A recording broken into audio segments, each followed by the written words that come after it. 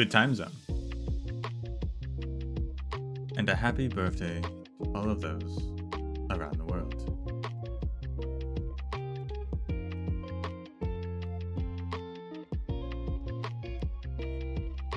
Let me turn that music down.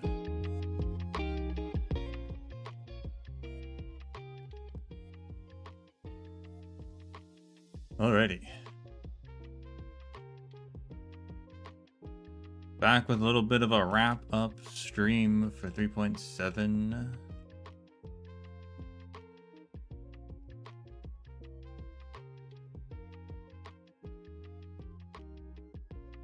And we're going to do something a little different.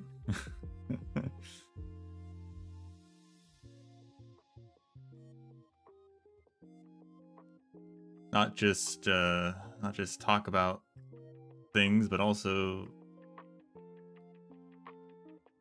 take it a step further and make something. Like a real theory crafting channel or whatever.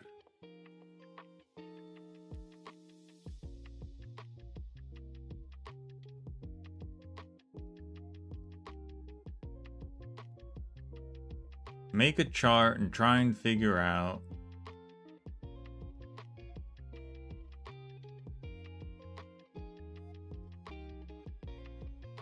what it all means for Foolie and the Remembrance.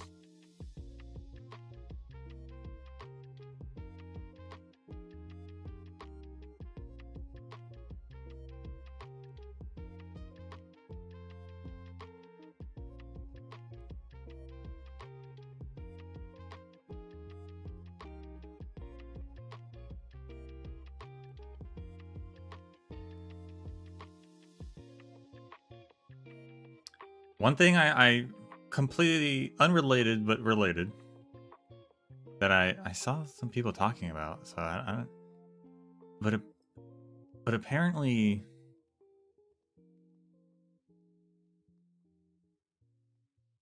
seeing the other Trailblazer character is not a guarantee in the story. Like, actually your choices will affect whether or not you see that, which is crazy. If true. Crazy if true. That the choices actually mattered. And I got it right. And we got to see something. I'm not going to say it was the rare choice. Probably not, but I'm glad we saw it, because I really don't know what to make of that.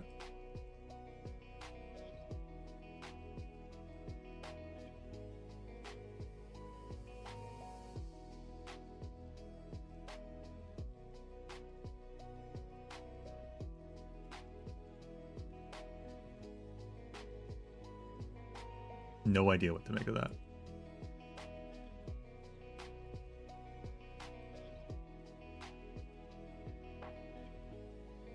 But what I do know we can make of is, of course, Foolie and the Remembrance.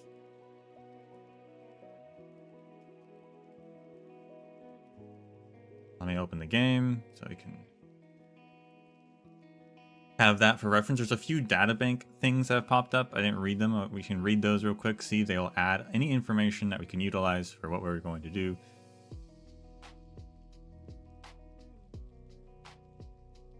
Otherwise,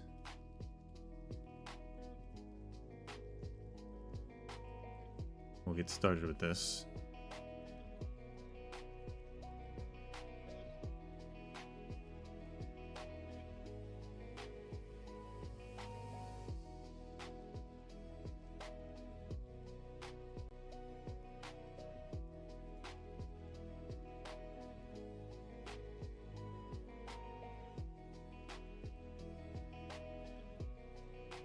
All right, that's working now.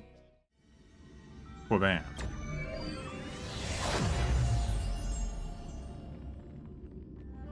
Everything seems really loud today. I think my volume's high. For me. For me, at the very least.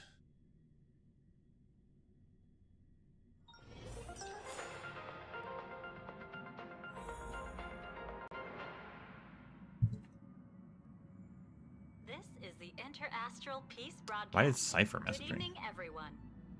Good evening. We are here to bring you the latest news from across the cosmos. Through the combined efforts of multiple factions, the menace of... We already watched that. What the heck?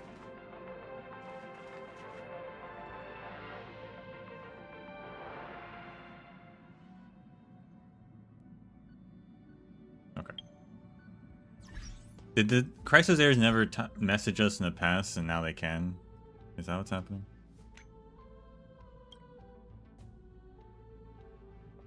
Grey Mystery, our big hero. Want to get filthy rich? Click on this link to Dolos Online Entertainment now for a free gift of 888,888 balance coins. Smart testing is in progress. User has been muted. Nice try, friend. Test complete. User unmuted. What happened? What was all that about? Just giving the nice try anti-scam gadget a little test run. It's all yours now. A little handy little gadget to stop scammers. You gotta protect yourself out there. Awesome. Hooking me up. Delos has plenty more small inventions, and the Master Thief's left quite a few things behind. Just say the word and I'll dig it up for you. Interested in a Be Quiet mask? It'll make anyone you want zip their lips. Peace and quiet on the road is priceless, you know. And there's the Quick Change mask, invention by the Thousand Faced. Put it on and poof, you're just another face in the crowd. Am I a masked fool? Signing up for the Path of Elation. Now that's the spirit. I'll also toss in this handy-dandy bottomless bag. I've been saying you should get a bigger bag for a while now. And take the opens all key and matching locks all and keeps all set. All for you. Thanks, boss. Just imagine how much of a legend you'll be conquering the cosmos with all these little gadgets. No message from Tribby, though.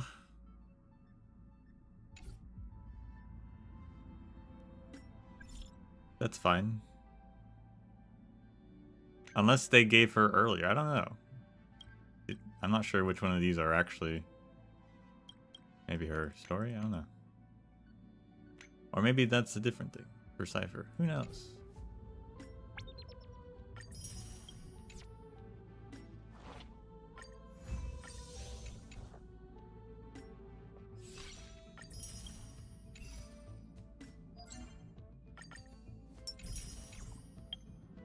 Yes, we got some data bank, which could give us some useful information on factions and eons.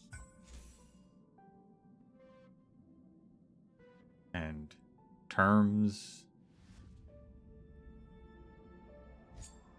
Amphorius, the Eternal Land, is a segmentum hidden deep in the cosmos. It is severed from the outside and is difficult for anyone to detect or encounter. Standard interstellar navigation can barely perceive its existence, let alone pass through or arrive at the world itself. Akavili, the Trailblaze, had traversed myriad worlds, pioneered into unknown lands, and connected countless worlds. For their followers, exploring the edge of the unknown in the depths of the cosmos is their paramount duty. Using the special technology from the Garden of Recollection's mirror, the Astral Express successfully arrives at Amphorius to initiate their Trailblaze journey and tries their best to reveal the truth behind the three paths. Amphorius is actually a scepter, abandoned by the erudition, later converted into the Iron Tomb. But with the aid of Trailblaze and other cosmic factions, the beings born from the experiment began to crusade against the destruction and reversed the universe's fate of being corrupted by Iron Tomb. Finally, through the path of remembrance, the scepter's once deprived consciousness fully took form. It sacrificed itself to close the experiment's causal loop, anchoring the fall of Iron Tomb into reality. Carrying the seed created by the Remembrance, Astral Express sings the epic of Amphorius throughout the cosmos, looking forward to a reunion with everyone in the promised tomorrow.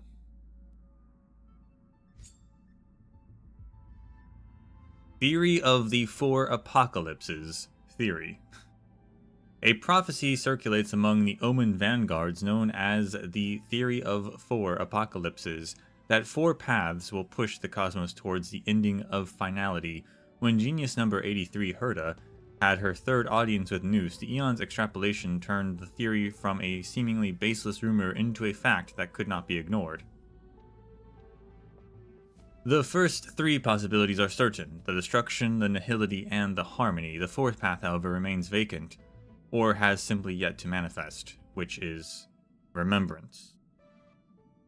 As we've learned, Remembrance, when we were remaking the universe, we had the option to bring about the finality just by freezing everything in memory. Even Noose cannot calculate the exact turning point of the universe's destiny, though the future remains uncertain. The Astral Express must be ready.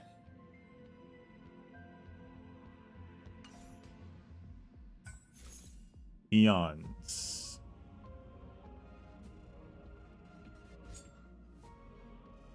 I'm not sure what here is new for News. I assume we've always had news. Or I guess their gaze upon Amphoreus confirms that the fourth instant has arrived, its meaning a point to the war among the Eons. News hopes to understand the universe and solve all their mysteries. Their extrapolations anchor countless instances, each one serving as a turning point in cosmic destiny. To mortals, these instances are not single moments, but long journeys, gatherings of countless events.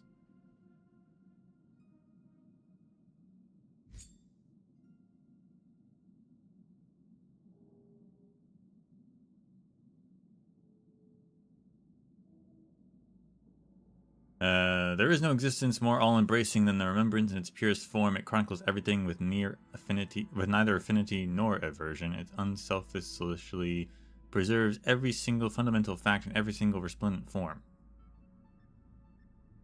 It is a river formed by the continuous flow of life, and a treasure built from the eternal wisdom of antiquity. And fully is the fish that swims back upstream in this river, the very key to this treasure's vault. Seated in meditation at the heart of the pure land, they observe in silence the world's tireless repetitions of the same mistakes over and over again. It is said that after all returns to silence at the end, Fuli will use the memory of the universe as a blueprint to reanimate all the worlds once again.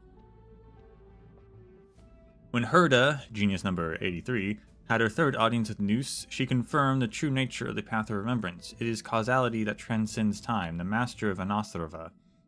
Known today is but a shadow of memory. Its master, a pure child of Anasarva, will look back in time from the last moment of the universe, closing the loop of causality with all that is remembered, and ascend to godhood.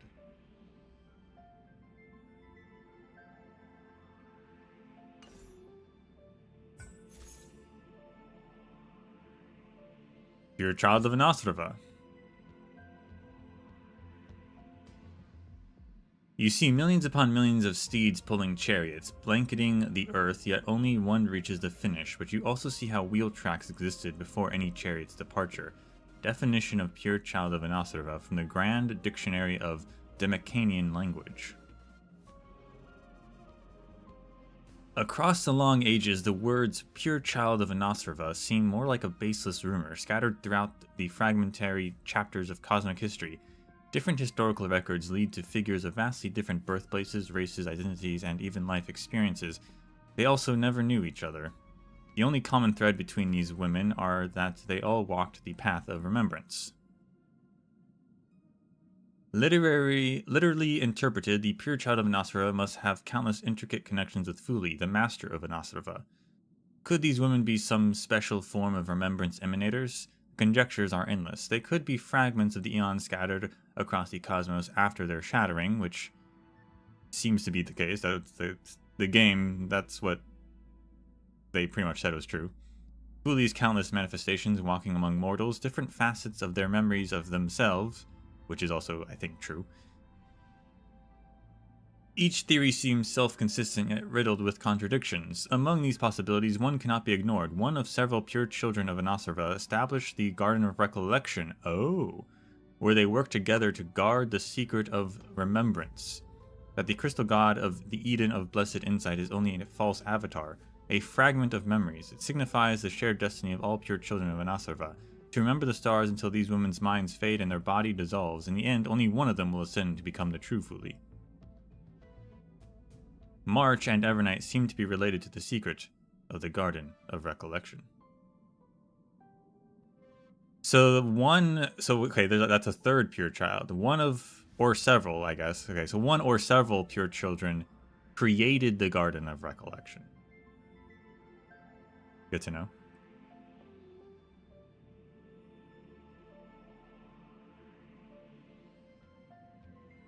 So that's interesting that the people who could become Fuli are the people who also created the organization that worships Fuli.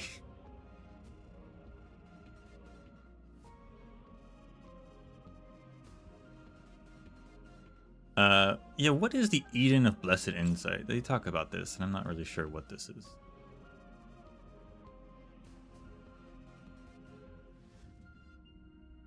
Sam 3000, the navigator who led the Astral Express to discover the Eden of Blessed Insight, once recorded, the Eden of Blessed Insight is the nursery of the Remembrance, with Fuli's towering figure standing at its center. However, it currently seems that her description wasn't entirely accurate. It wasn't that Fuli dwelled deep within the Eden of Blessed Insight, but rather that the Garden of Recollection built this pure land of remembrance around the Eon.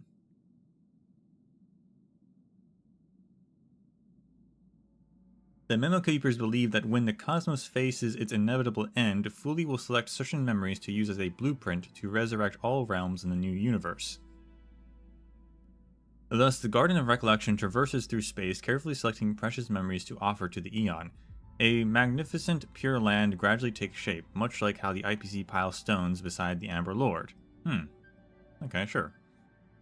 Such is that all mortals know that the Eden of Blessed Insight. To this day, these accumulated materials remain unused, while Fuli simply sits in meditation at the center of the Pure Land, silently recording everything. Scholars question, with the whereabouts of the Eon of Remembrance obscured by the Garden of Recollection, could the crystal god of the Eden of Blessed Insight be merely a false avatar?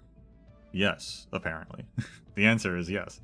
The Cremators spread even more terrifying information. Fuli has long since perished, their powers broken, while the Garden of Recollection has usurped divine authority to manipulate the masterless path. And this kind of goes back to the whole Mythos thing as well. Like, if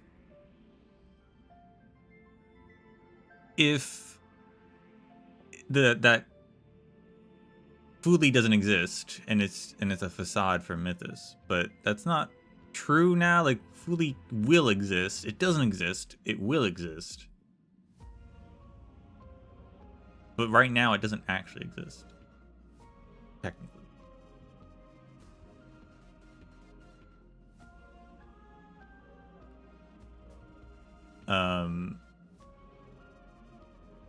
But yeah, it is a false, like, there is a false avatar.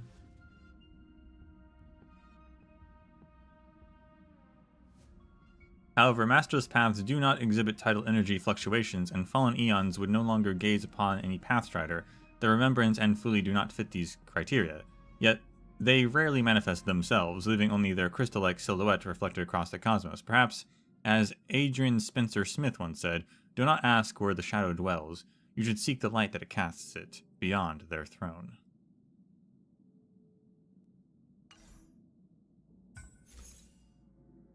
Oh, I got rid of the other one. It was destruction. But we're going to go back to Pure Child of Nasrva, because it says yeah, the secret of remembrance is that Fuli is a false avatar.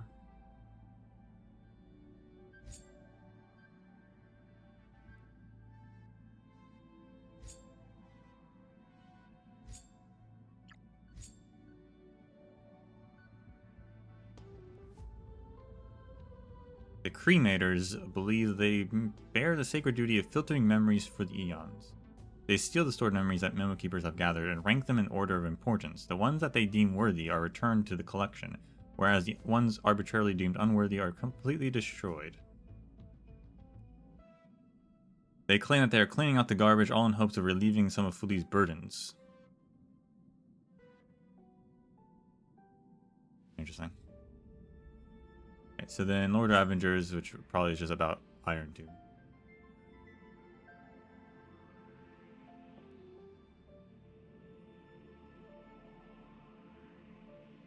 Each Lord Ravager has a unique philosophy of destruction.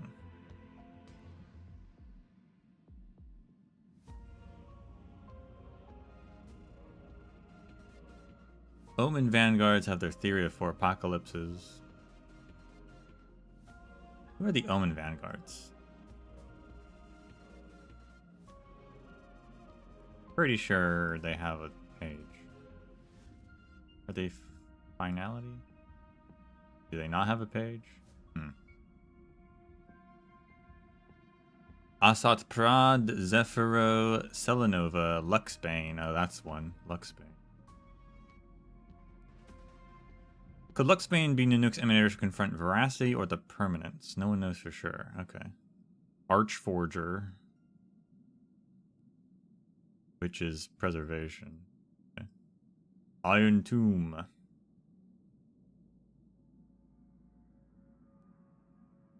Iron Tomb requires no physical presence, leaving behind almost no eyewitnesses. Its presence is inferred from the ruins of devastated civilizations. The inverse of it. Confirmed in the Enforced incident.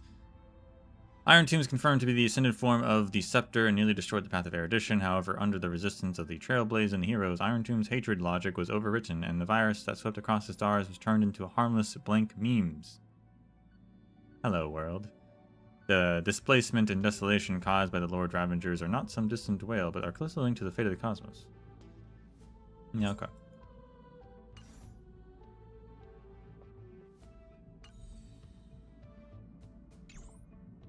So, we actually have some more to add to that, I suppose.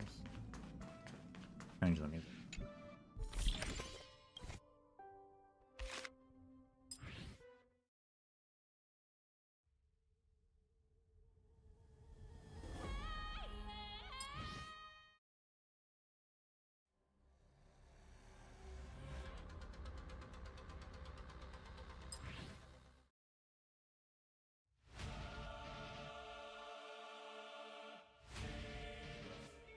Is the monomyth on here?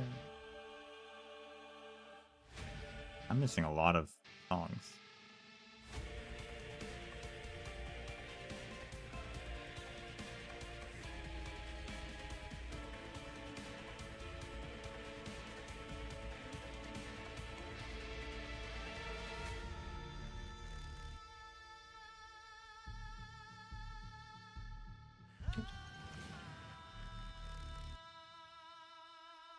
Or is what is it? Theme song of? And that is the monomyth, but maybe it's not.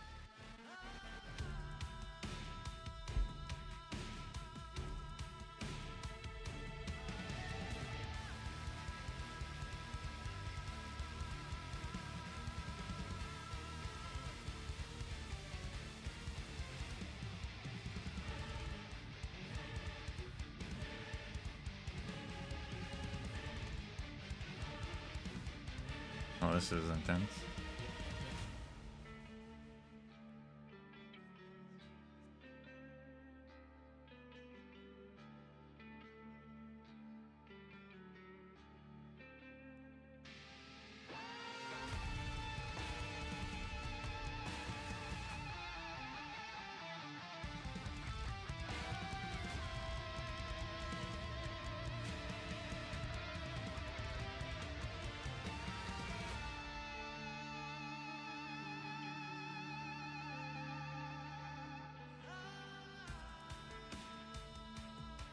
Oh, I guess it's called Nameless Faces. Okay, that's not what I thought.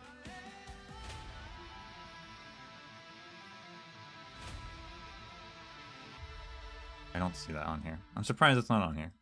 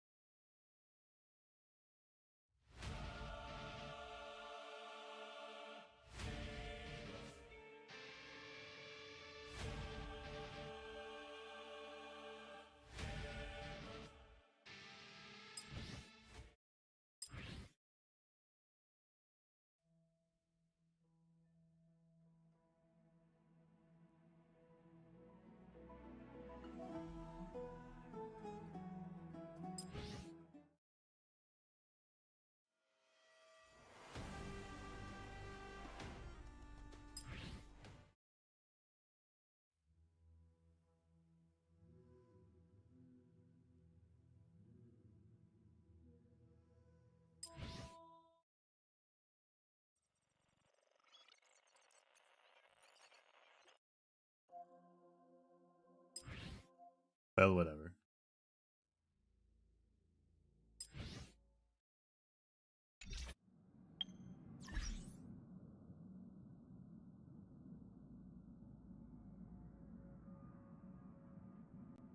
All right.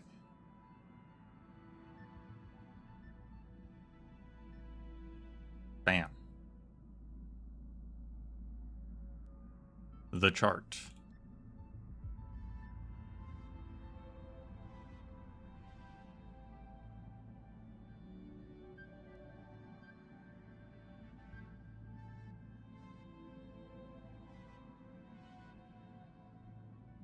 Where to start with this?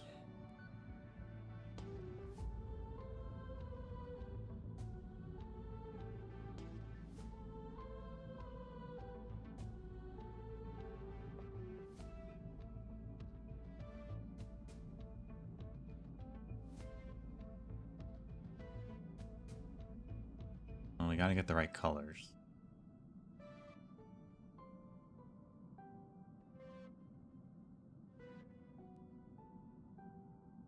So we got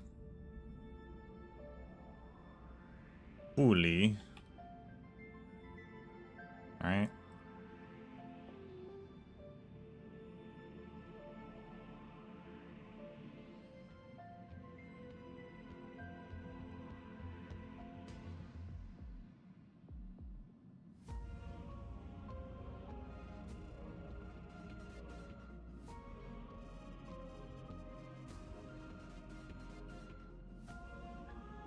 And the pure children of Anasrava.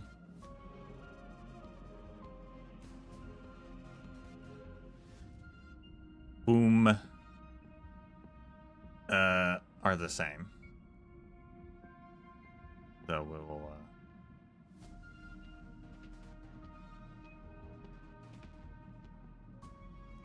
make that.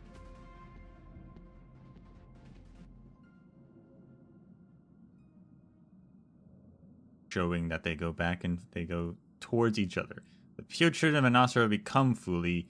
Fuli becomes the pure children of Anasrava. Right? And then within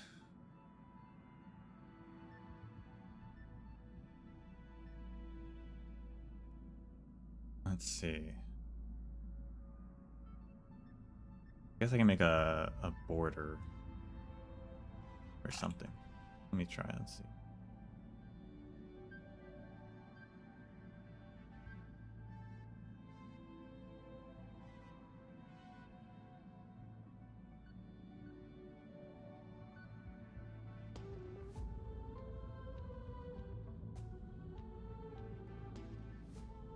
We could do fill, but we'll do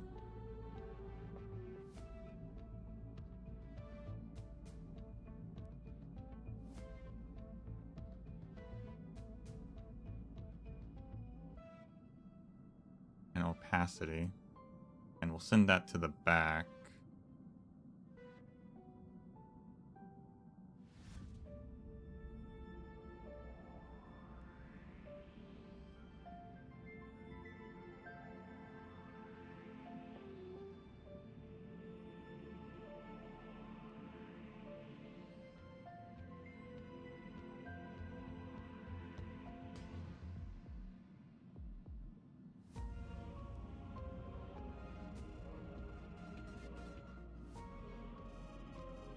We have Cyrene, who is also Emily or something.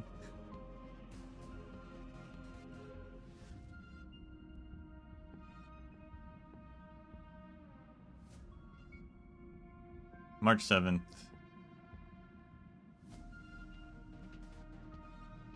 And also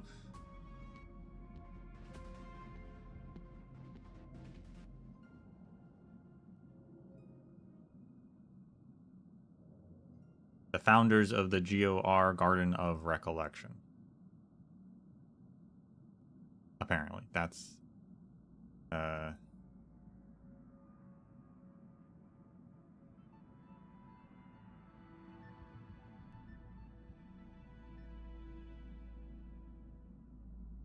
apparently a thing.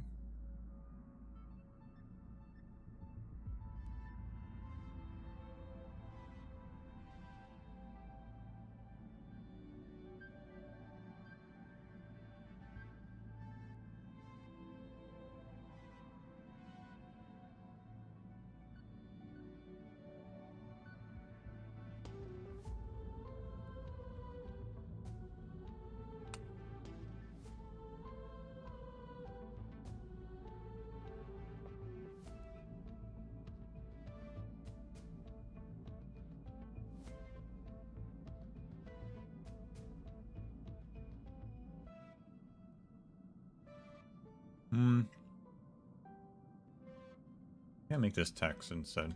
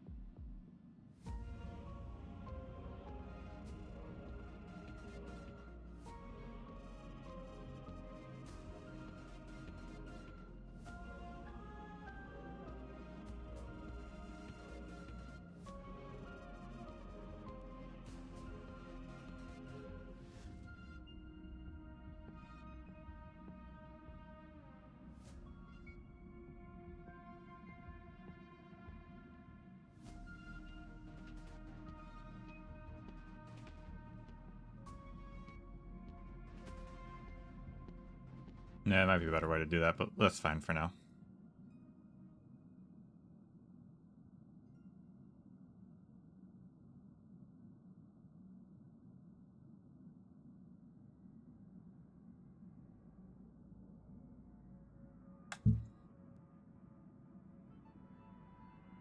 And then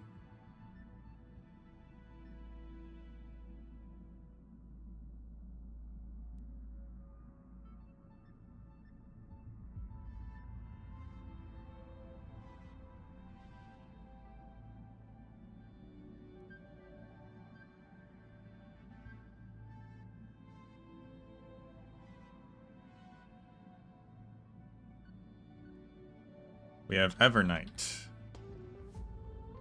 which we'll say is not a, like, is outside of the pure children of Anasara, but is obviously also March 7th.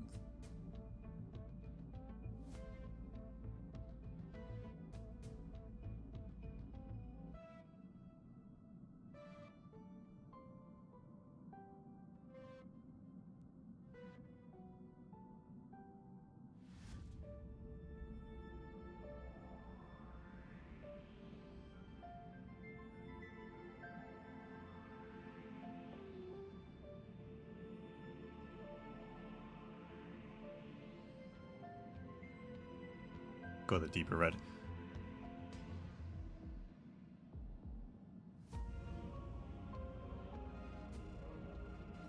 I have like a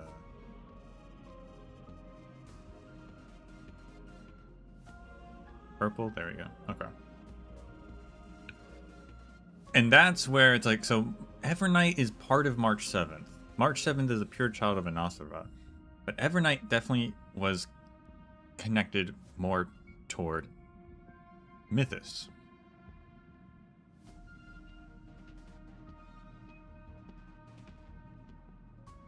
Presumably.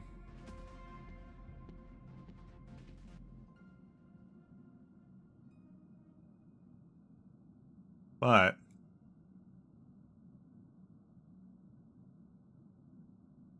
in what way is the question, right?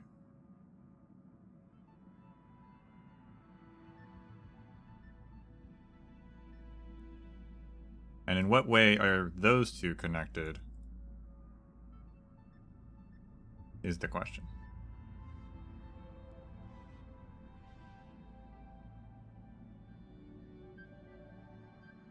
Better yellow. Maybe the orange was better.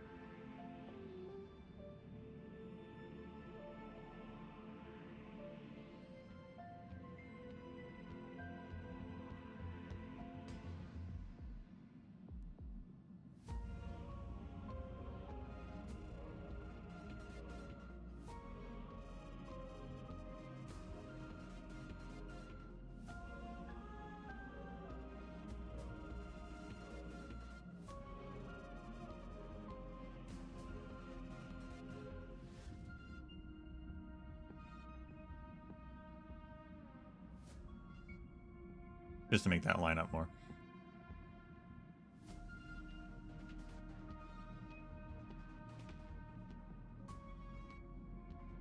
Now this we're going to make dotted because we don't actually know the connection here.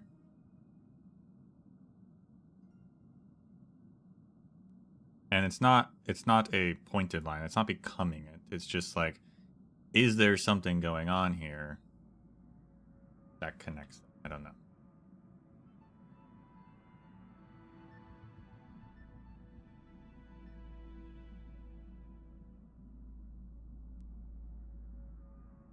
And actually, we'll put the mark.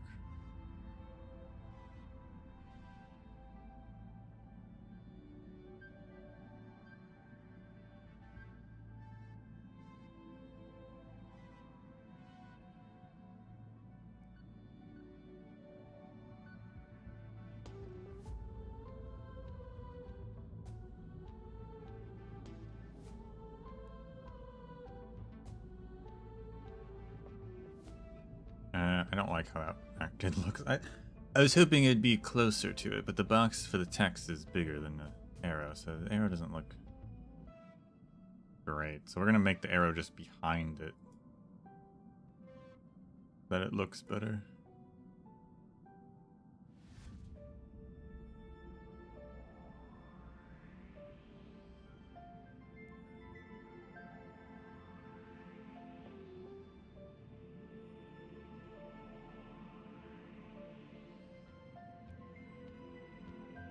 We'll just do that. Okay, that works.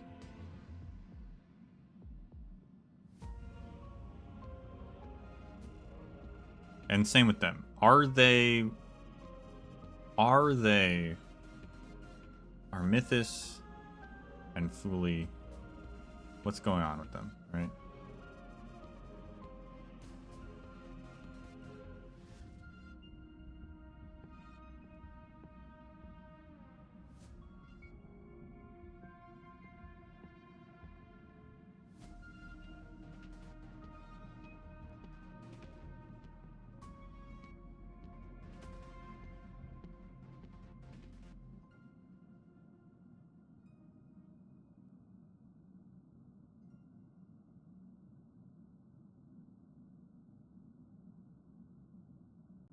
Now we can actually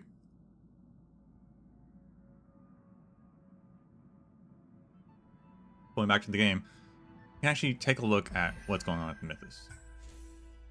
Just to see if there's anything to glean there. And there's not a lot.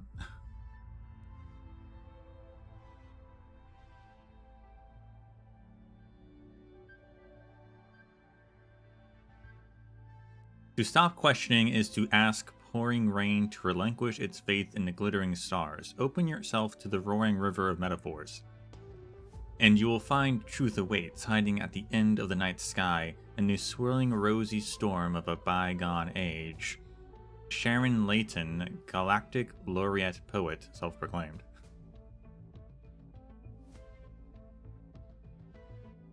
It is a fallacy that all things can be experienced and recognized. The living seek to produce prophecies of the unknown based on their limited grasp of order, but little do they know that the universe has no end and that the truth is but a fevered dream. To prevent the certainty that erudition brought about from destroying the possibilities championed by Mythos, Mythos conjured the fog of thought and rain of sensation to reveal the mortals the inexplicable truth through the four agents: morph, screen, riddle, and mirage.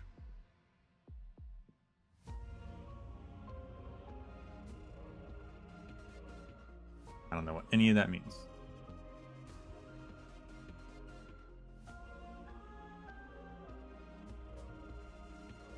But it does go back. The erudition brought about by destroying the possibilities championed by Mythos does seem to tie back into the Polka Kakamond versus the emperors, who, at least the second emperor, who might have been supported by Mythos, perhaps.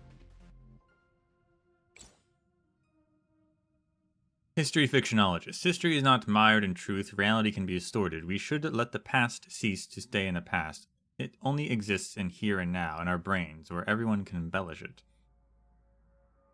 The 5 Millennia Void by history fictionologist Ludocon. There is evidence that history fictionologists are a group of emanators that were enlightened by eons. They often plunge into the sea of stars alone, traveling planet to planet with the sole purpose of fabricating, obscuring, destroying, and erasing the local history. History fictionologists believe that the past determines the future. When a civilization's history is definite, its future development is doomed, as all possibilities are eliminated, leaving only a sad and rigid path forward. In order to save these worlds from the sad fate of objectivity, history fictionologists consider enigmata as their only creed and are determined to shroud the universe in mystery. History fictionologists carry out their mission of destroying history alone and decisively with an altruism that is difficult to comprehend. Their views are poorly understood by most, and their blatant hatred of objective facts is somewhat extreme. Many worlds are beginning to realize the irreversible, intangible damage that these emanators of enigmata have caused to culture. Across the cosmos, history fictionologists have a reputation comparable to that of the Antimatter Legion. The Intelligentsia Guild has publicly denounced them. The Antimatter Legion destroys matter, but history fictionologists destroy the very universe itself. Record stamp. In view of the fact that this entry has been edited with unknown attribution, it is hereby declared that this entry is inapplicable to any reference and will no longer be updated. Oh, really?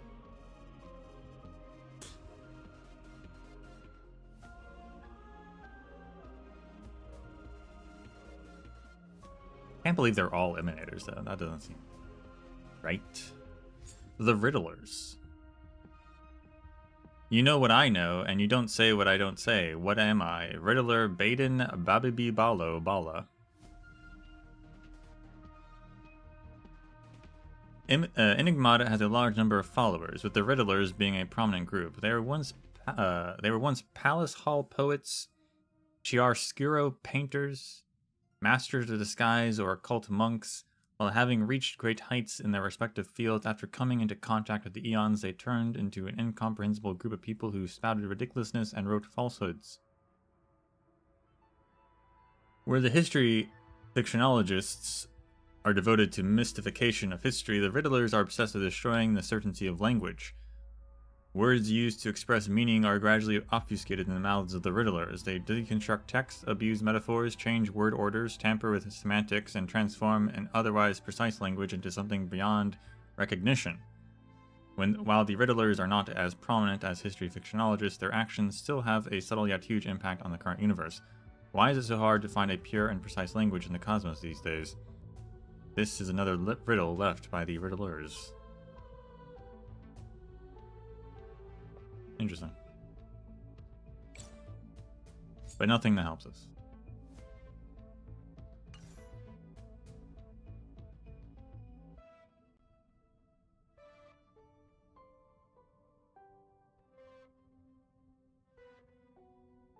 So, back to it.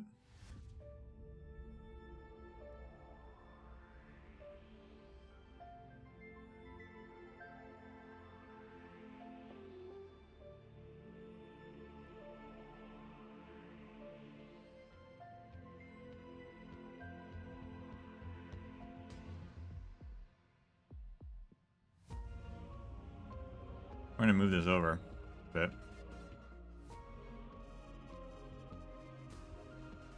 So we want to put, we'll put here.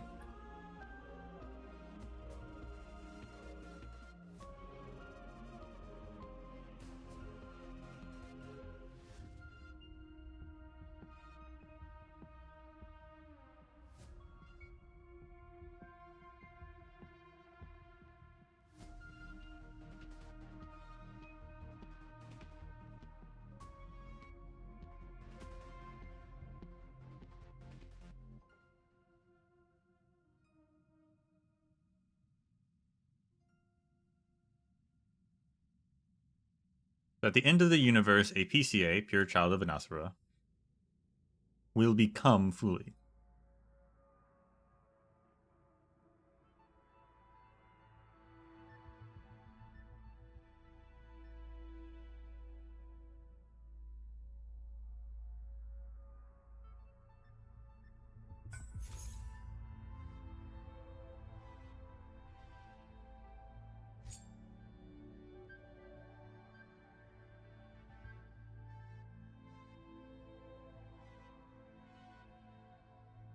who in turn then at some point or immediately after being created, that's the thing, then breaks up into memories, I guess, to remake the universe, which then creates pure children of Anasarva from the fragments. I guess.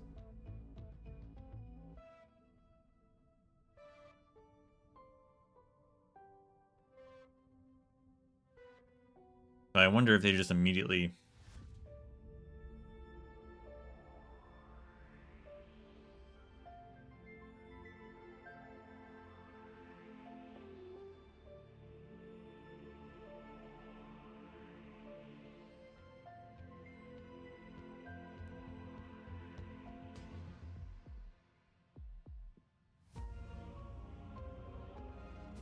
cease to exist as fully once they become fully.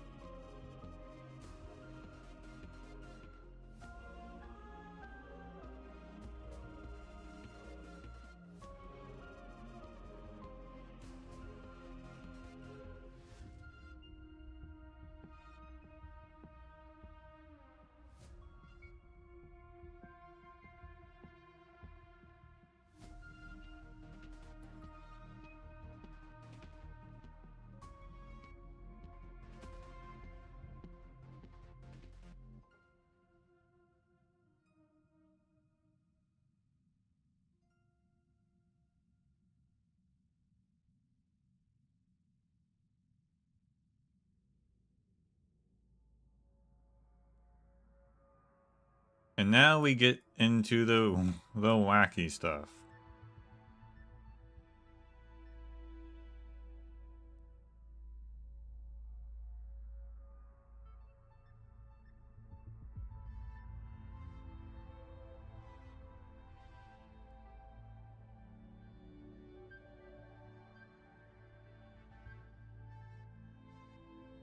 Because Cyrene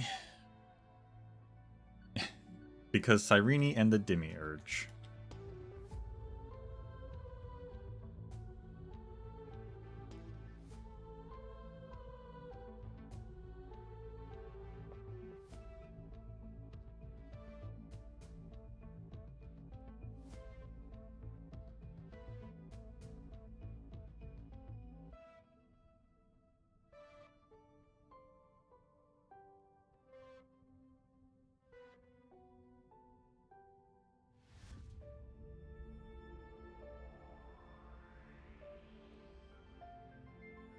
We want to also, I'll need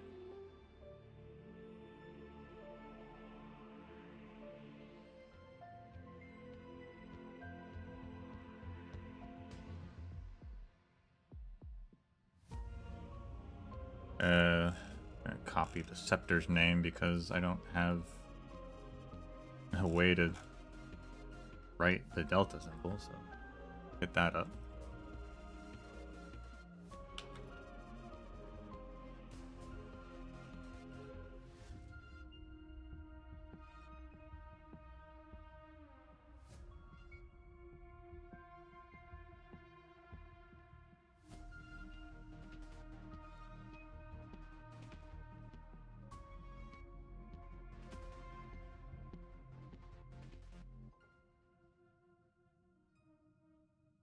That black is a different black than the other black.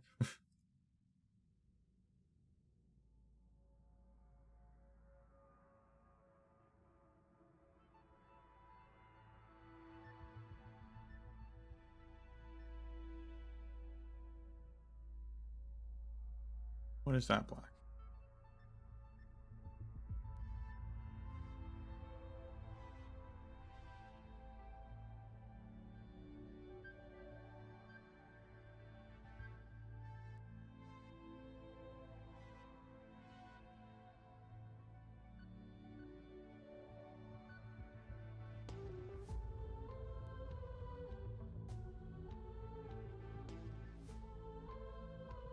Can I?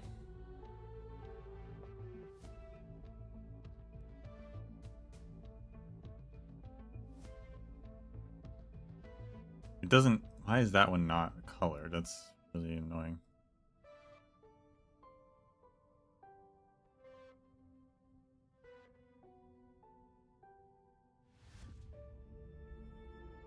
Okay, hold on a second. Just need the delta thing.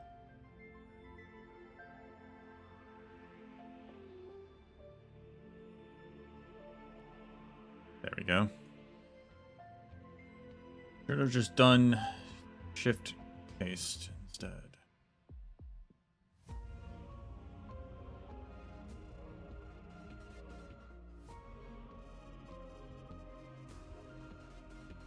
My gosh. Okay.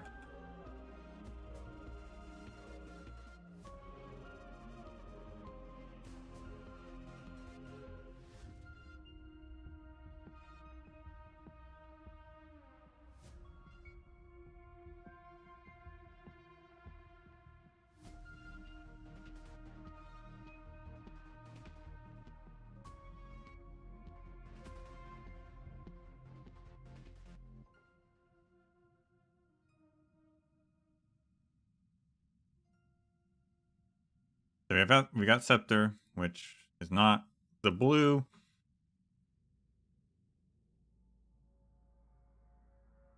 If you can't figure out what the color scheme is, blue is Remembrance. Purple is Enigmata. Gray will be Erudition.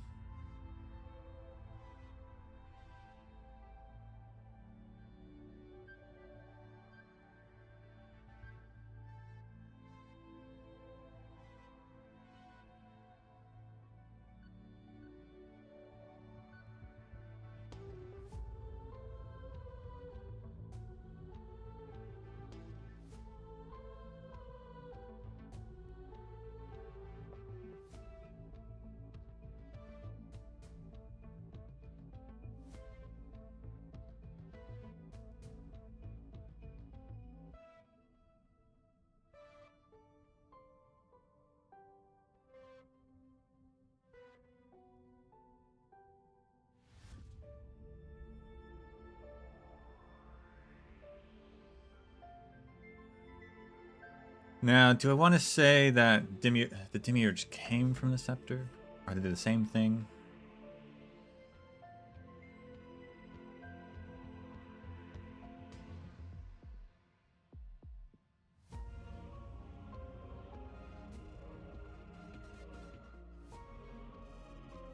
Hmm.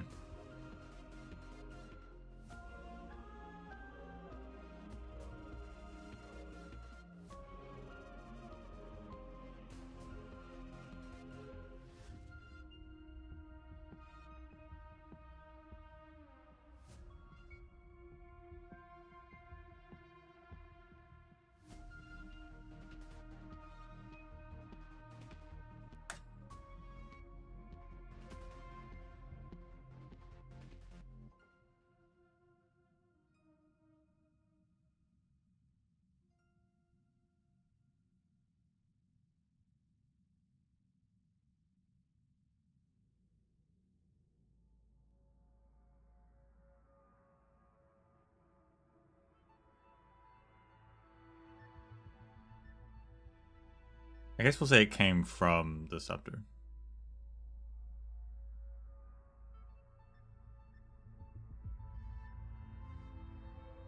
Because the Demiurge was the original...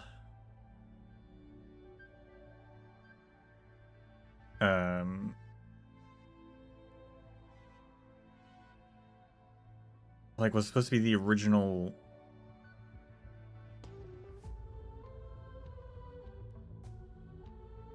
I guess personality, you could say, of the Scepter before it became Iron Tomb.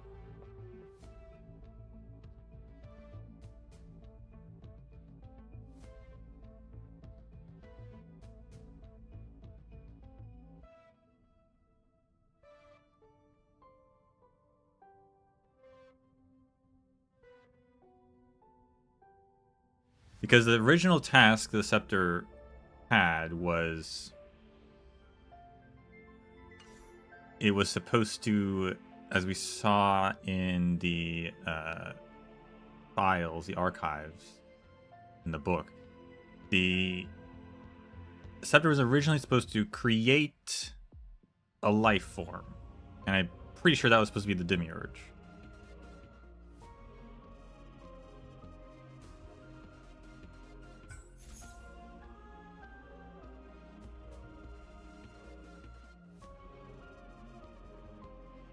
Then Lygus came along and he messed everything up. Or I guess Xandar.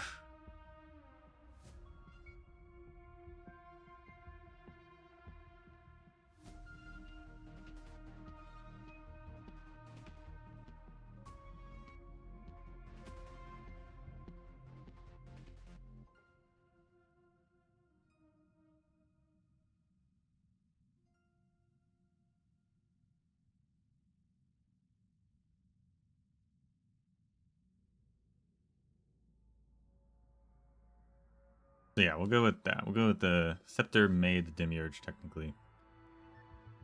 And can we do... I know for a fact we can do like a split.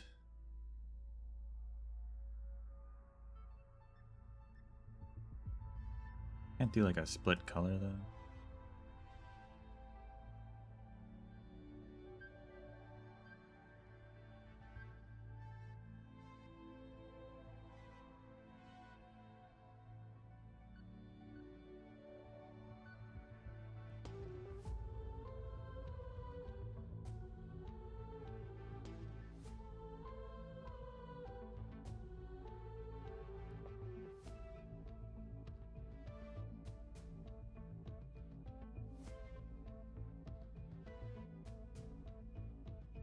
That's not right.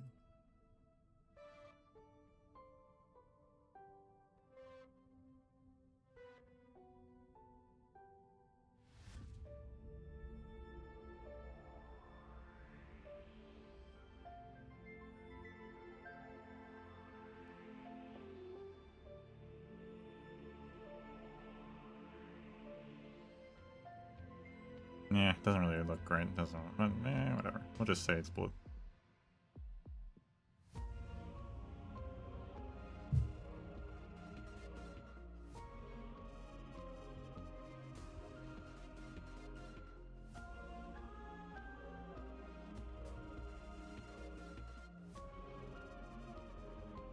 Then we have Noose. We'll put on here for the sake of it. Noose. Or if you're cool, droid head.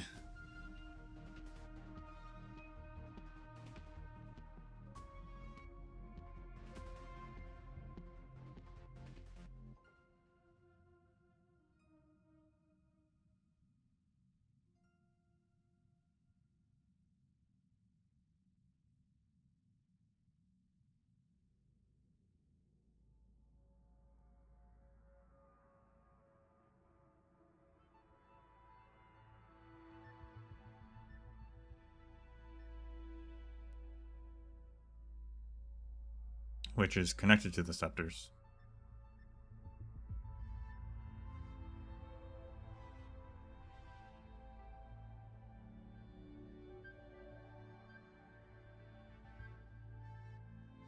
But not he did not make the scepters. Scepters were created by the Emperor, but are connected to Noose because they were like copies of Noose. Right, because they called it like a neuron of Noose. It was like an extra computer for Noose.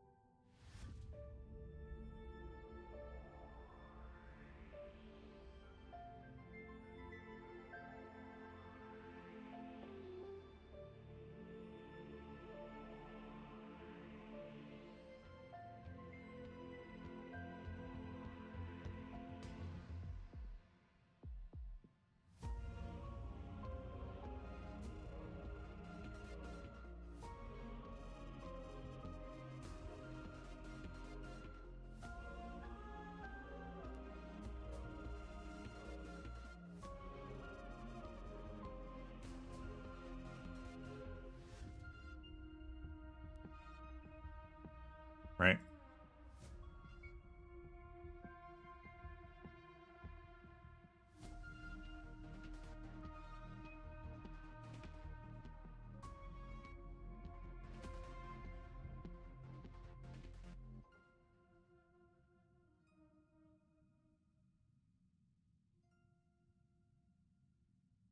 So the scepter creates the demiurge. The demiurge is quote unquote destroyed by Lygus with a Stellaron.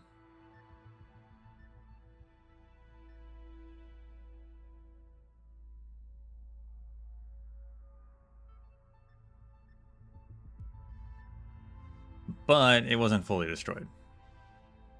Cyrene, in one of the cycles, Cyrene and Phynon begin the plan to stop Iron Tomb, which involves Phynon killing Cyrene so that the path of time is empty, right? Hence why there is no time crisis heir ever, and why we had to become them briefly.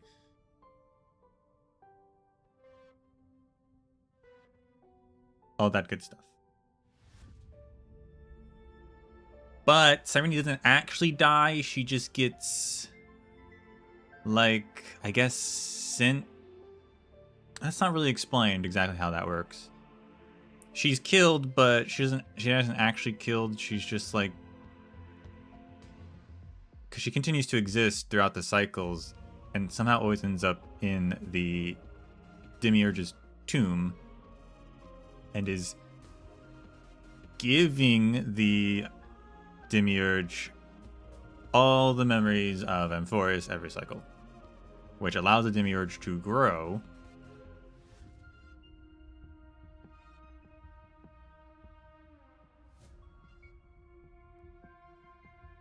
and recover itself.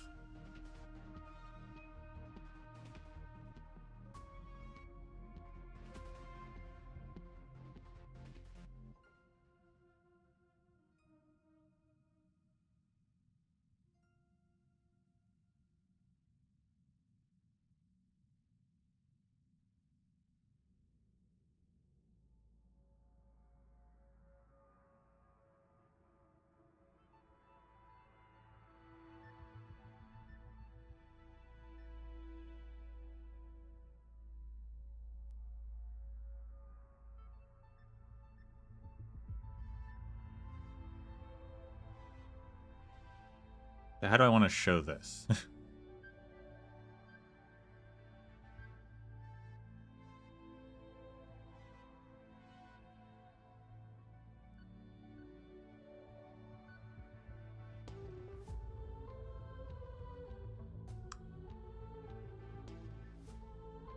don't know if Ornyx needs to be here either. Like, Ornyx is weird because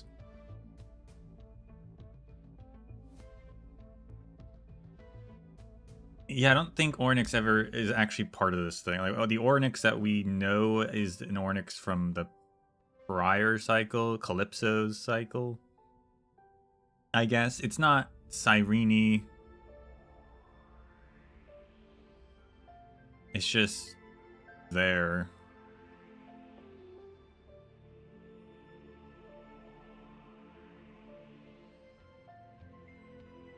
March becomes like March and Evernight. Evernight takes its name from Ornyx, and March becomes Ornyx for the final cycle, number 37.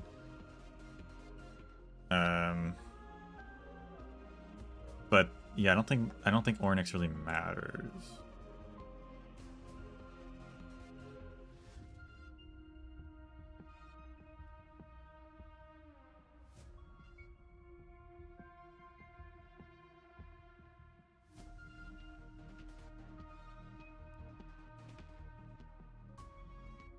Could be wrong.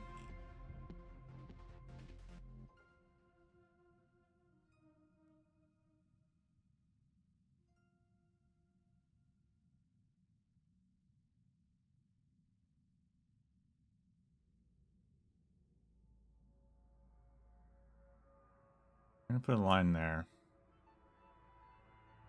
They are the same. How does this work? Well, that's because timeline. I guess this has to be kind of a separate chart. The actual timeline.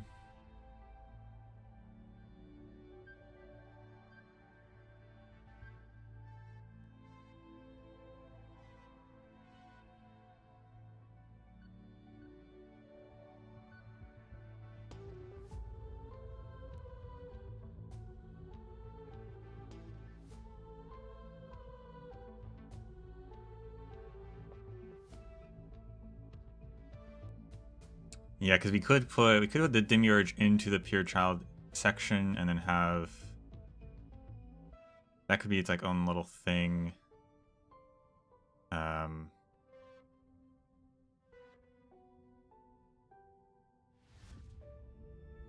otherwise what we're looking at is a loop, right? We have Cyrene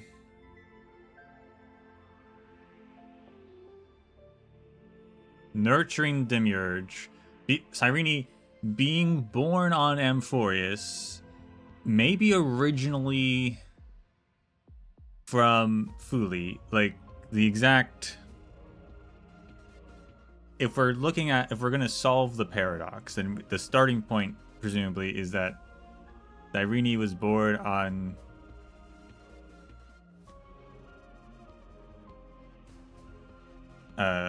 Amphorius from Fuli as a pure child of Anasarva. Everything happens, but then every future Cyrene is not that same Cyrene. Every future Cyrene is the demiurge being reborn on Amphorius.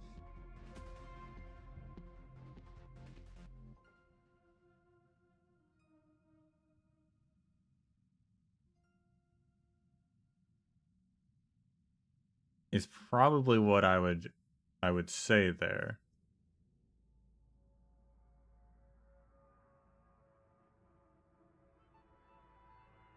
You could say the starting point is just the demiurge, but the demiurge can't become the demiurge unless there's Cyrene, right? So there had to be an original Cyrene for the paradox to start.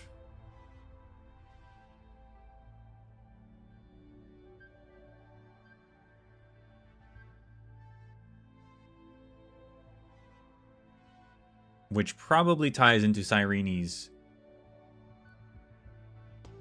real name.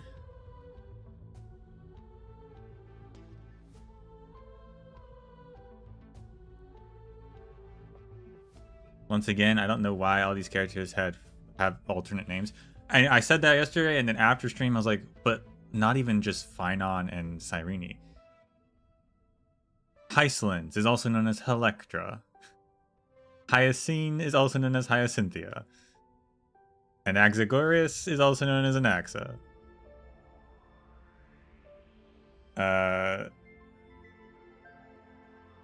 Tribios and her 1,000 copies, which I don't really count that, but I guess you could count that, but not really. There's a lot of the Chrysosaurs have multiple names, and I don't know why. I don't know what the point of that is.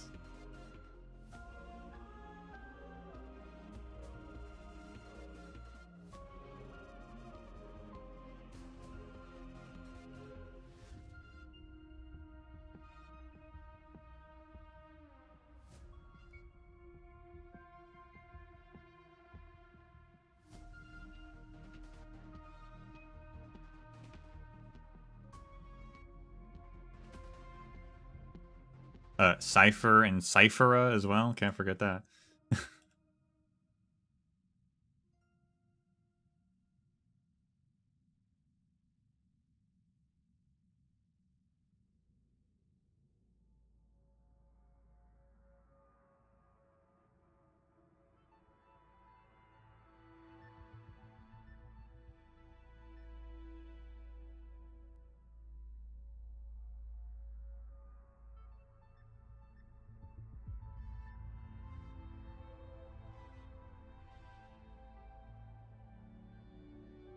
Special people deserve special names. I guess so. So if we're gonna make a timeline like this, and maybe we shouldn't use, we'll just use text or something.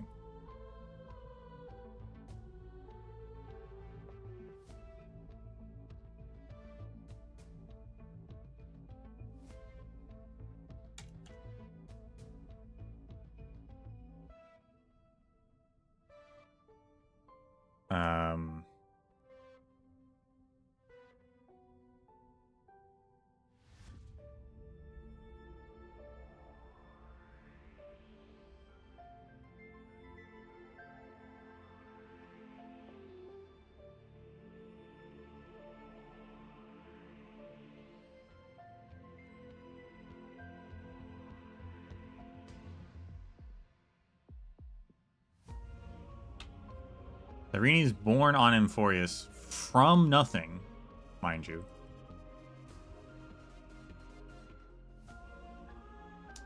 So from Fuli, question mark. Right, maybe.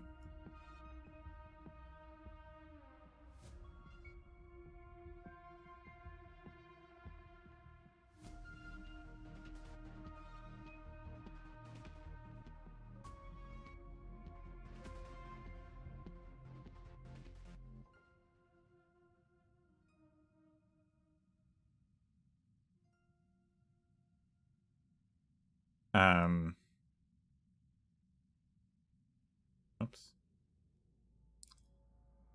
Well, we'll come back to that.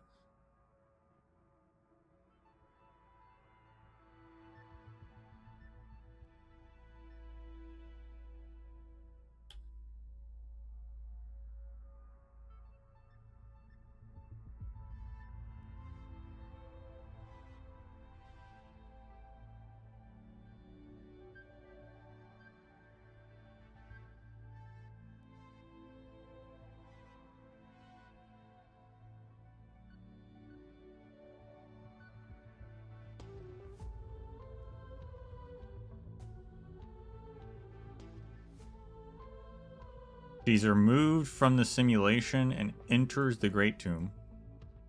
Right.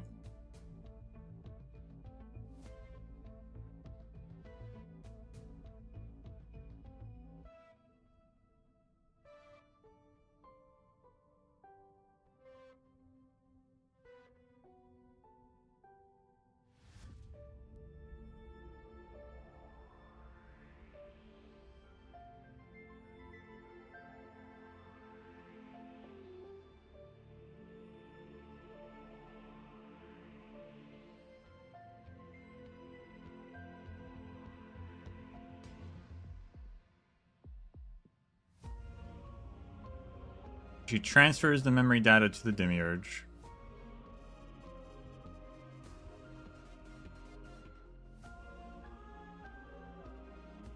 And this happens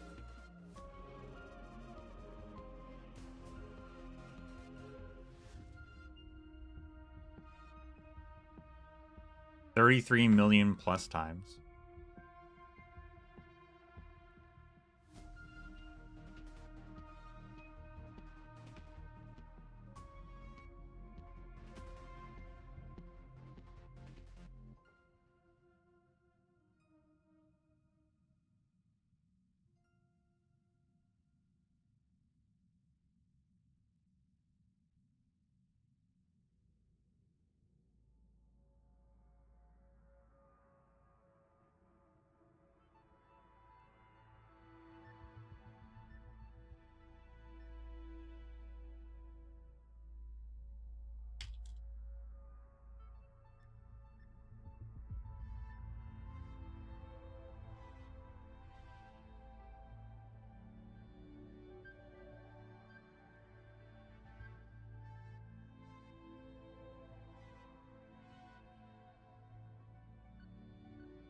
The Demiurge awakens from the data memory and assumes Cyrene's identity.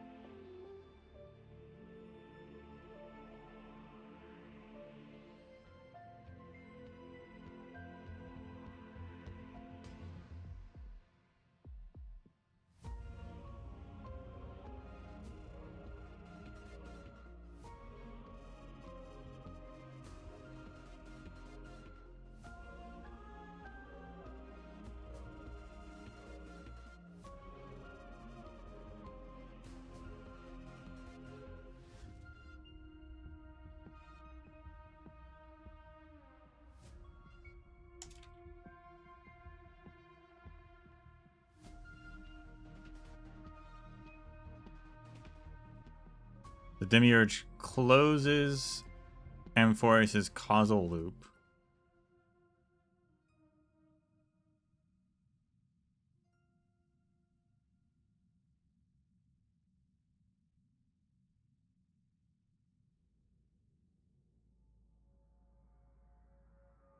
And Cyrene is born on Amphorius from the demiurge.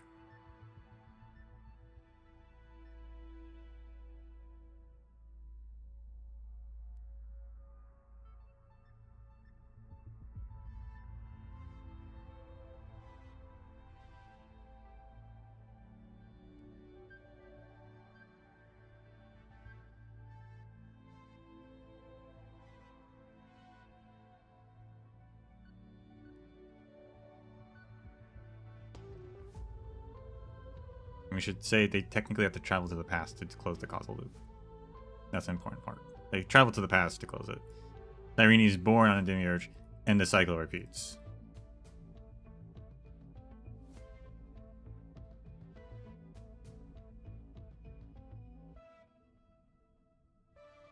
Maybe I should have done the boxes. Probably would have been better.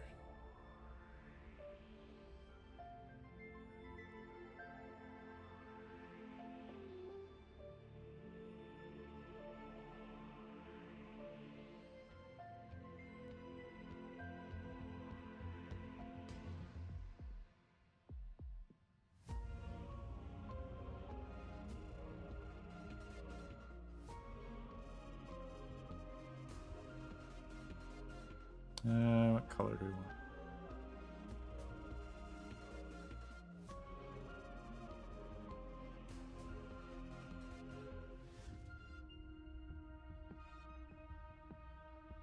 Like a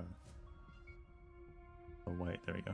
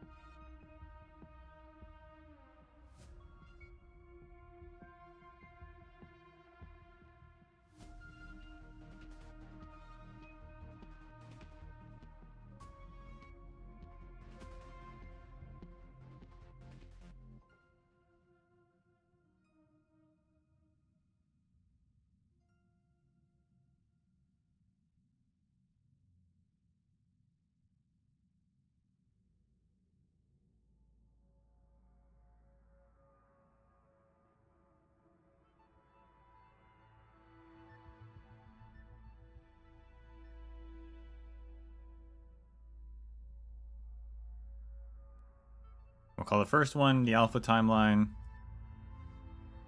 Second one the beta timeline.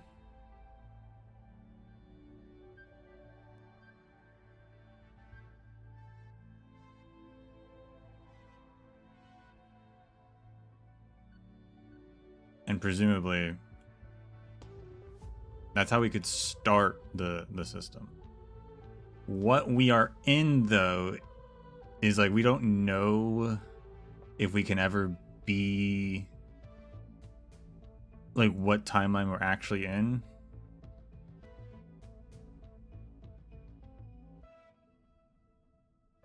Whether or not the Cyrene we know is the Cyrene that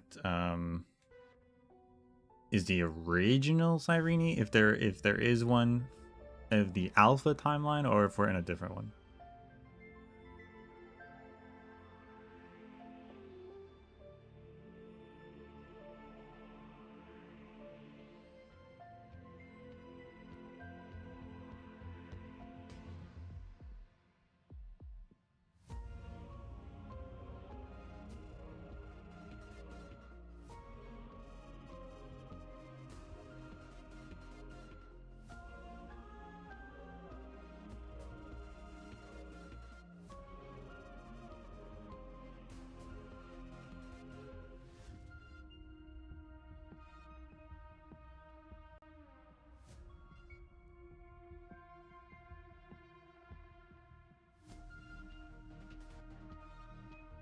And this is casual, not causal.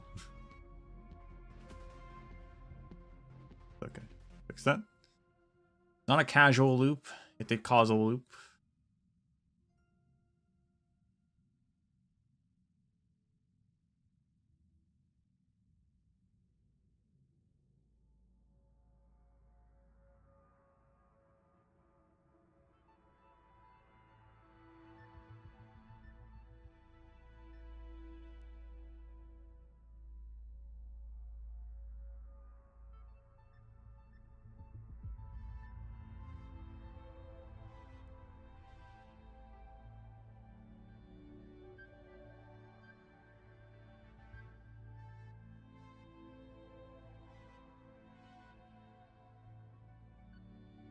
We could actually add more to this, actually, if we wanted to do.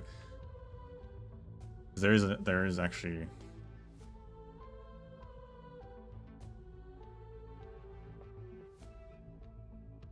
there's like two other moments we could add. So technically,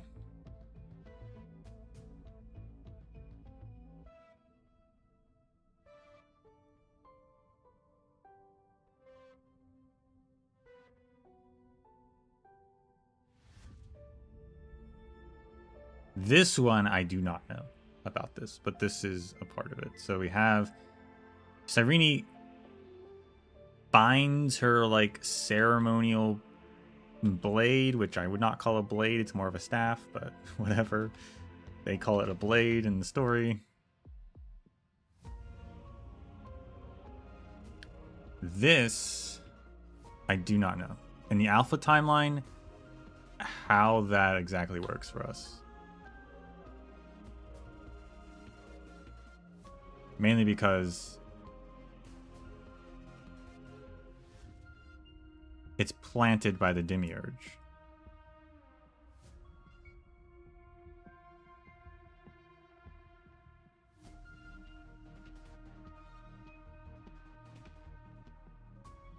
So where would it come from originally? Don't know.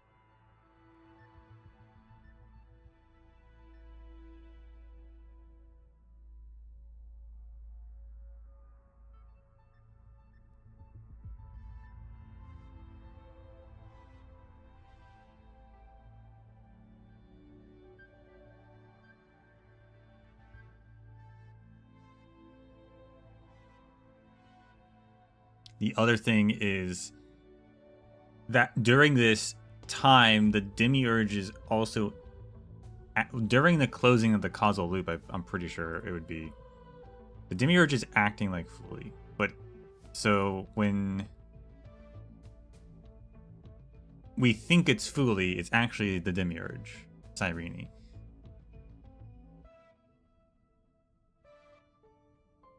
Was the original then Fooly, or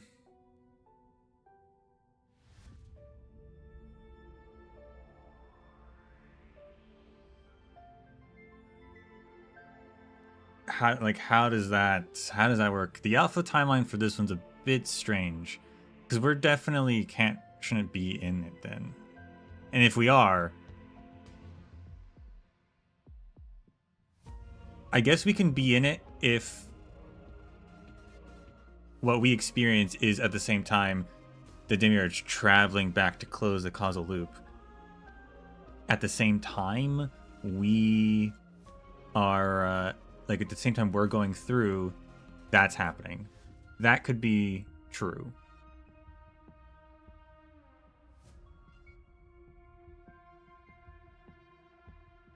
Does it happen? It can't really happen in sequential order because Cyrene has to be born and have her ceremonial blade and everything at the end, have done all this stuff in their eternal recurrences 33 million times before then we show up and are glanced upon by Fooly, which is actually the demiurge,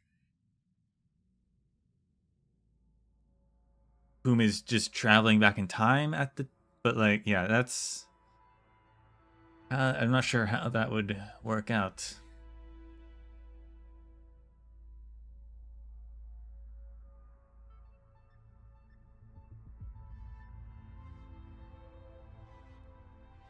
But I think we can, we'll do is we'll move this up.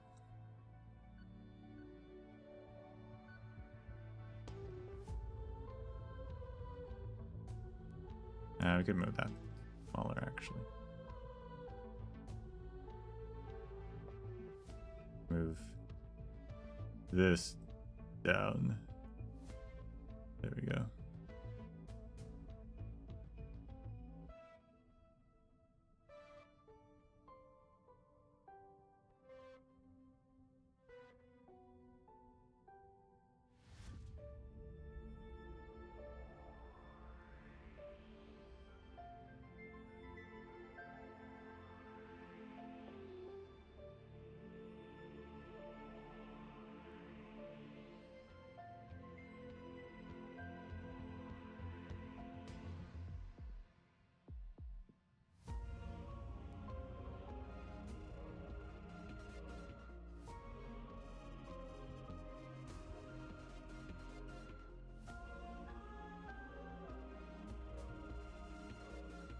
Okay, that one's broken. Okay, hold on. There we go.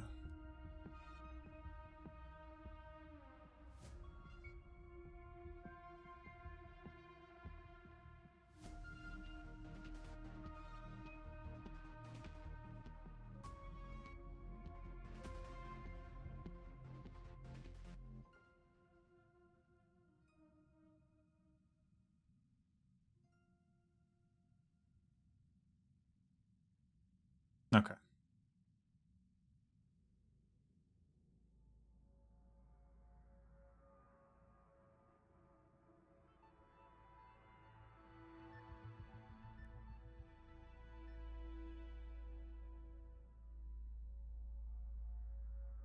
Yeah, because we saw at the end.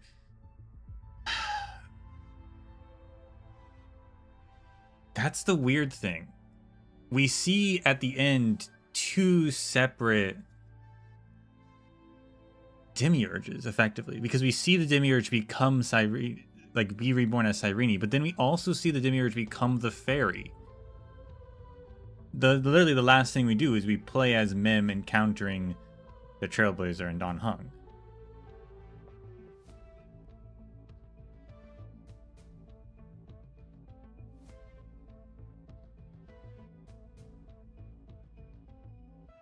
So the demiurge becomes both Cyrene, but then also itself. as the fairy.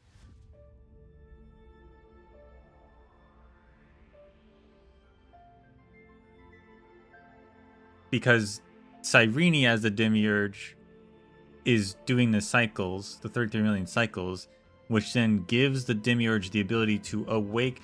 No, see, the fairy is not the fairy is the demiurge, but it's the demiurge of the present. It's not the demiurge of the future / past, because that's the demiurge that is awakened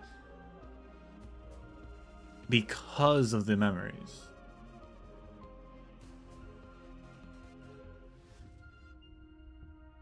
And that's what I guess we should actually we should clarify that so here, because that's an important detail. Right.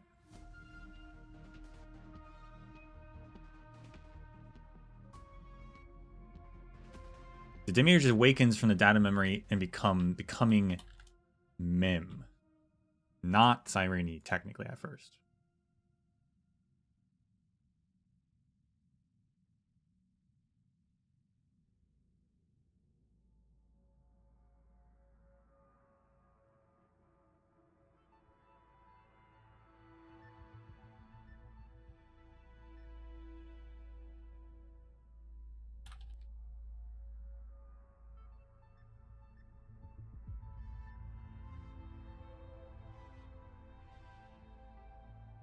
Then Mim eventually assumes Cyrene's identity.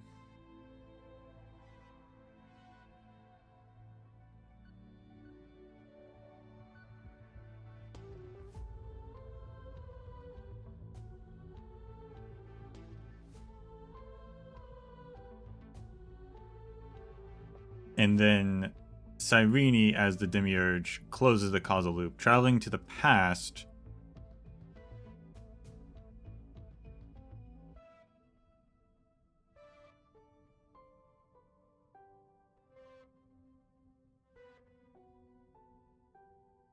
and we'll just add extra detail here. It's not really worth necessarily like a whole box, but like Lance the ceremonial blade and gazes at the Trailblazer under the guise of Fuli.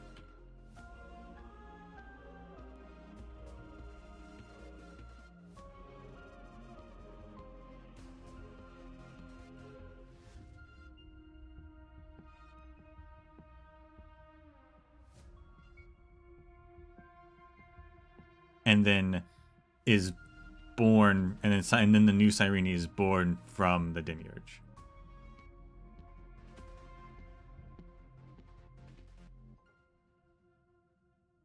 And then the cycle can repeat. That Cyrene finds the ceremonial blade, is removed from the simulation, does all the 33 million things. The demiurge of that timeline then awakens, becomes Mim, assumes Cyrene's identity, closes the causal loop, becomes Cyrene again, etc., for all eternity. Unless Amphorius is reborn, and will Cyrene just be born again?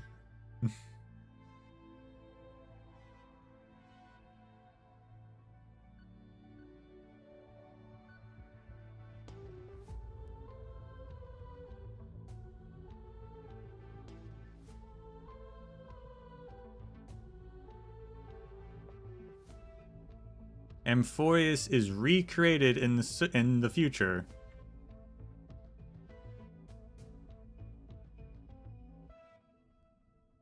At some point. The cycle repeats, but then like also Amphorius is recreated in the future.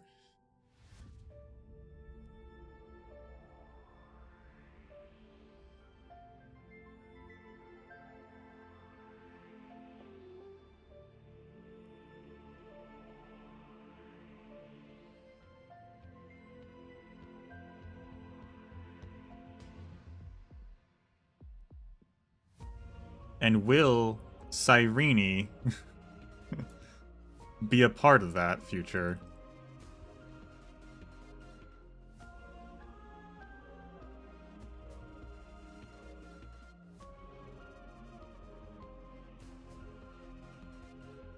Or any of the Chrysos heirs for that matter.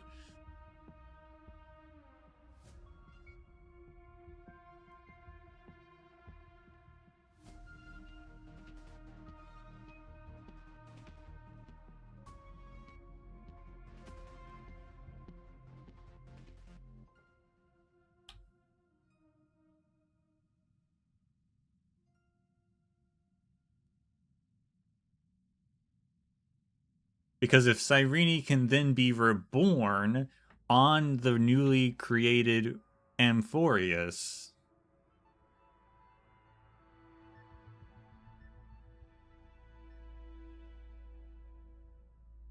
and we should say in the real universe, in the future, she can then, that Cyrene could then have the potential to become actual Fuli, right? Maybe. We don't know which one, but at the end of the universe, a PCA will become Fuli. If Cyrene is reborn on the physically real Amphorius.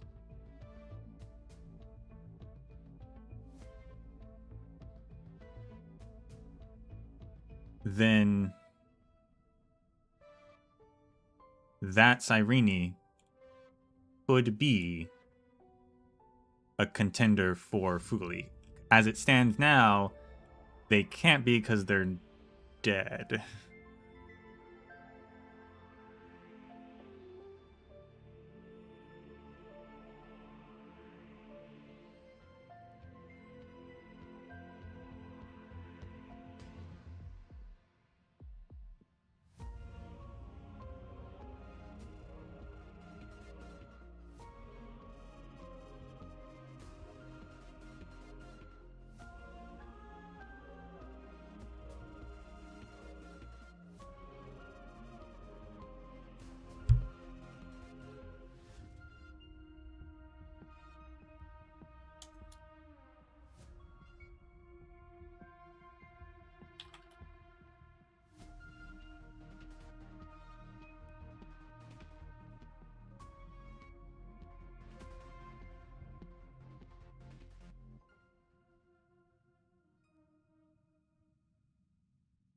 If Cyrene is reborn, she can still be a contender for Fuli, which means that if she is Fuli, then not only technically the Demiurge wasn't assuming the identity of Fuli or the guise of Fuli, but was actually Fuli. That also means that Cyrene is born from Fuli. Right, in the original timeline, Cyrene is born from Fuli as a child of Anastrava.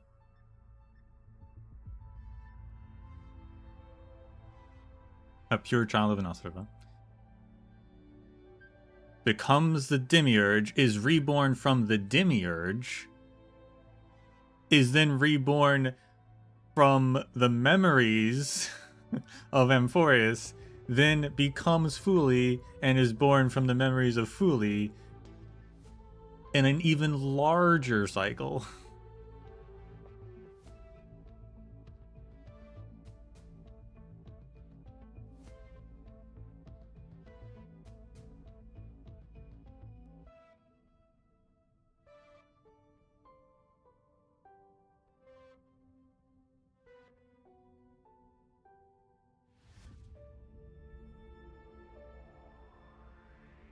We'll say, okay. First we'll say present timeline. Because we have the alpha timeline, we have the beta timeline, we have every timeline that the cycle technically repeats in, which is for eternity. But then you have the present timeline, which is any timeline. It could be the beta, it could be the delta, gamma, sigma, kappa, like it could be any of them. However long you want to go on. but it's the one that you as are experiencing. That is the present. We are experiencing the present. So the Trailblazer experiencing the present. In the present timeline, Amphorius is apparently will be recreated, which might mean that Cyrene is reborn.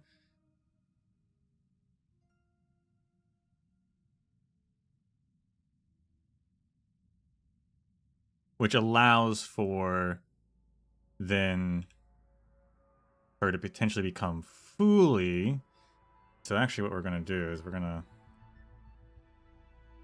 treat this as a timeline. Put it here though.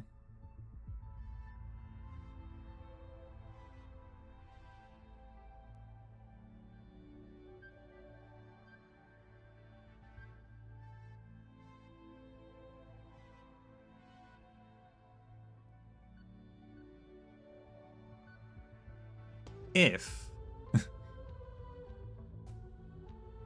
either way, Fooly gets recreated, Cyrene is then reborn in the past from Fooly, potentially, right?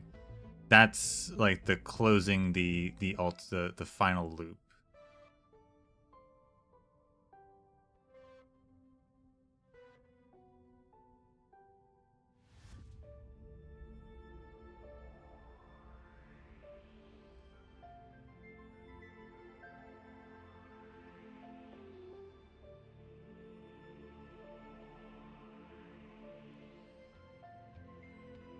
Fooly is created at the end of the universe.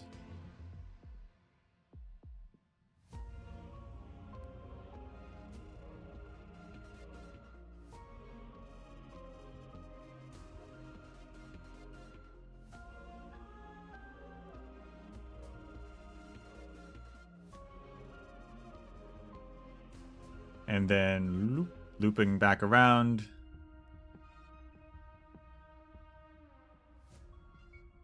Cyrene is born from Fooly. And thus, the loop is complete. The paradox is complete.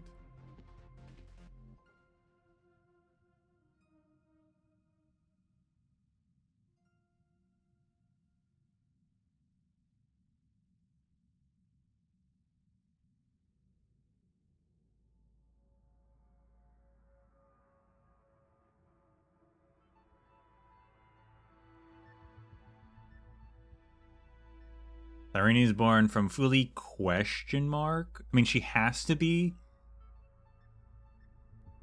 is the thing. Like, we say question mark there, but like, she's a pure child of Anasarava. So she has to be born from Fooly. The question is,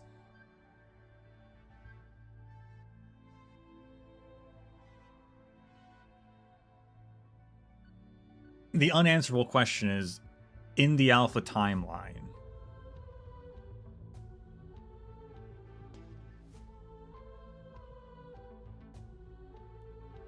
was she actually born from Fooly?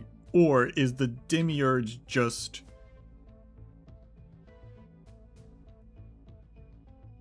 becomes her?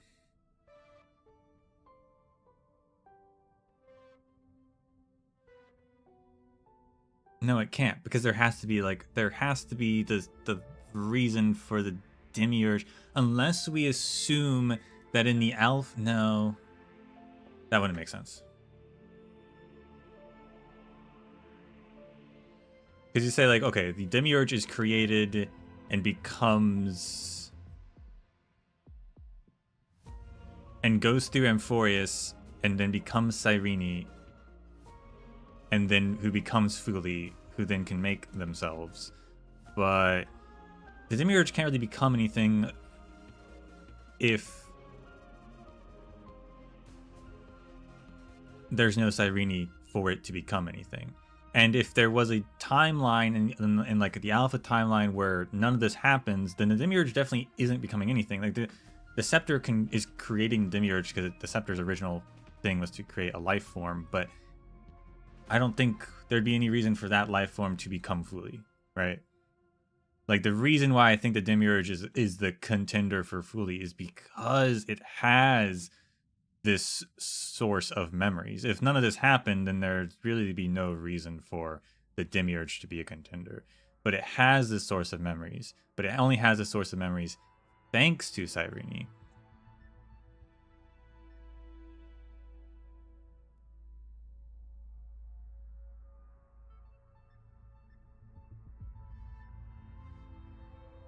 So logically, this loop makes sense, but there's still the ultimate question of what happened at the beginning.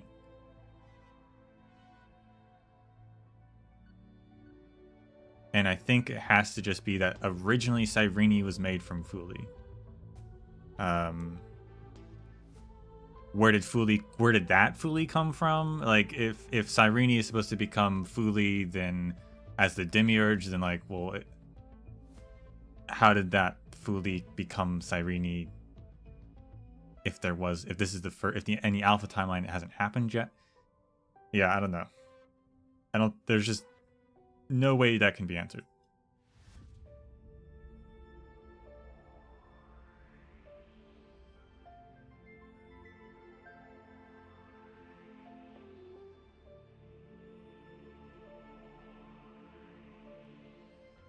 But this does allow a sort of slightly erroneous way to examine the timeline from a logical perspective to understand it. But you have to know the caveat is that, like, well, technically, even this doesn't fully explain how it starts.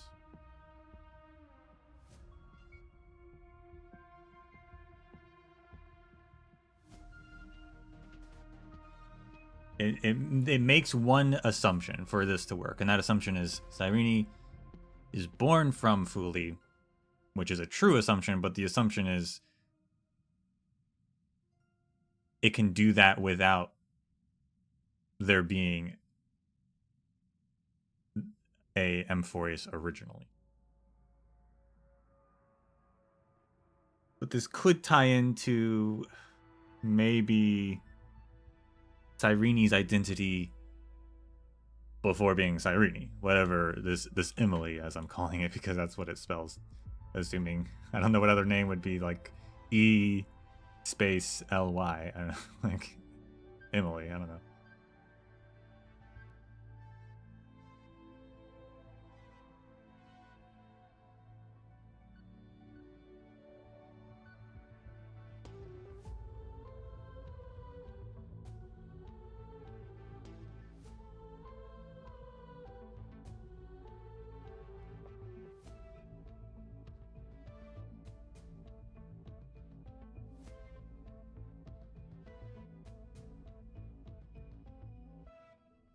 This also could be maybe that the answers to that have to do with maybe the connection to Mythos.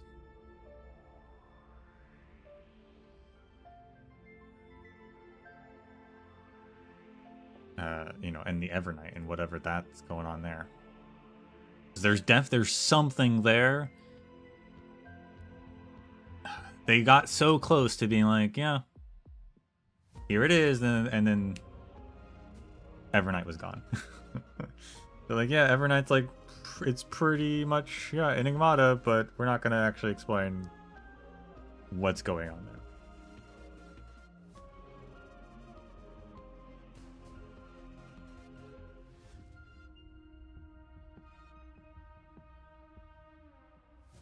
I guess they gotta leave something for Remembrance, some sort of mystery for Remembrance. Fuli's a false avatar, but is it even deeper than that?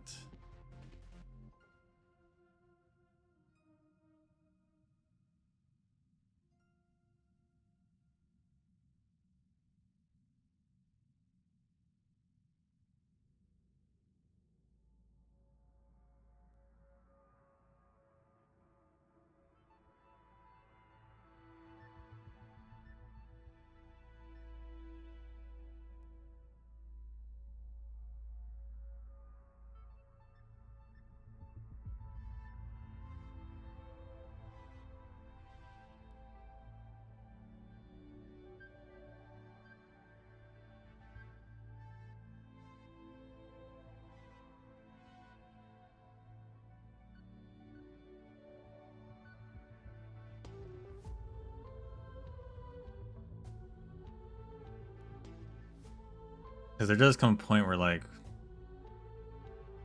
if whatever the tie-in there is, what has been touched by Enigmata, you know, what can we actually trust?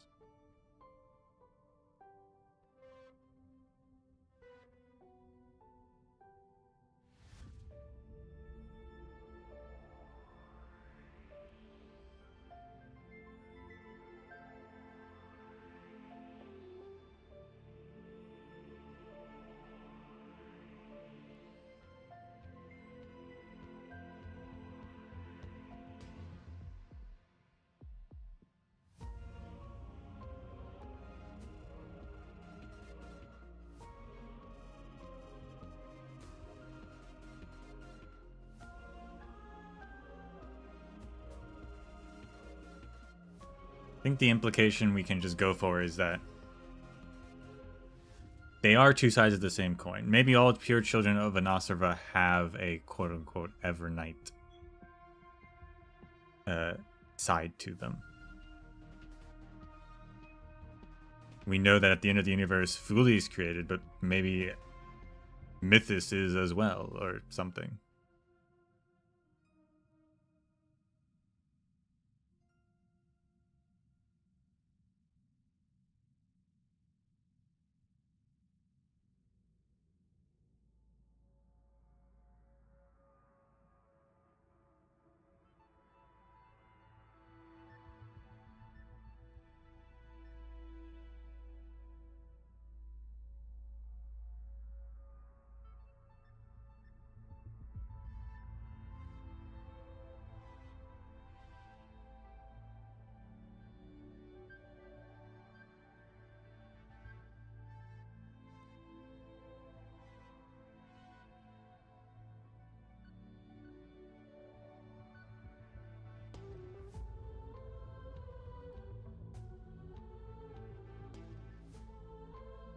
I guess that's our chart.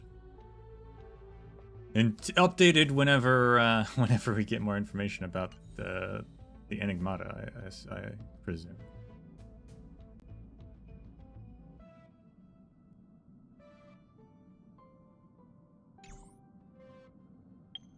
Or any other information. Other pure children, perhaps. Or or Amphorius is reborn in the present as well.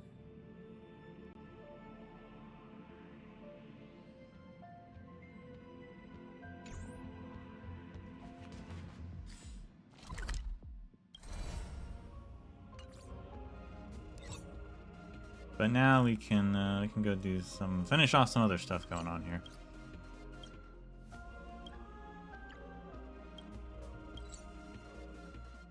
So there's a side quest here, and there's 2 treasure chests, apparently.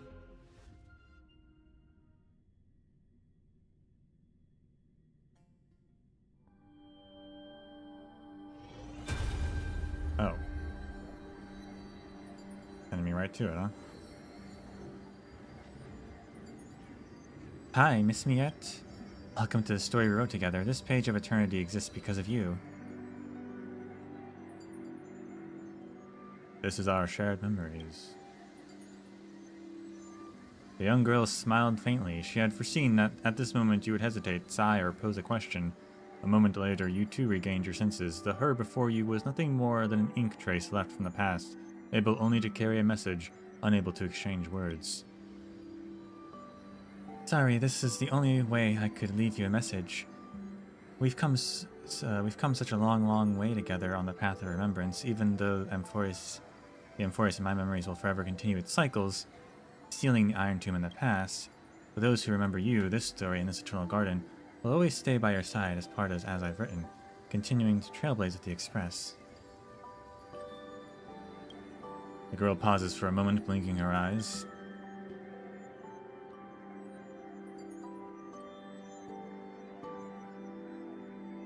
Yeah, that does fit. That fits with our chart already. Is that there is the Amphorius cycle closing the causal loop that will just continue to happen in the past. For us, it's our past now, right? But there's also this present time of the next stage for Amphorius.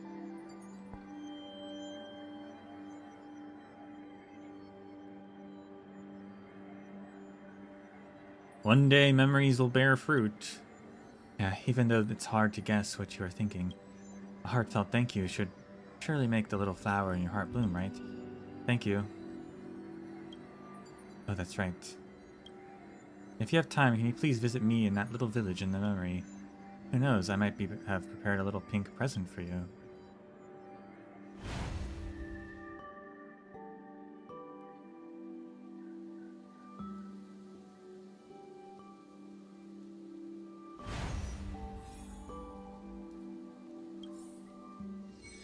Explore the new Eternal page and also go back to Everyone is Here. And also go back to ID's Alicia, I guess.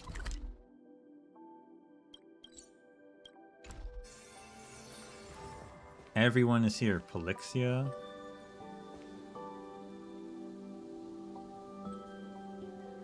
And Castrici has no name, and some other people. I don't know if oh, was Zelos the one guy who helped us with the Kefli and Serena? Was Hippasis, was that the guy in like the first update who we saved from Yanisopolis? Maybe. I don't remember who either of these two are.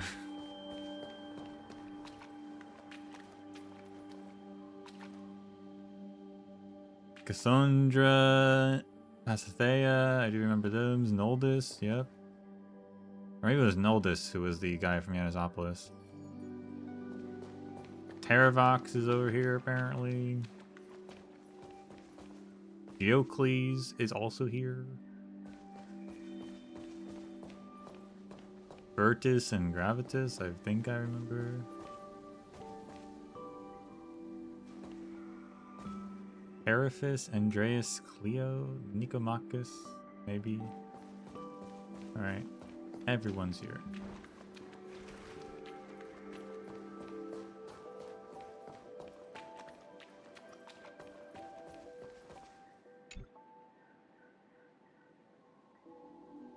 Hey Castrice, have you ever tried putting your hair up in a bun or braiding your bangs? Putting my hair up in a bun? I haven't tried that before. Your hair is so pretty, I imagine it'll fit you perfectly. Back in Adanya, I always saw you sitting aside as you watched the children groom each other's hair after evening prayers. So I always wondered, would you like to give it a try too? No, my dear sister always loves to doll up. She's someone who takes pride in her appearance and decorates her hair with fresh flowers every day. But oh, Polixia, I don't do that every day. I wish I could change my hairstyle. For you, I think showing your forehead would look quite nice. Come to think of it, ever since I became Idanya's Maiden of War, I've been styling my own hair most of the time. After all, it's not easy to trouble others to help me with that. Lady Aglaya has helped groom me up a few times before, but I wouldn't want to my trivial wishes to put her in harm's way.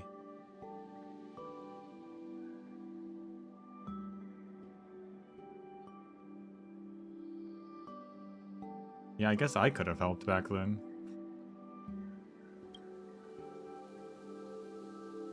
Please stop joking about how you were already dead back then. Good times. The curse has been dispelled. Now you can freely fulfill your wish without worry in the world. No matter how small that wish may be, this is exactly how I wanted to see you. We can style your hair differently every day. I learned quite a few ways at the Idanya Temple. You stumbled through your prayers, but when it comes to these trivial details, you've got a photographic memory. Lady Almanet. As punishment, you'll have to go braid your sister Castrice's hair. Yay! Thank you all. Let's start with braids. I'll do the left side. Well then, I'll take the right side. I'll cheer you guys on. I'm sorry you had to witness this. Why don't we stand a little closer? I apologize for the noise. Please excuse our poor hospitality. What is this button? A gift button? Your sister seems to get along quite well. But I grew up alone, and after going to the Sea of Souls, I've been ferrying souls back and forth by myself. I don't know how to react to such a sudden affectionate embrace. That's a good problem to have. Yes, as you say, I should indeed cherish these hard-earned moments of peace. Still got time for poetry? As you can see, with them by my side, there are more and more things I want to do, and it's hard to find time to pick up the pen. Still, all those little moments spent with them have blessed me with inspiration. Perhaps when we meet again, I'll have some verses to share with you.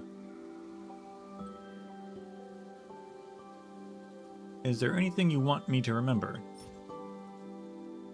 The golden apples, but I only got 3 of them. Do I want to spend it on castaries? I'll come back to that. Looking at them reminds me of my sisters who were also taken in by the temple. At this point, the prayers that hail death in Idania have become nothing but absurd delusions. I still believe that all things must come to an end. That end might be death or be forgotten, but until then, we don't have to hold hands through a branch or avoid hugs anymore, Castaris. There is anything else you want to do you haven't been able to do? Pinky promise, tickle fight, arm wrestling. Huh? Before that, we've got tons and tons of things waiting for us to do.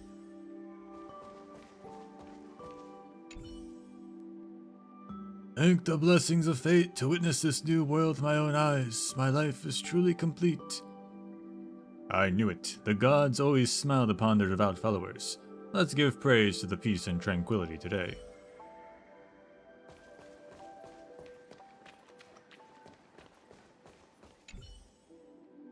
Fate has been so kind to me. How can I ever prove my gratitude and devotion? Fear not. The Titans of Fate are surely as gentle as our Holy Maiden.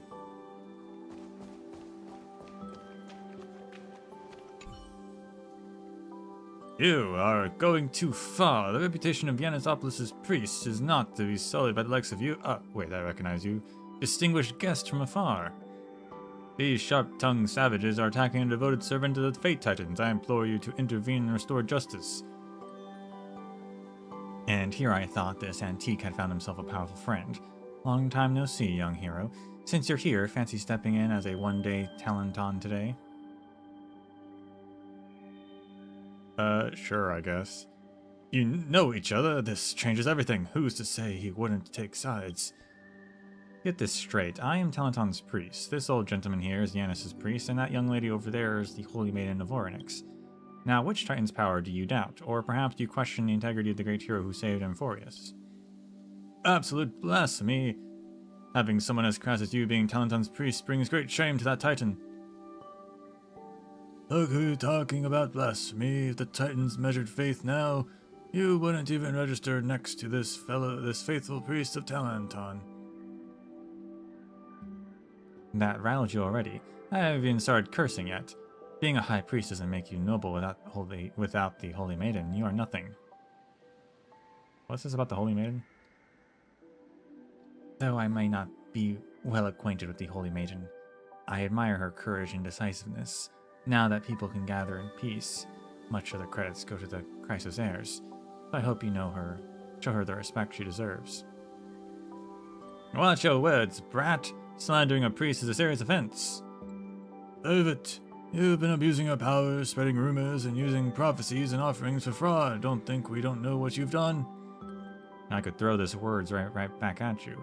Letting a sanctimonious worm like you serve as a priest disgraces the dignity of the 3 Titans of Fate. Well, I guess not all is happy at the end of the world.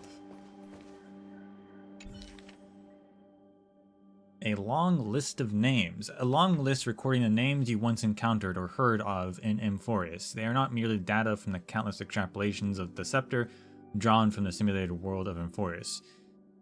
Because of your arrival, they changed their fates, lived as though real, and remain as memories etched in your mind. Wow. It really is all the names. Across countless worlds in the galaxy yet to come, your existence shall cause them to be remembered. Cartonus, Neus, Bartolos, Damionis, Snack Vendor, Bard Lipos, you know. Kalpa at the bookstore. Alex. Cleo, Old Titus. Kalinicus. The Queen of Styxia. Pythias. Hieronymus. And all the nameless who who were never hailed as heroes, and every living soul once cradled by the earth. Alex again. Huh. All the fairies. All of the seals and chimeras. Dromy.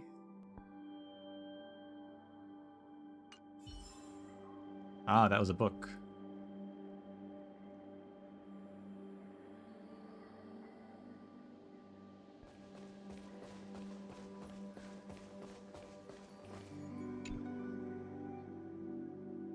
Awoo, awoo, Lord Terravox.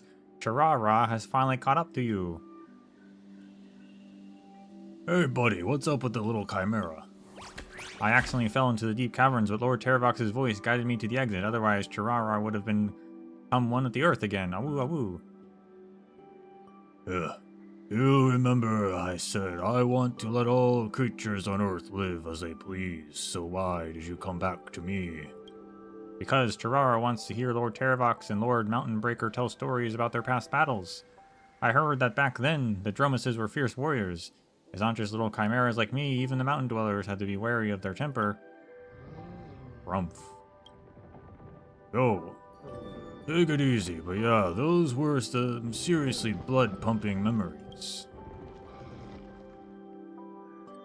Hey, Mountainbreaker. I've heard so much about you, but this is our first time meeting.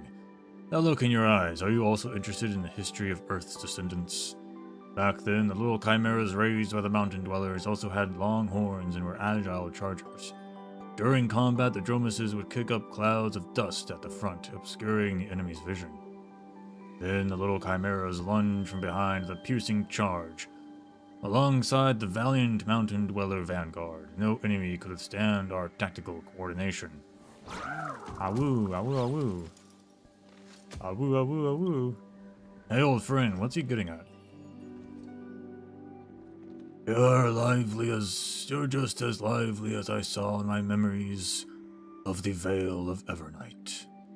Ha ha ha, but that friend who defends the Trailblaze is quite the reserved and composed one, perhaps like how you and I used to be. Now they're actually, more in sync with each other than we ever were. Rumph. Being able to resolve past misunderstandings is already a gift of tolerance from Earth to us. Old friend, hearing you talk about these things brings back the days when we fought side by side. But now Emphorius has no need for war anymore. This is a good thing. Haven't you and I always walked or talked about what would happen after the war?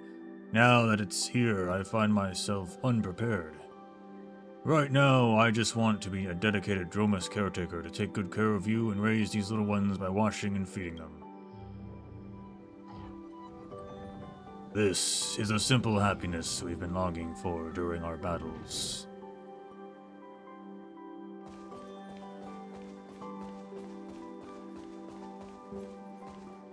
I can talk to Terravox. Catching up with old friends, hanging out with my close buddies, the happiness I've always longed for. Really is simple all along. I can give him a thing as well. Even though we never met. Yeah, Mountainbreaker is much more cheerful. I'll let you in on a secret, but don't snitch on me for exposing my old pal's weakness. Geocles is often heartbroken over the betrayal from the past. And his attitude towards the ruler of Akama, Saridra, has always been somewhat awkward. For instance, he never greets the Imperator, but whenever the Imperator plays a game of chess with someone, he can't help but watch from the sidelines. He's even tempted to leave harsh critiques. Does he want the Imperator to lose? No, he wants the Imperator to win. He won't accept she would lose to anyone else after besting him. So his words and actions don't match. The Imperator has never lost a game of chess, and her old friends has never stopped fretting the other. If the chance arises, I'd like to help clear up the misunderstanding between them. Who knows, they might end up even becoming chess buddies. Have you made any human friends? You mean the Chrysos heirs? Come to think of it, during the last cycle, I descended deep into the earth much earlier, so I barely crossed paths with most of the heroes. Among the young flame chasers, there was a scholar who was especially fond of dromuses, and even published several papers including the virtues of dromuses. I'd love to get to know him too, but only if his fondness isn't restricted to the mere concept of them. All talk, no substance. Thank you for all protecting my wishes. We watched over yesterday to walk toward tomorrow together. When you have time, come and sit on my shoulder. Let's get a bit closer to those stars together.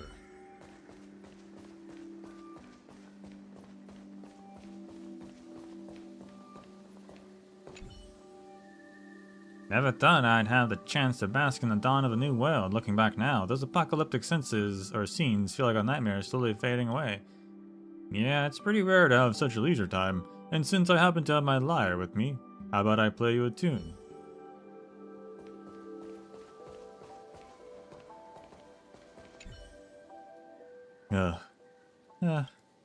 You two, that's enough already. When are you gonna stop?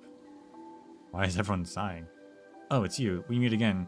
Everyone, this is that guy, the kind soul who helped me investigate after the disaster at the Grove, and the great hero who saved Amphorius. Is it really you? That's amazing. You're just like that protagonist from a novel I read. Saving the world at such a young age, that's so cool. Thank you. Thanks to you, our dedication society finally reunited, but we've only just gotten back together, and now, we used to be a club of 4, but now it's split into pairs after all these years together. I can't believe you two, How many times do I have to tell you to stop sighing? What audacity. We were having a great stickball game when you suddenly dropped your engagement news. You two owe me a balance coin. I lost. Seriously, yapping all about your love story right in front of us? Don't you have any conscience? Let's ignore those two. Oh right, I'm planning to get engaged to Nikomakis next month. If you have time, would you like to come to the celebration? We might never had the chance to confess our feelings if not for you. Thank you.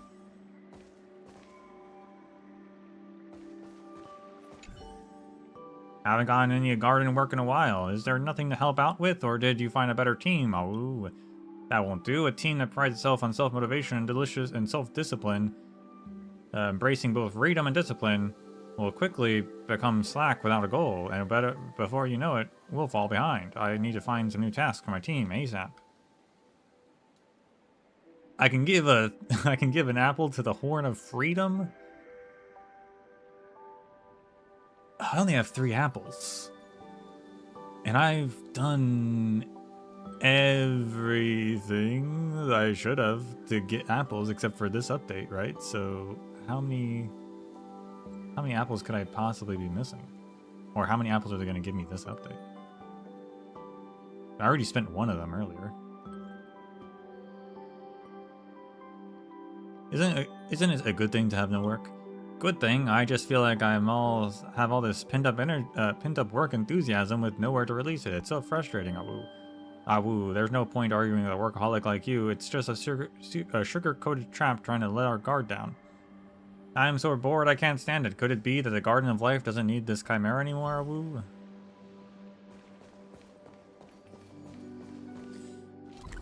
Also, how many... Oh, that garment maker is not... That garment maker is not a real one. It's just like the memory of one. Greetings, honored guests. The final chapter of this tale is upon us. At last, I, the garment maker, may complete my mission. By the power of remembrance, the figures you know will live forever upon this page of the story, and so shall I. Also, I can help you extract the power from the hymn tablet and convert it into a more useful fruit of time. Consider it a reward for your previous efforts. Exchange for the fruit of time. So which tablet's power would you like to tap into? The ones from the holy city of Akama. The holy eternal city. As you wish, the saga's benchmark has revealed itself. By solving the prophecy puzzle for each garment maker, redeemable at the eternal page for unique keepsakes. Yes. So this is how I get more of them. Demigod Council.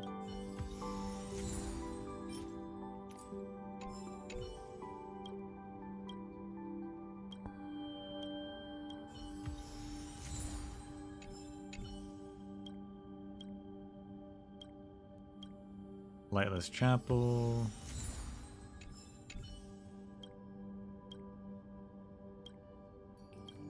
Drive Ruin. This would also tell me if I'm maybe missing a place, but I don't think I should be.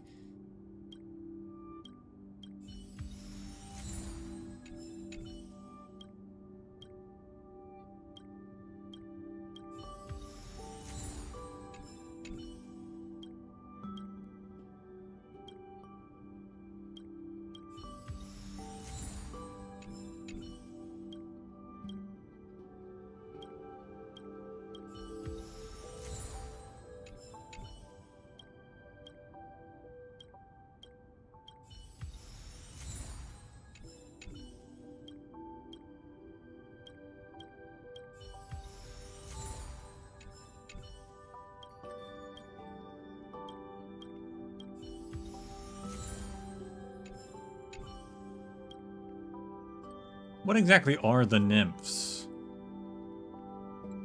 Now that's a good question. We were told they were people. A long time ago.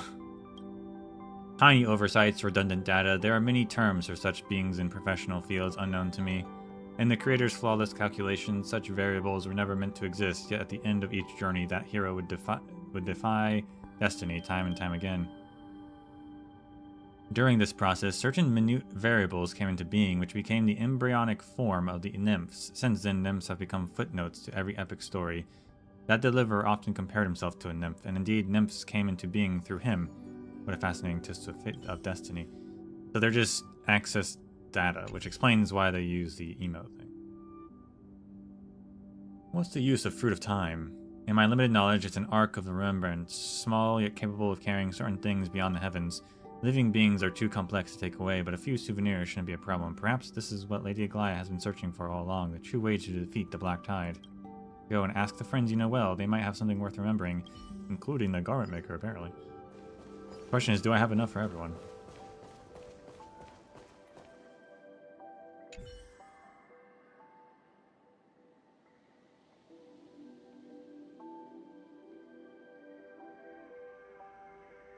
Mifa, man, how dare you sneak out of the wilderness outside the village all by yourself? Do you have any idea how worried we were about you?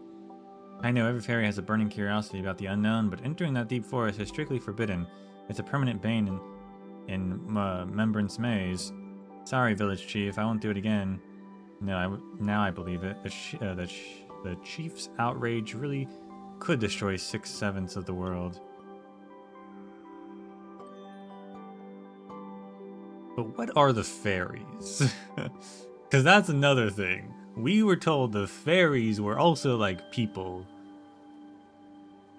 And we were like, well, why did Cyrene turn into a fairy? And now we know, like, why Cyrene turned into a fairy, because...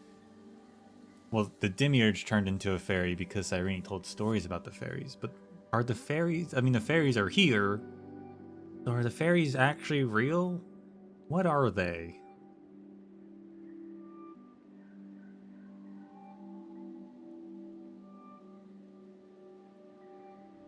Are they creations of the Demiurge?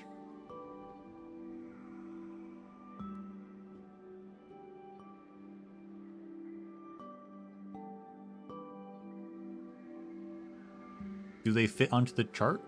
do we need to put the fairies on a chart? Where have you been? I climbed a small hill in the farthest woods and then grabbed onto a dandelion to float down, before finally making it past those prickly bushes and thorns. Climb up that small hill to get past the bushes, so that's how that works. After crossing the border, following the stream, and you'll reach a vast flat plain. When night falls, there are always these glowing green dots dancing around, just like stars. Following along the stream, there's a vast flat plain. Chief, what's got you so lost in thought? The truth is, I still harbor a dream of adventure even today. You missed the restaurant's grand opening. Yeah, just thinking about that fragrant, colorful salad, pumpkin pie, and juicy roast chicken. I'm already drooling. Oh my gosh, I want to try every single dish. Is that restaurant still there? Yes, it's still there. This is a permanent event. Awesome, my wallet's ready and raring to go. Next time, before I head out, I'll definitely bring you along. Kid, you're not listening to a word I'm saying. So that's 1, 2, 3, 4, 5 apples just in this area itself. How many apples do I have?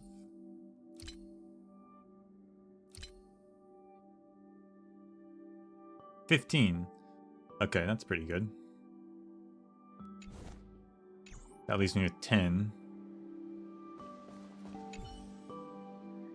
Like a honey flower carried by the wind, drifting toward a faster world, the fairy from a tiny village has finally stepped into a grander stage, Mim.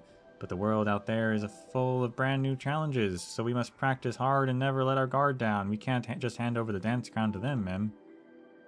New challenges, meaning... You might not know this, but out there in the world there's a peculiar-looking creature, like chimeras and baby seals, and huge creatures like called dromuses. They're all super popular. Hey there, customer. Who's cuter, us or them? I'd love to hear your honest opinion. Nice weather, right? Hey, don't change the topic, ma'am. Is the world out there fun? The world out there is just so lively. There are some glowing pink flowers, enormous buildings made in ways I can't begin to guess, and guests from every corner of the world. Please don't tell the village chief, but I almost don't want to go back to the maze anymore, ma'am. Anything you want me to remember? As a dancer, my answer is obvious. I hope you'll remember our mesmerizing moves, ma'am. All these options come with gifts. Huh? Is that actually part of the setting? How come we never heard about it, ma'am? But honey-producing flowers wither after they bloom, fields gradually turn barren, and even pebbles crumble to dust as time drags on, yet precious memories never lose their shine, ma'am. This is the greatest gift the world has given us. Make sure to come and support the show. Okay. We'll go... Yeah, we'll go this direction.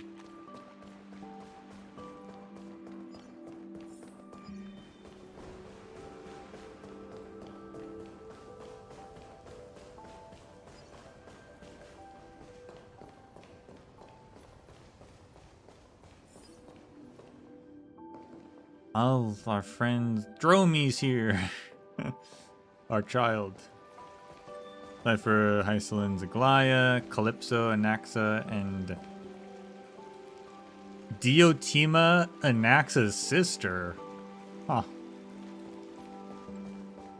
He's got a sister?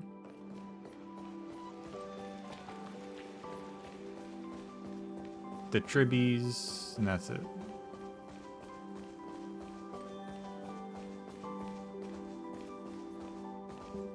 $998.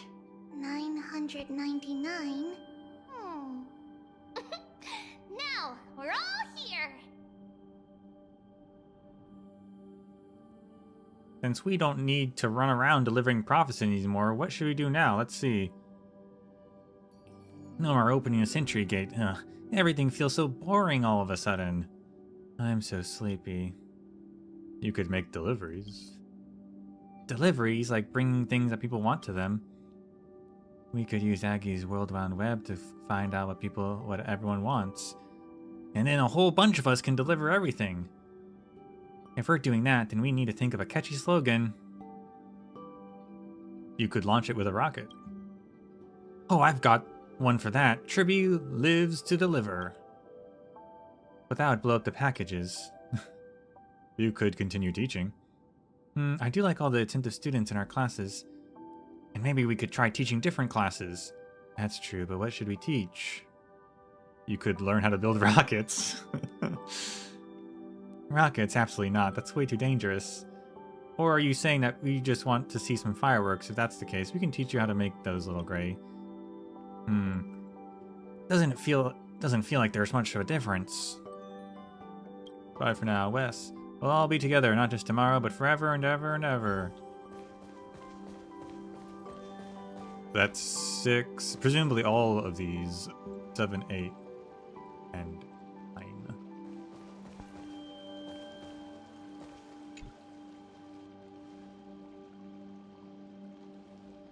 Bow of Thought, Earth Crystal Ore, Kremnoan Steel with a touch of gold. With such peculiar materials in such quantities, let me guess. Are you trying to craft a strategic weapon to protect the Grove? Or perhaps researching cutting-edge technology from the stars? Neither. Who would have thought that the great Circes would stumble over such obvious results? Master Calypso, why not prune those overly divergent thoughts of yours, cut away the redundancies, and take another careful look? Well, look who's putting on airs, Naxi. Got a third nickname now. Can I take a guess? A twig, shiny stone, wire, and golden scale. Hey Naxi, wasn't the hairpin you gave me as a kid made from these materials? Correct, but you already knew the answer. A hairpin, for real? Child of humanity, you want to use alchemy to make a hairpin? So what if I am? Don't tell me the revered Reason Titan is conservative and old-fashioned. No, child of humanity. Let me put it this way.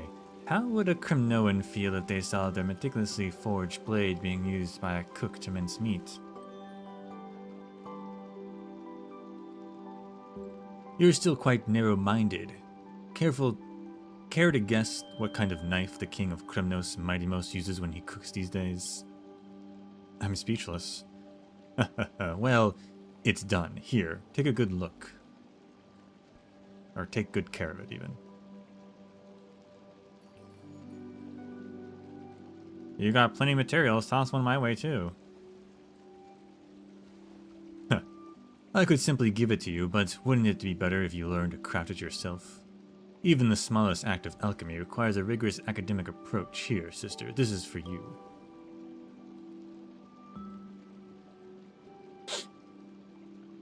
Oh, it's, beautiful, especially that crystal in the middle of the hairpin. It's just like your eyes. Thank you, Naxi. It's a piece of cake. I'm glad you like it. I wonder if it's exactly as I remember. It's fine even if there's differences. We don't live in the past. Alright, you still haven't told me about what you've been up to lately. How come everyone's calling you the great performer and Adroma's draped in finery? I'm so curious. Sister. I need to go prepare for my class. I'll leave this matter to you. Just remember not to trust those who gossip too much. Oh, child of humanity. As a professor of the Grove of Epiphany, I simply cannot turn away those who thirst for knowledge. Come closer, young lady. You can trust this chatty god. I shall answer all your questions and clear your doubts. Reuniting with loved ones isn't some magic trick. It's my deepest wish. I hope that Calypso keeps her mouth shut and doesn't bore my sister with stories from the past. You don't mind being called Naxi? I wish she could understand that I'm not some kid who's still wet behind the ears. But then again, she's family. Let her call me whatever she wants. Can you really make demands of your own family? Well, family members should respect each other's feelings still. Indeed, you're right. I'll admit, I like it when my sister calls me Naxi. That's just how I feel. As for Naxa, while it appears to be just a name, it is in fact an adjustment of cognition. Just as we add titles like professor or teacher before someone's name, conversations can be built on the premise of talking to a scholar. Subtle yet effective. So if someone addresses me as Anaxagoras, then the conversation is likely to be meaningful. After all, there's someone who can be considerate of your feelings and make compromises accordingly. Yeah. Do you acknowledge the path of erudition? When you categorize diverse existences under a single word, You must consider whether has become too simplified that it strays from its original essence. I've been a God-fearing scholar. I've never been a God-fearing scholar. To believe that my thoughts are mere scraps from their divine intellect, I simply cannot accept that. Once you've blasphemed against the gods, you cannot help but want to do it again.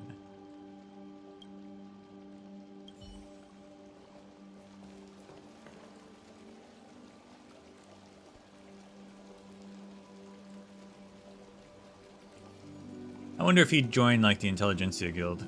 I don't know if he's good enough to be a genius. No offense. But, I mean, maybe he is. I don't know.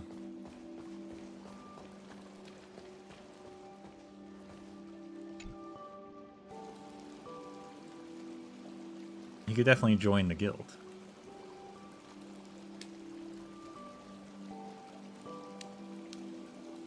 The Golden Thread brings word that a dark undercurrent is brewing in the city.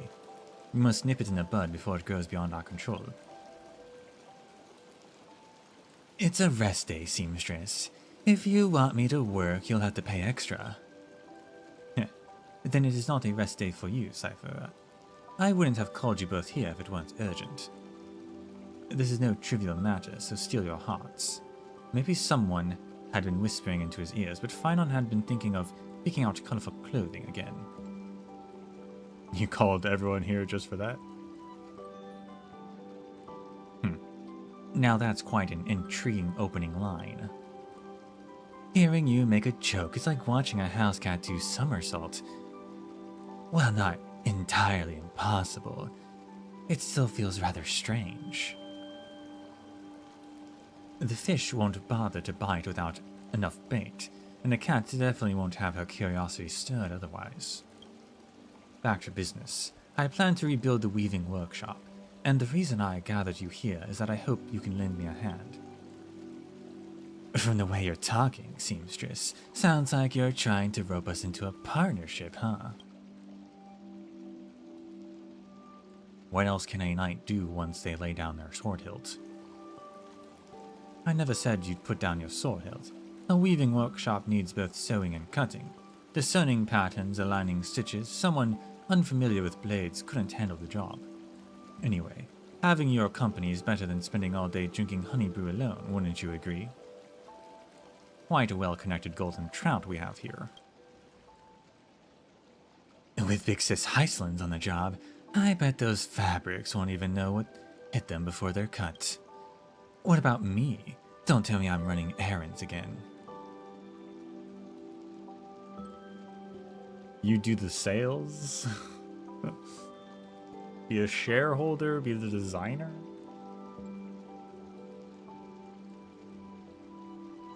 Not sure if you want to do any of those. But you could do sales.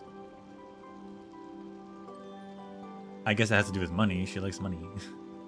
I'm good at taking stuff from other people's homes, but putting things into them, that's a first. Since you all agree, I'll survey the site and then pick a date to start the work. By the way, Cyphera, you don't want to address me as seamstress from now on? Now that you're part of the crew, you're also a seamstress. Huh? Darn it, you're setting me up. Are all three of these? Yeah, okay, so 1, 2, 3, 4, 5. So now I'm down to 5. And we still have Mighty, so that'd be 6. And we still have Phynon, so that'd be 7.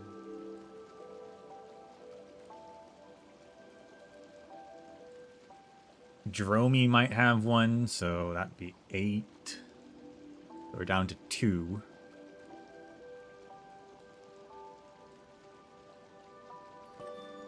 Am I missing any of the Chrysos heirs? I don't think so. Oh, Saridra. Saridra, so that'd be 9. So I'm down to 1.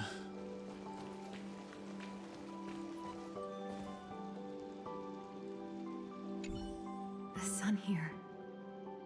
won't go dark again, right? I knew that seamstress had something up her sleeves and she called us here. Look, she's trying to get us to work for her again. You're also the boss this time. Heh, then she's definitely found the right person. When it comes to business smarts, no one in the city can match me, not even that Grove boy. Congrats on finding a job. Yeah, but just thinking about having to clock in 9 to 5 makes my tail droop. We'll talk later. Great mystery. When the tailor shop opens, make sure to drop by. Don't tell them, but I'll secretly give you a discount. Thanks. The sunlight here seems even brighter than flames. Who would have thought that my swordsmanship could come in handy for tailoring? Surprised by this invitation? Nothing can escape Duck's Goldweaver's threads. I guess she probably saw how bored to death I was, so she used this method to get me to do something more productive. How thoughtful of her. I'll go buy some fabric to practice my technique. After all, it'd be quite awkward if I accidentally destroyed the mannequin. See you tomorrow, Amphorius. I'm glad that I can rebuild the weaving workshop with you as my witness. The 3 tailoring titans. To be honest, I'm not quite sure whether Cypher will accept the invitation. Perhaps it was your presence and mediation that made her choose to join. I must thank you for that. I'll be the model. No problem. I'll have you have a well-proportioned figure, which looks great in anything you wear. That's a weaver's professional judgment, not just empty flattery. Good luck with the startup. Thank you. My days at the weaving workshop were some of the warmest memories I have. I look forward to returning to that kind of life.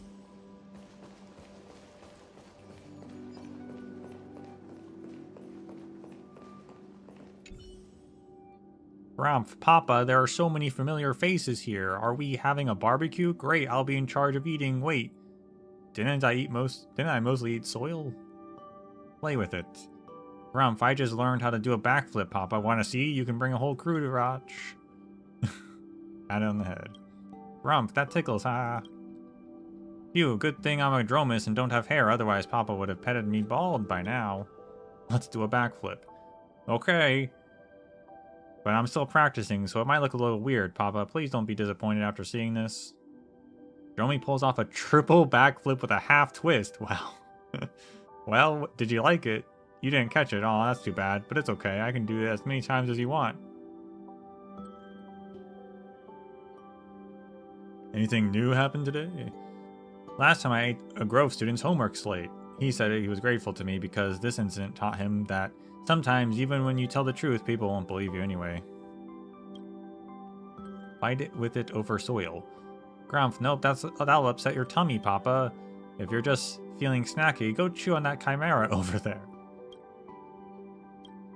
Yep, be sure to come back soon. Though if you're super busy, that's okay too. Being busy's good, right?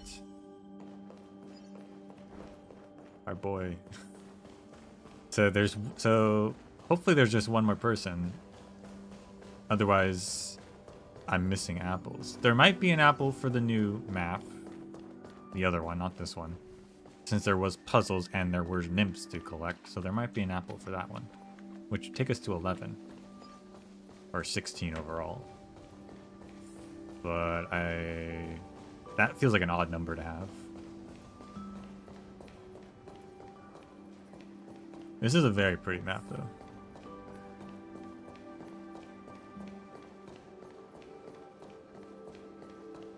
Maybe Bartolos could be the last one? Ah, you want this? Fine. Take it and amuse yourself. That would make sense. I don't know who else, though. Some random person, I guess. Is there no one else, actually? Oh. Oh, no, there's still more.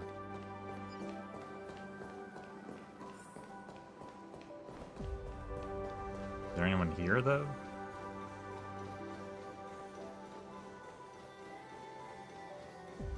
Mighty and Finon. This is the garden. This garden is the final page of As I've Written. Oh, Hyacine. I forgot about Hyacine. Sorry, Hyacine.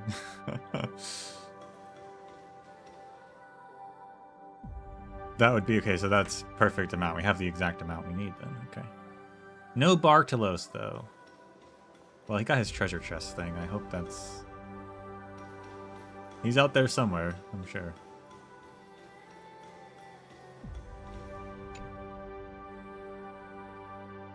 Yo. What's up? Isn't this the blazing sun that is destined to rise? Isn't this the agony this world needs?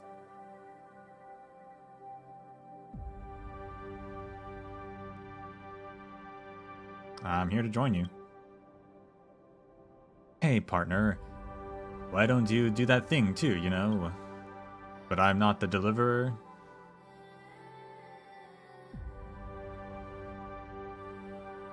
But rather the nameless who dwells among mortals. That's right. Your spirit is even more fiery and intense than the two of us combined. Saying stuff like that after saving the world. You sound like an over-enthusiastic goofball. But seeing him walk over with the smirk on his face, I knew he couldn't resist taking a few jabs at me. Ah well, some things never change. Haven't had a chance to properly say long time no see, mighty. It's been a while, Finon. I heard that the Holy Grail war beyond the sky, someone's deepest wish was to return to the past Ides Elysiae. Seeing you having such an intimate reunion with their kinship, I thought the Deliverer would have only time for family from the homeland, and would only get around to greeting old friends when you had some spare time. Of course not. I saw you with Queen Gorgo and King Europon, and the scene was so heartwarming that I didn't want to disturb you. Look, I even brought honey sun cakes and grape pies made by my mom. They're just as tasty as the pomegranate goat milk from Castrum Kremnos. Next time, why not take me to visit the former king and queen of Kremnos and let them have a taste of Ides Elysiae's specialties? Didn't someone want to practice martial arts in Kremnos when he was a kid? Hey, aren't we partners? Even after I entrusted you with my memories and wishes, there's no need to reveal everything at a time like this. Back then, my mind was filled with everyone else's wishes, while my own wish remained a complete blank. I just wanted to turn back the hand of destiny to prevent what happened yet to happen. But now, I found meaning in the blankness, and gradually new desires are taking shape. Being so roundabout it isn't like you at all. Just tell us what you wish for directly. That guy is also listening. Sorry, mighty. I want to formally tell you something. Can you take me to your great library? The Gib Ranapar Grand Library. My library has no locks. The key was placed in your hands the moment your promise was made.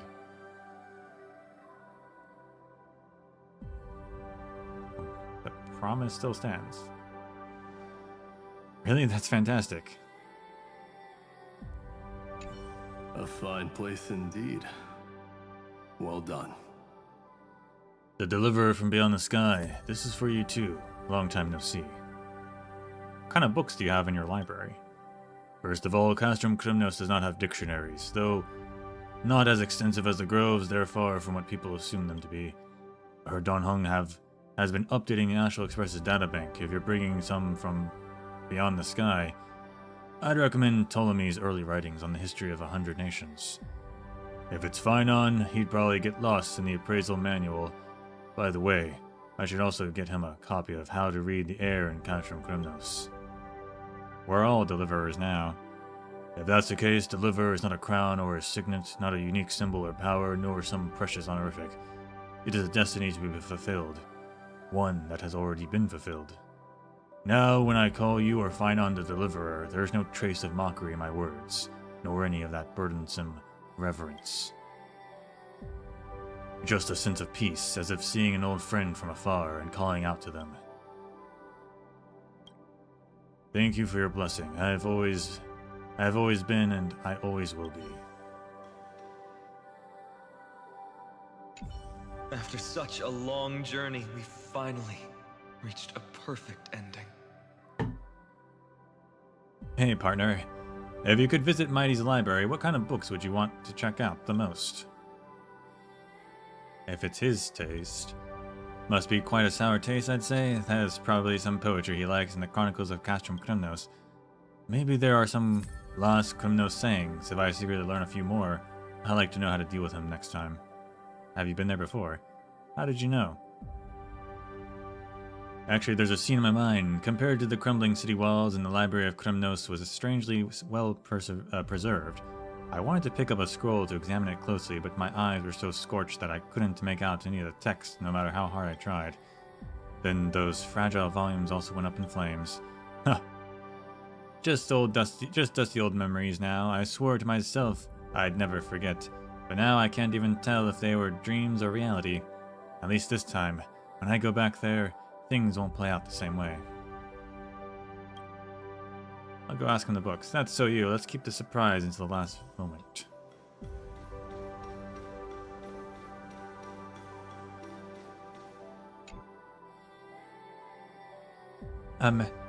Great Imperator. I think there is something stuck on the back of your crown.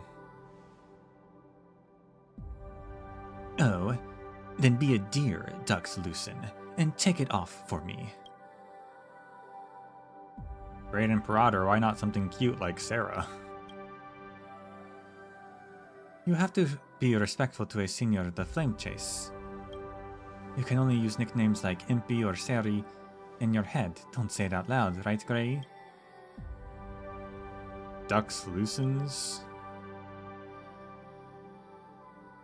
It is a new peerage I have bestowed upon my dear pink-haired subject. I am told she and Seneca, the Dux Brumalis, are from the same clan, descendants of the Sky City. Heh, but Dux Brumalis's words often carry the bite of frigid winter, causing such discomfort to those around her. My dear pink-haired subject is like the dappled sunlight in a spring forest. Hence her title. What is it? Let's see. Oh, a little sticker. I wonder who is bold enough to stick it on her crown. Come on, Gray, let's read it. It says... Share your lifetime as Chrysos heirs with me. Who wrote this? Judging by the handwriting, it's not Lady Aglaya or Lady Tribby. Could it be Cassie or Mighty? They've never formally met the Great Imperator. It was probably... I mean, it could have been Hissy. We're just calling them all of this now. Could have been Hissy or Hysolins, but also could have been Cyber. Maybe it was, Hysolins. Dux Gladorium. Our promise. Doesn't need to be stated in such a deliberate way. It's a real mystery, then. You know, every time I see the Great Imperator by herself, or she's by herself, whenever Miss Hysolins and the 4 Duxes are cherry toast, she's never with them either. So I'm curious, what does the Great Imperator think about when she's all alone? What about her thoughts now on the Chrysos heirs, and on the world beyond the sky that was once within her reach? For someone with such a gentle and petite appearance, your questions are remarkably sharp and insightful. I don't mind sharing. The reason I didn't drink with the Duxes is simply that a monarch must keep a clear head. One sip of Fugusa's honey brew is plenty for me. For now, any more than that is a pleasure I cannot afford. Noted. The amount of honey brew that the Great Imperator can drink is about 1/10 of what little Ika can handle.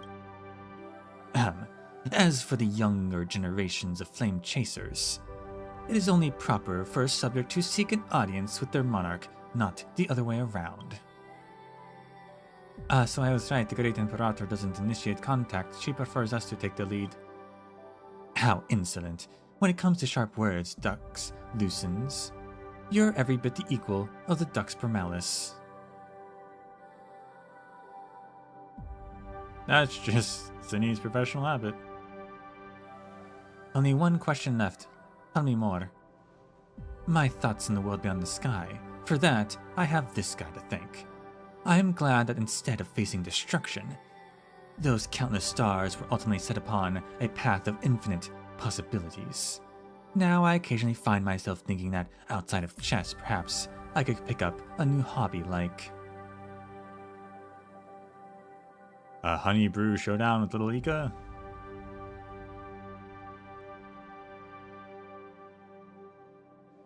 Wait a minute. I seem to have missed something. While taking stock of the possible culprits behind the sticker, did we skip over someone? Did we now? I don't think so, not at all. See you tomorrow, Amphorius. I'm always craning my neck when I talk to others, aside from Lady Tirbis, but you're so down to earth, Great Imperator, literally. Alright, I'll crouch down. Aw, you're the most considerate of them all, Grey. A sticker on the Imperator's head. You're the first one to ever pull that off. I thought I'd gotten away with it. Nothing gets past the Great Imperator. He's meticulously seeing through every illogical detail I take away from a chess practice. But I was right, she doesn't actually mind, does she? Alright, we'll start doing this gift stuff now. While we're here.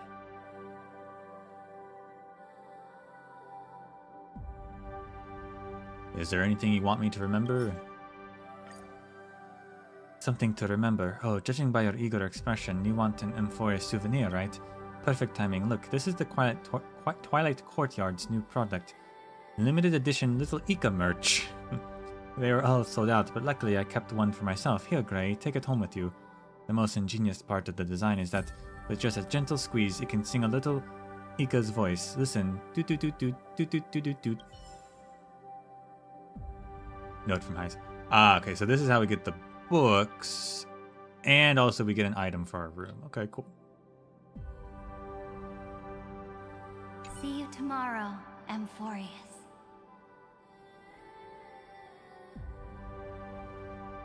The way Dux loosens closes the emotional distance without causing offense. It is, in its own way, a unique talent of hers.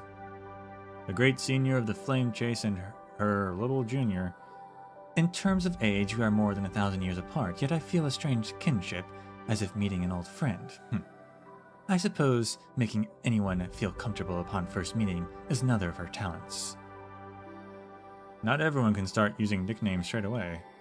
All these sweet nicknames, they delivered with such skill and affection that one can easily get lost in them. I quite admire her personality.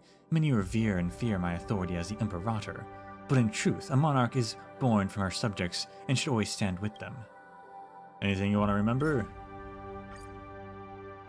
Of course, there is my queen piece, who is also a mighty general upon my chessboard. The queen is the most powerful piece on the board. It moves like the wind, and is truly one of a kind. I hope your journey can be just as free. Crystal Queen.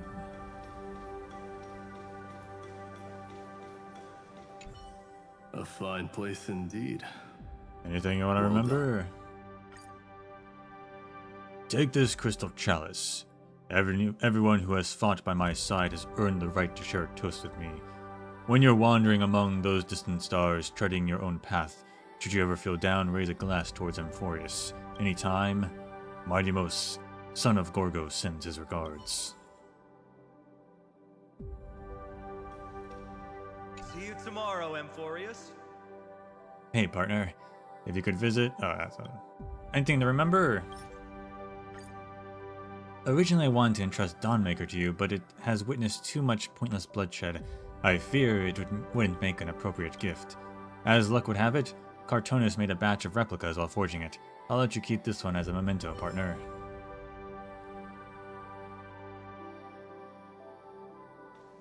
Cool. Okay, we'll teleport back down to the garden, go back through these guys.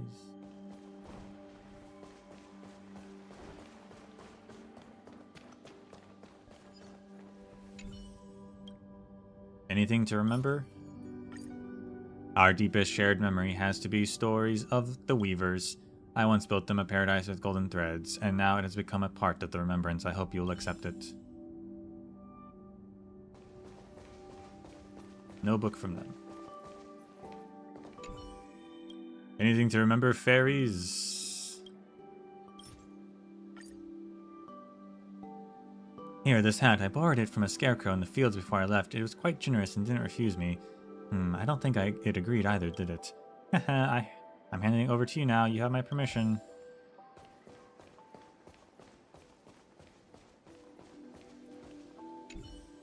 These hands can now bring warmth. Anything to remember? Please accept this flower crown. Girls in Idania give flower crowns to travelers who are about to embark on long journeys.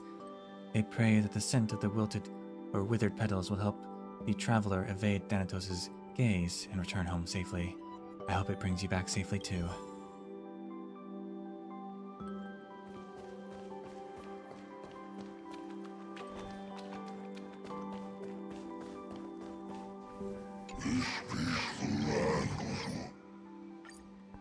Of course, I haven't forgotten to hand this over to you solemnly, and to that new god of Earth. Vidyar Ottera egg? It's just a regular Dromus egg. Long ago I gazed at the starry sky of the grove with my old friend Geocles. Each star represented a distant land, and that's when my yearning for the stars beyond the sky began.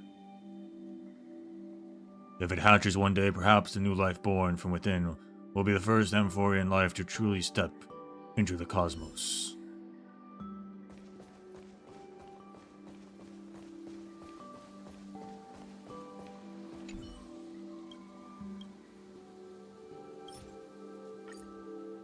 Awoo, if you want it, you can have it. It's not really useful for work anyway. This is not only adorable, but really adorable, Awoo. Awoo, there's no point arguing with a workaholic like you. It's just a trap to let your guard down. Chimera doll. Cute.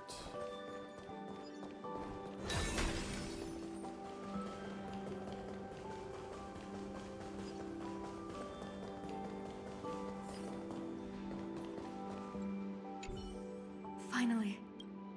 No. Ah, great mystery. How could you say something so mushy? If you need a reminder to remember something, maybe it wasn't worth remembering in the first place, huh? If you really want a souvenir, take this cat coin. It's not like I have any use for it anyway. Don't forget about us, Grey Mystery.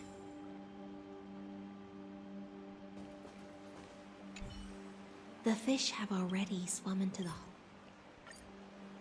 Something worth remembering, little Grey Fry. Do you plan to take it to the sea beyond the sky? That works too. I collected this shell fossil from the seabed of Styxia many years ago, and it still retains its pristine shine despite weathering through snow and storms. Make sure to treasure it well. How about displaying it by your bedside? If that's what you want, I can do that. Curious about these eyes? You must be familiar with this item. It's a talisman made by femoral stone that a non-hearing, non-speaking girl gave me. I'd like to pass it on to you. Though it no longer possesses Amnestia's divine power, it remains the purest symbol of romance. May the spirit of nobility forever guide your journey. Yeah, the bracelet, which helped her do her final act as well during that Aquila fight.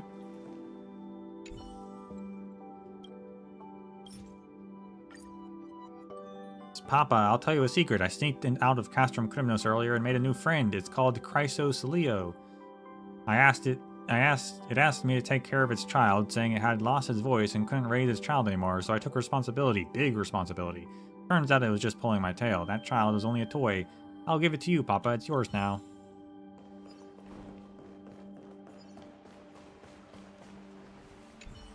Making hairpins with alchemy? Take this. This is the Philosopher's Stone, once hailed as the supreme crown of alchemy. Possessing it meant gaining all wisdom of this world. But compared to the knowledge of the entire universe, it's merely the tip of an iceberg. Nothing can grant you wisdom except readable and lessons. I hope this will help you remember that.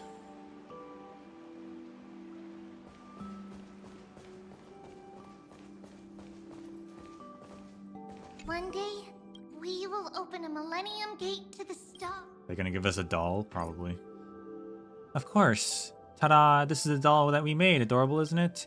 If you ever miss us, just give the doll a little squeeze, little Gray. If you're worried about having nightmares, just cuddle it in your arms.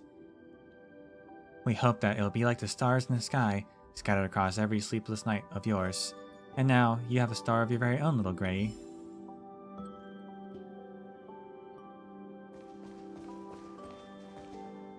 Cute.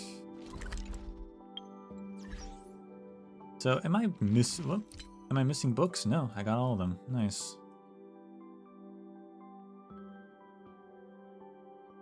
So 4 proverbs from Lord Ravenger's, a list of long names, which, I mean, I guess we'll read. It's just the names, though. I've kind of already read it. And then notes from all the crisis heirs. Okay.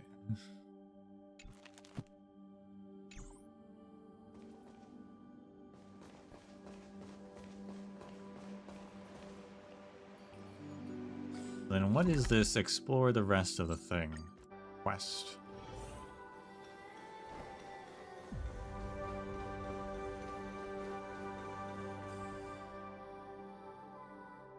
You see, the nebula blooms with radiance, tracing the silhouette of a garden. A newborn world is about to sprout. This scene is the ending of As I've Written, and also the origin point of the Amphorius in the real world. One day it will give birth to true life. The people in the memory will be born one by one, waiting for you tomorrow. The stars breathe silently. You are certain that the fruit of Amphorius has been planted. But also, here's the other thing. It's like, okay, they could be reborn, but they're all reborn at different times. Saridra is thousands of years older than Hyacine. So, like, they're not all going to be together. Question mark? How is this going to work out?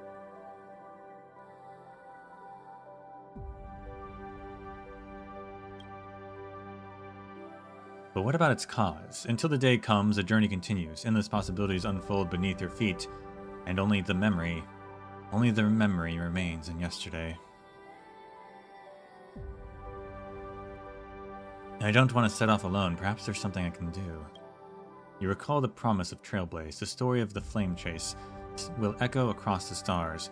People will remember that Amphorius was a brilliant, magnificent world. You think you can let more people read As I've Written, preserving the memories of this world. If you do this, the causality will become more stable. Can't be certain, but you're willing to believe. What matters is that this is a promise, shared between you and many others. Perhaps it's time to fulfill my promise. Discuss the matter with Himiko and Welt. Okay. Are they saying the more we share it, the quicker it will come?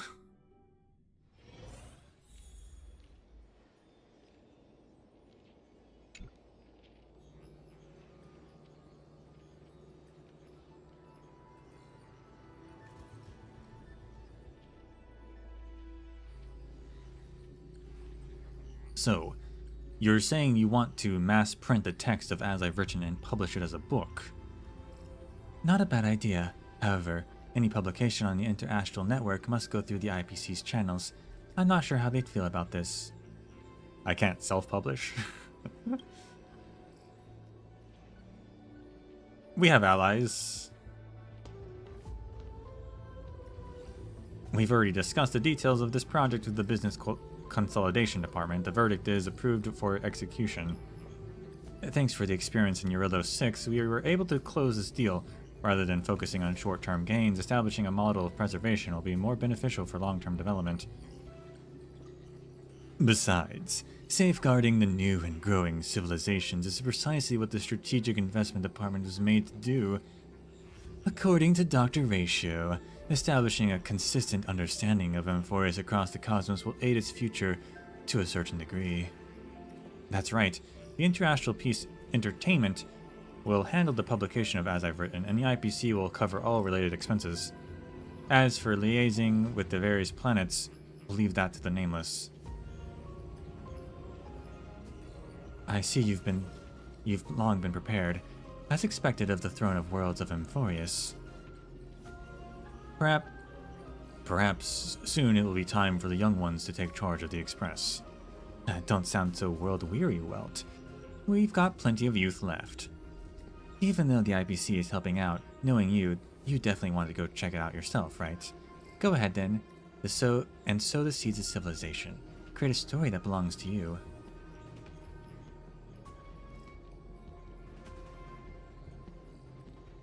It's a story that belongs to everyone. Keep going. It's like an unwritten rule among the nameless. Press forward and see it through to the end. Time is of the essence. You head to Belobog. Oh, we're just going a lot of places. Okay. Need something? Belobog wasn't affected much, thank goodness. If not, then I'll be leaving. Meet with the Supreme Guardian. What was the achievement? After bidding farewell to Emphorius, return to Eurolo. Oh, okay. So we're gonna publish the book. That is a smart way to do it, actually. Pretty smart. Look, it's that guy. Wow. They know me.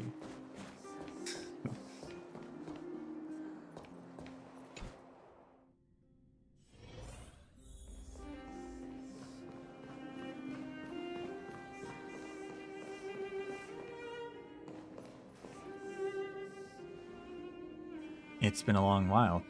I heard you were coming, so I invited Celia as well.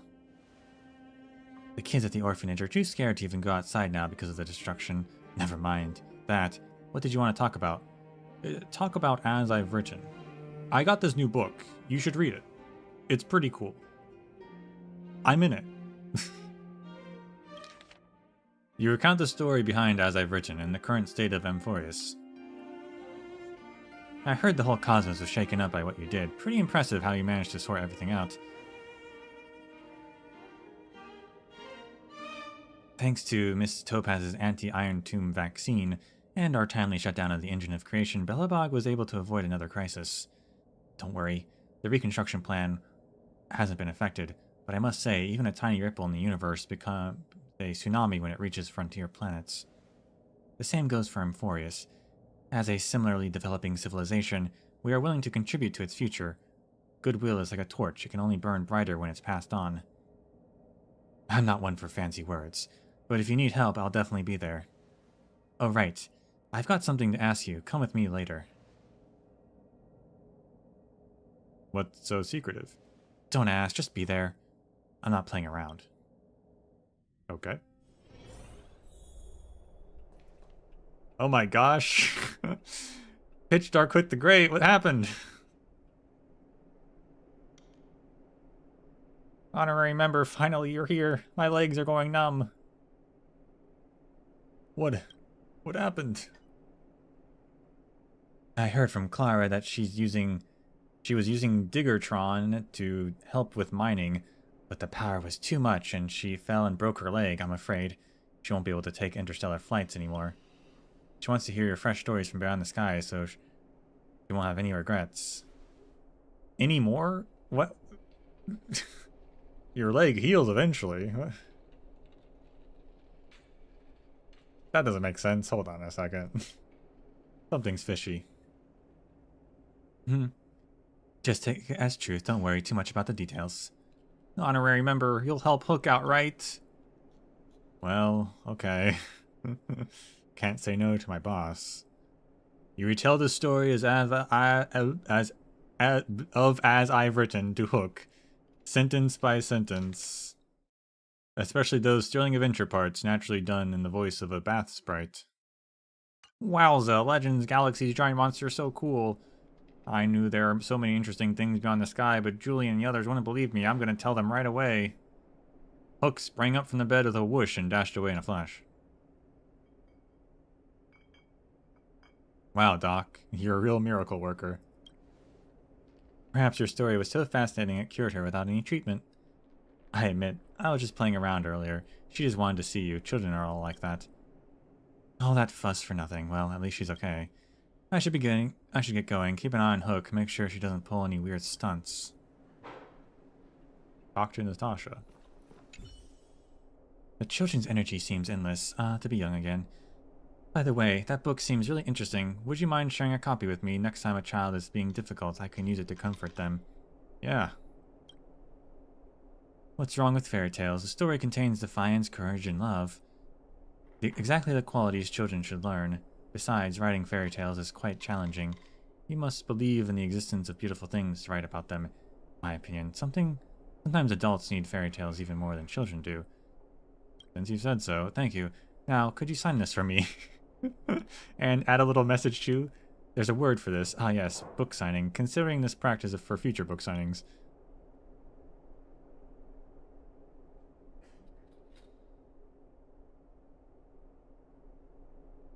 To everyone who dreams of being a hero. Well written indeed. This makes me the first owner of your exclusively signed copy. I will pass this book down through generations, 500 years, 1,000 years. As long as children keep growing and the children's children have children, it will never be forgotten. After all, some things must be remembered, like that Supreme Guardian, like all the acts of defiance that occurred among the stars. Dr. Natasha, I brought them. What's with that book? I can't remember all the details in it. Well then, shall I tell you the story again? How many moons does Amphorius have? Heard there used to be 6. There used to be 6. That's more than And then they we never thought. touched on that ever again. There used to be 6 moons, and then we never saw any moon, except in the underworld, where there is 1. But like the moon, but like Amphorius didn't have any moons because it was a simulation. I don't know what was happening.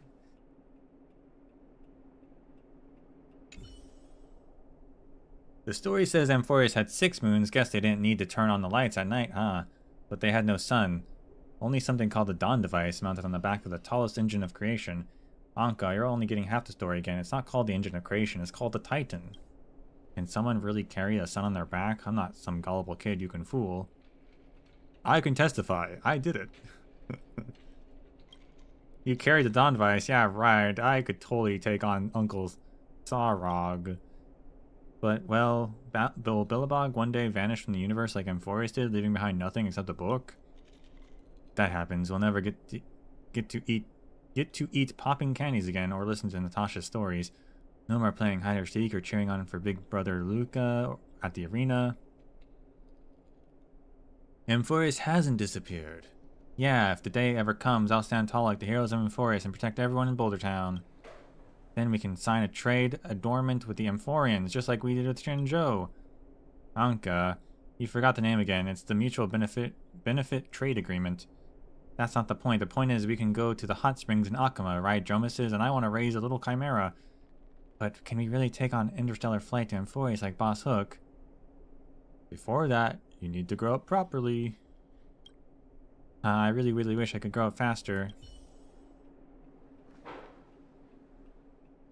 Recommend, as I've written, to Fu Shuin. I've got this great book.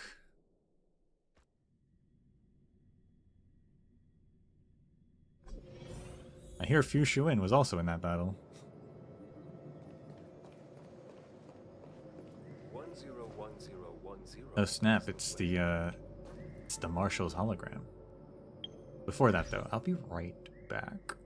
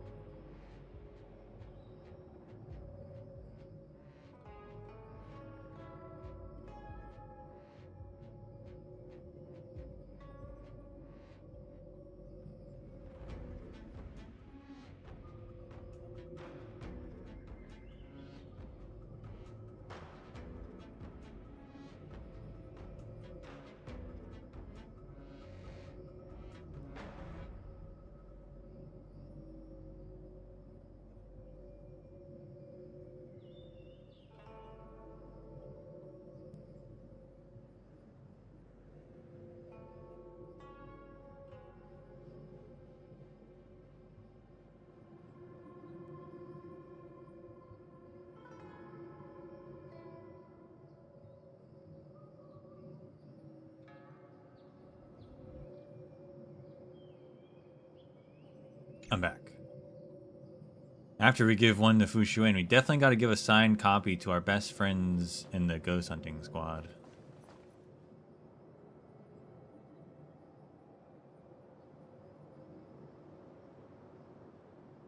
Yao Guang. I don't know what they're supposed to sound like. So, Junior Soarer, great changes are coming. Why not join the Yu Chui as Master Diviner? That way I could catch a breather too. General Yao Guang must be joking. If I stay on the Lo Fu, I'm sure to inherit the position of general. If I transfer to the Yu Chui, I'd be nothing more but a mere diviner for life. How could I not see which path holds more promise? Junior Soarer's optimism is truly delightful. Looks like optimistic general is a Lo Fu specialty. Your visit... It keeps sometimes jumping forward, and I'm not clicking. Your visitor's here. I should get going. What perfect timing. I was just about to visit the Astral Express. What's the matter? You recount the story behind As I've Written and the current state of the Amphoreus. Before obtaining this book, I only knew that golden blood was reaped in this battle, and thus it was deemed a great victory. I did not know that within that golden blood lay such a stirring and tragic story. Shortly after the fall of Iron Tomb, the Alliance gathered all the generals to discuss their next course of action. The records in this book shall provide them with additional support. What should we do? Rest assured, whether through opera, storytelling, or crosstalk, the Lo Fu never lacks ways to spread stories that capture people's hearts. They could make a butterfly immersia. That would be pretty cool. Besides, the Alliance has been fighting battles everywhere in recent years, and there's been plenty of tales about their valor and victories. The word hero already carries weight in people's hearts. The faithful habitations of this As I've Written within the Alliance is most definitely assured. But from what you've said, if we want it to be remembered through the cosmos, the Lo Fu alone may not be enough. This matter requires the Skyfaring Commission's assistance. Go talk to Yu Kong. I will inform her of the full situation. Not gonna teleport me there? It teleported me to Natasha.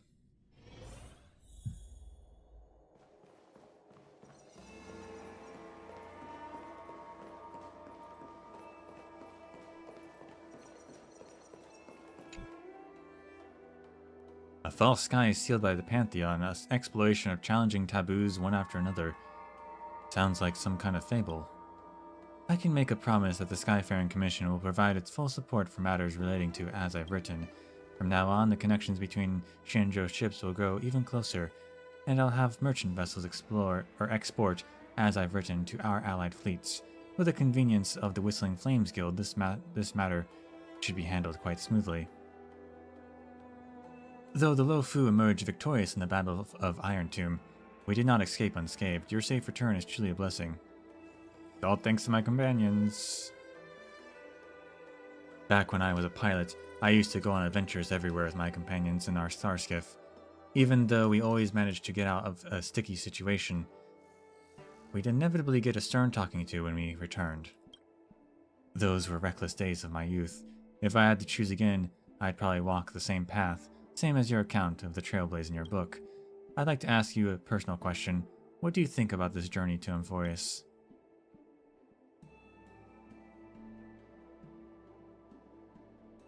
It was an unforgettable journey. And what an unforgettable journey it is. I can tell you'll cherish this memory for a long time. Memory is quite a peculiar thing. Sometimes I even think it's a prank by the glow swather?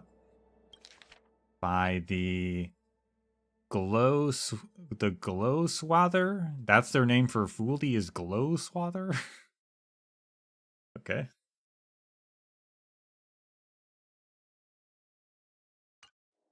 Whether Foxians, the Celestials, or the Vegiatara, they all possess lifespans far beyond those of short-lived species. On the downsides, one of the downsides is that it's not easy to forget. For us, history feels like it happened yesterday. It is precisely because the memories of war remain vivid that the Alliance stays vigilant and ready. The Legion is growing restless, and a fierce battle seems inevitable. We cannot and dare not let our guard down.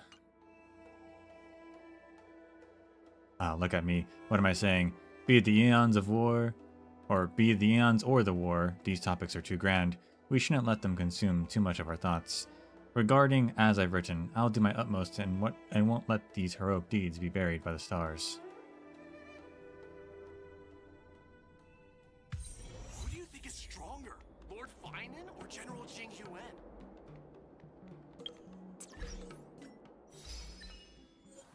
After bidding farewell to Emphorius, return to the Shenzhou Lofu.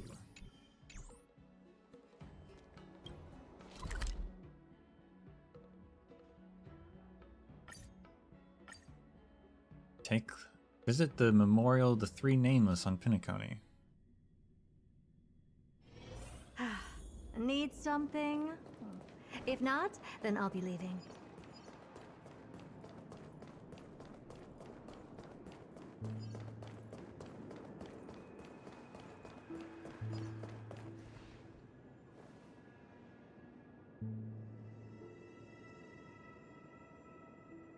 Mikhail always welcomes visitors. For those who lose their way, he never fails to put them in the right direction. But there's no confusion in your expression. I'm guessing you're not here for answers. I completed the Trailblaze journey. That's right. I went to a world that even Akavili never reached and accomplished an unprecedented Trailblaze. I want to share this experience with those who came before. Alright. Let's tell them what kind of story this really is. Yeah, so much has happened in Emphorius. How could I sum it up all in just a few words? This story, I'm afraid it's going to take a while.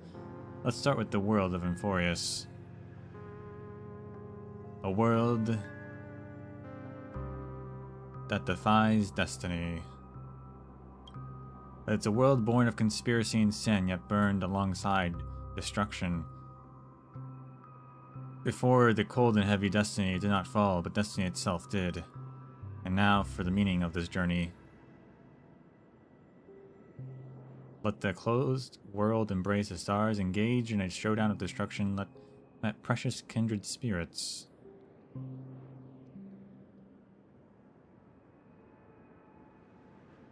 Maybe the stars. Before your arrival, Emphorius was virtually unknown. Thanks to the Express, it broke free from its cage and raced towards the stars. Trailblaze isn't just about moving forward.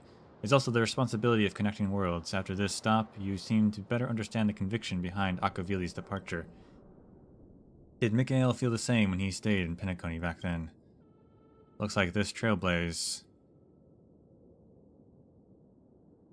helped many people grow is just a glimpse of a corner of the starry sky, a turning point in cosmic destiny, the starting point of our next destination, a story I'll never forget. It's a turning point in cosmic destiny. I've made up my mind. Let me start from the beginning. You spent countless moments in this dream and within a dream. As the story ended, a certain emotion in your heart grew stronger, like a burning ember. News doesn't travel fast in dreams. Every plot twist in this story caught me completely off guard. Thanks, I guess that's all that needs to be said. I think Mikhail would be proud of you all.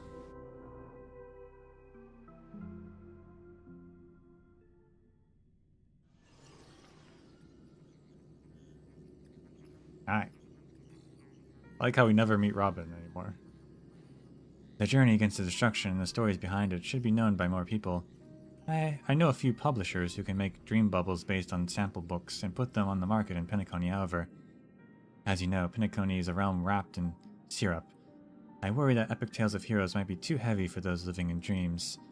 All we can do is put it on the shelf. Whether it survives the competition, there are too many uncertainties. But I think you should just follow what your heart tells you. People can only tell stories they truly believe in. Once you've made up your mind, go see Dr. Edward. I'll convince Mr. Odie to help out. See you later. In Pinnaconny, dreams must conform to reality, and as I have written, is no exception. What will you choose? Lucky for you, this is a dreamscape where furniture can talk. Why not hear what they have to say? Okay. Hey, flower pot. A vase with flowers in it. It looks quite expensive. As you approach, a languid voice Echoes from within. Dear Captain, do you remember me? I've been watching you for quite a while. Tell me your story, and I'll teach you about the niche art. As long as you immerse yourselves in our own world, you won't get hurt. The vase is immersed within its own world, completely silent.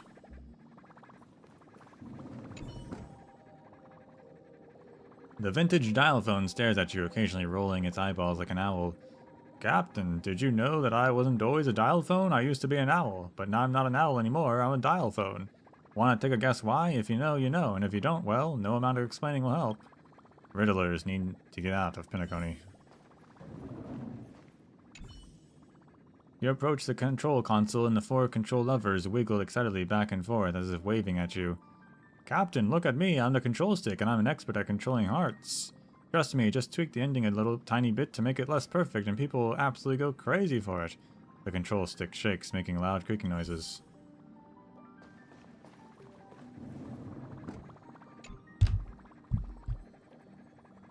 You take the furniture's advice to heart, which provides practically zero guidance. Looks like it's up to you to make the final verdict. After all, you're the one who lives through the story. Should I make some changes? As you know, nothing is taken seriously in Pinnaconey. Even heroes' tales of blood and tears are just casual gossip over dinner. We can't make changes, that's... well, that's history fictionology right there. You remember Clocky, Brother Hanu, Miss Note. They were all living legends once, as if as I've written gets passed down in the same mocking way, is that really what you want? I believe in Amphorius. Yes, the answer was crystal clear from the start. The story of the 3 Nameless is the best proof of that, isn't it?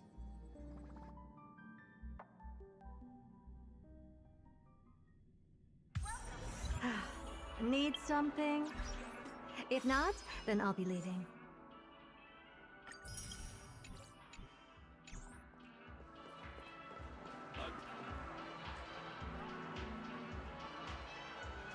Love, friendship, rage, regret, such a tiny dream bubble contains such complex emotions. It's like pouring a whole bottle of vodka into a dolium. Thank you for providing the memories. Here's my verdict. It's bound to be a huge hit. Even if the results aren't what we expect, I can still have heroes tap dance in the vortex of Genesis. That'll be just as big a success. Just kidding, rest assured. I'm a professional dream bubble collector. I know what can and can't be successful. And so, as I've written, was published in Pinnaconey. Some guessed the alfalfa was behind it, and they weren't wrong. Such a big favor ready for taking. Why not use it? Yet the young folks keep stirring things up. Who knows? Maybe they'll actually change the universe one day. Glorious. A world made of Memoria? What a joke. Amphorius critics. You might want to check where you're standing. Oh, was there one on Shinjo I didn't look at? I should go back to Shinjo. Titan Cycles, Fall of the Erudition, quite the imagination there. Too bad the plot is so cliche. It's just another story about heroes fighting monsters. We've seen that 100 times already. That's what you call a classic formula. People keep coming back for more, and that's why this theme never gets old.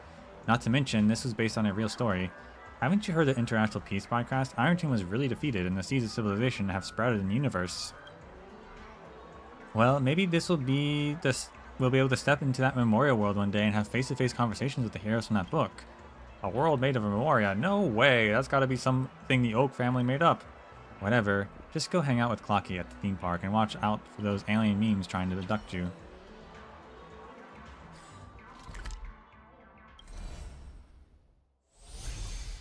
Oops. Yeah, the Shinjo... Where was it? I think it was at the Sleepless Earl. I think. That makes sense. Need something? Hopefully they're still there. If not, then I'll be leaving. No, it wasn't the Sleepless Earl. Oh no, where was it?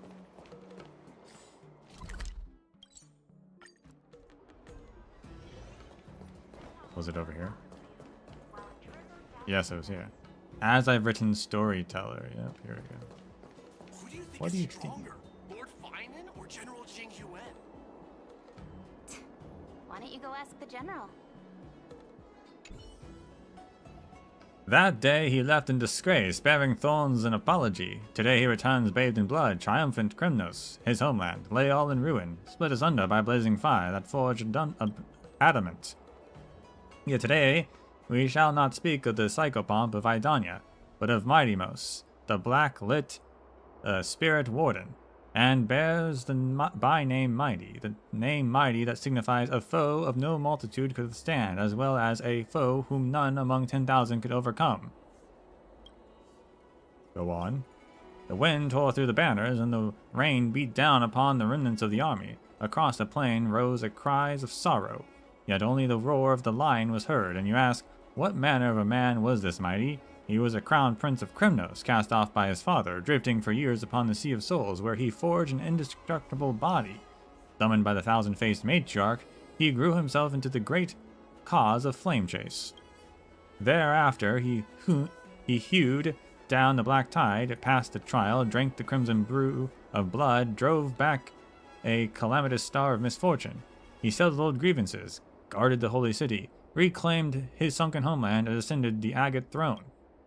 Now this is epic. Like a battle-hardened lion on its throne, Krymnos' mighty name shall echo through the ages. Go on. Throughout countless cycles of upheaval, As I've Written reveals the truth of Amphorius. Want to know what happens next? Stay tuned for the next chapter. That's cool. I like how their culture is telling the story. It's like it's still the same story, but how they tell stories is unique to them. It's interesting. That's neat.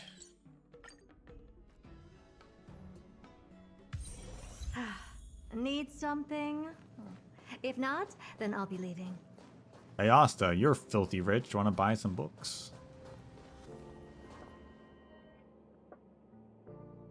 Alright, let's send the damaged ships to Pier Point and have the IPC foot the bill. Oh, if it isn't that guy. Perfect timing. I've got good news and bad news. Which would you like to hear first? The bad news.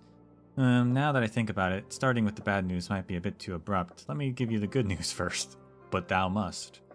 Remember that star knot I gave you? The good news is that I got one from a space pirate. But his fleet was dispatched to fight against the Iron Tomb, and that star knot was destroyed. I've repurposed my purchase, or reposted my purchase order, but it'll be tough to find another seller anytime soon for a ship of that size. I don't remember a star knot. Actually, I'm here for Iron Tomb.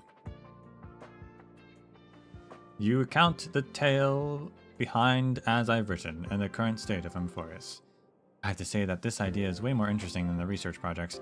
It's a shame you don't need funding, or I'd definitely invest a few 100 million credits. I mean, you could. I took an elective called History of Frontier Planets back in my student days.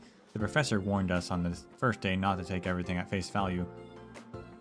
Many worlds add exaggerated elements to their local hero legends, claiming their ancestor bloodlines are inherited from some eon.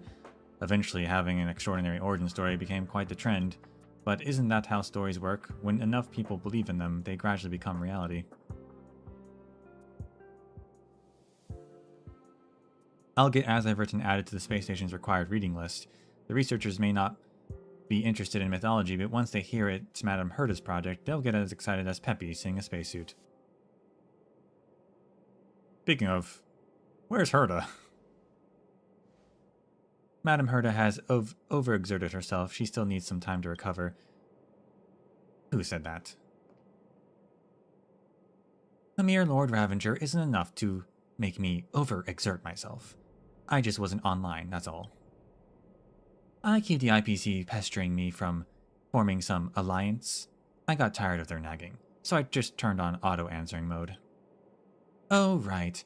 I've got some more good news. After Iron Tomb fell, the Scepter was ruined, but Screwy and I managed to salvage a majority of the data. They are crucial for the newborn Amphorius. Well, let's call it that for now. If things go smoothly, the world of evolution can skip its inorganic life phase and take a big step forward. Okay, there we go. So it can skip... it could skip evolution. Besides the last extrapolation record, the one when you acted as the world-bearing titan is crucial. The Trailblaze will replace the destruction and purify this world. Screwy has signed a special agreement with the IPC. They will closely monitor the state of Emphorius for a while. How long until Emphorius is born? I can't make any promises. That planet will gradually become how you remember it to be, but no one can tell when that be. It may take 1,000 Amber Eras, that's a long time, or it may take only a year or two. The only thing for certain is that what you're doing will surely hasten its growth.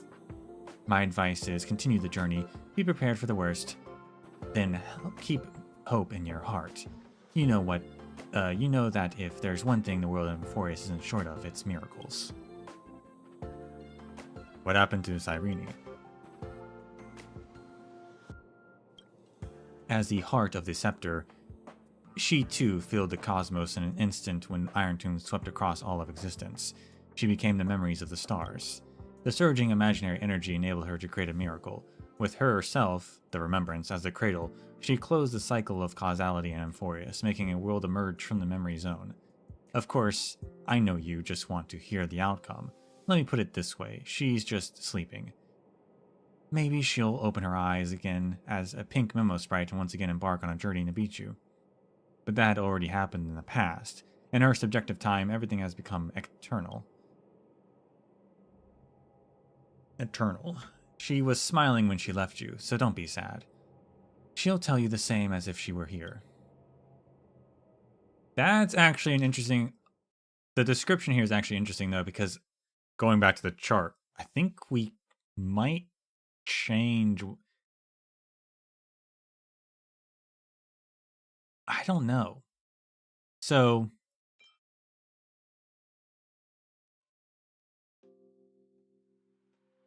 She too filled the cosmos in the instant when Iron Tomb swept across all existence. She became the memory of the stars, right? When technically the universe died, and then we used the memories to remake it. With herself, the Remembrance as the cradle. So to me, that almost feels like maybe that was the birth of Fuli. That she did become Fuli. Like Cyrene, as a pure child of Asura, became Fuli, remade the universe with the memories, like Fuli is supposed to do anyway, but then also afterwards closed the causality loop as part of that. So like, maybe all that what we saw was already Fuli being born, because the universe already reached a finality in that moment. And then we just remade it, which is what they said Fuli would do.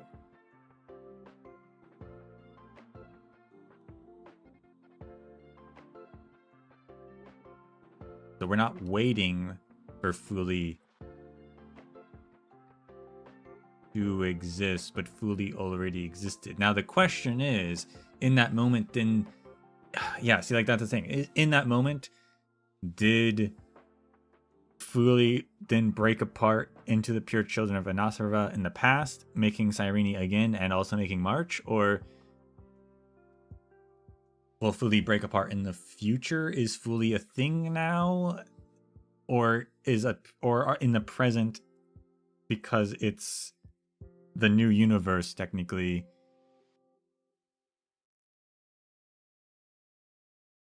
does Fuli have to now also once again come into existence? Like it came into existence, but now it has to do it again because it already did in the past, at the end of the past universe.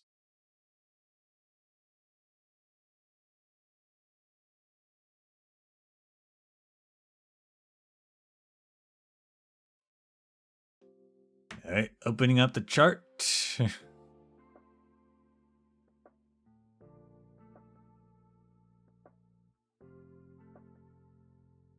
I think we could add here that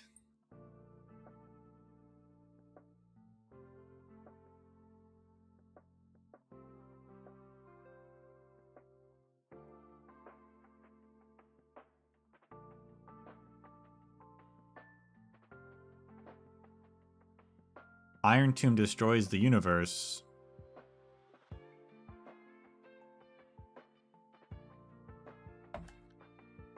Cyrene, the Demiurge,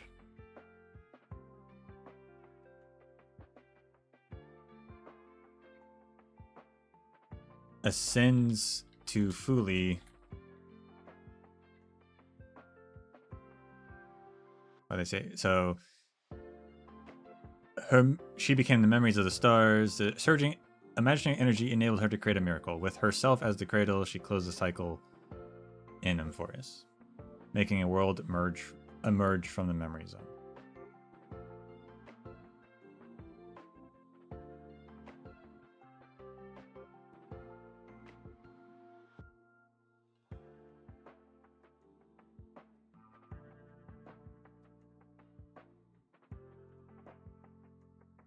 Does she actually...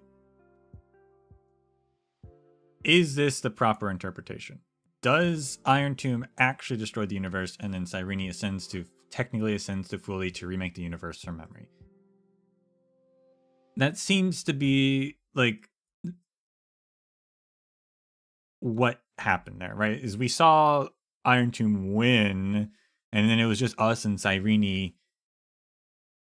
And then we're like, well, we gotta like remake the universe. We could either choose to remake the universe or we could choose to stagnate the universe, which was the fourth finality, right? The 4 apocalypses. What is the fourth apocalypse? The fourth one is Remembrance freezing the universe in memory permanently, right? But we choose not to do that. We choose to remake it from that point in time.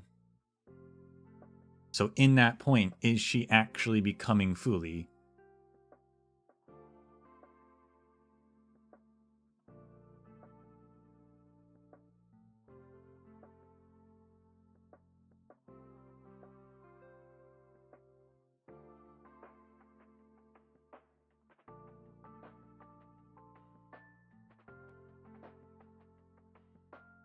That is an important question.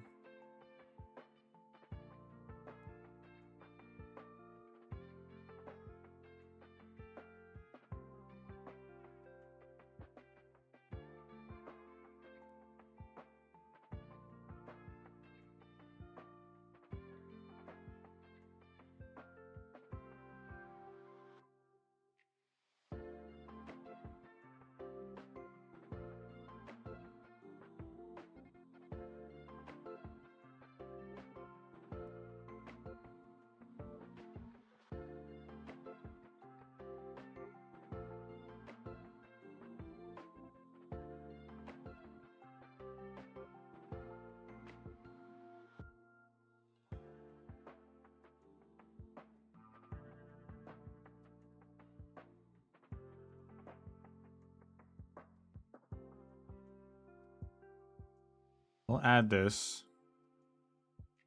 That 2 sections there. To the chart. Cyrene might actually become Fuli there already. Remakes the universe in memory, closes the causal loop, and then the cycle repeats.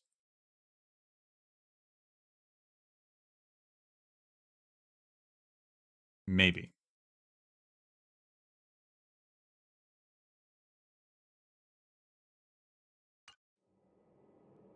So what is the prime mover of life?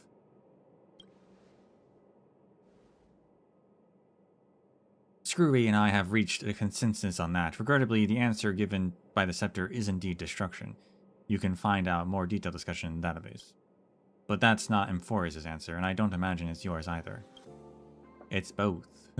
It's destruction and love, and it's survival. And the Trailblaze. I have my own insights to this, which I've written in the annotations. If you're interested in this kind of stuff, you can make it your own research topic.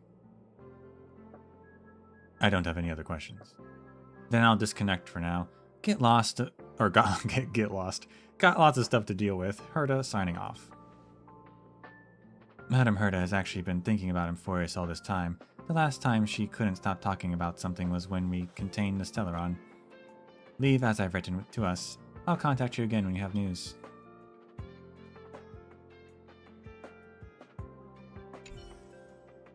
Herta has gone offline from this puppet. No matter how you try to get her attention, there's no response. Leave as I've written. Okay. Return to the Express.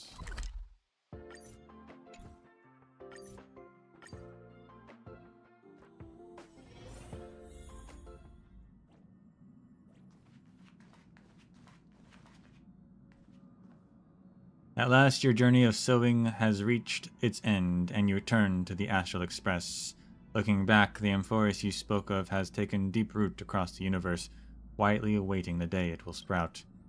Perhaps this is the final step of Genesis. What are you spacing out for? Oh, it's you guys. Of course, after all, we three trailblazed through Amphorius together. I ran my heart out for this. I have received a message from March when I was leaving Thalassa. So I came back with her. She ran into some kind of trouble on Kalsas. They went and did stuff, apparently? Huh. Don't get me started.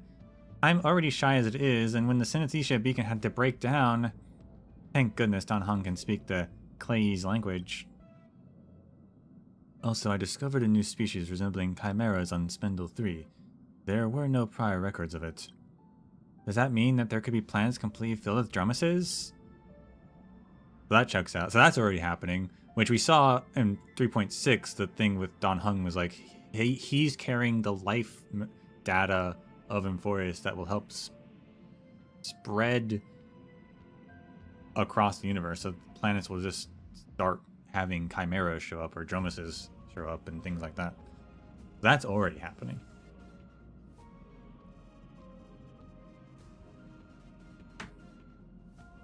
Let's wait for Himeko and Mr. Yang to come back before we do a full debrief. You should rest for now. You look tired. Yeah, see you in a bit. The world has never been so quiet. It is as though you could hear the sound of heartbeats. This is the final stroke you write for Amphorius. Only fate knows when it will respond. But you know whether it's tomorrow or the day after tomorrow, they're all on a path of the Trailblaze, not as parallel lines, but as points destined to converge. Stay strong. Eyes forward. Always.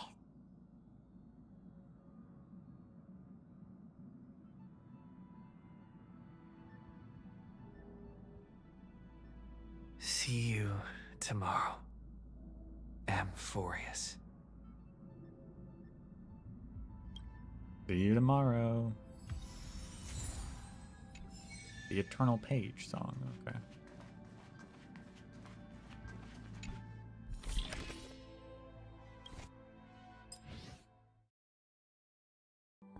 At the end of the story, everyone finds their happy endings, and they will live on forever in your memory.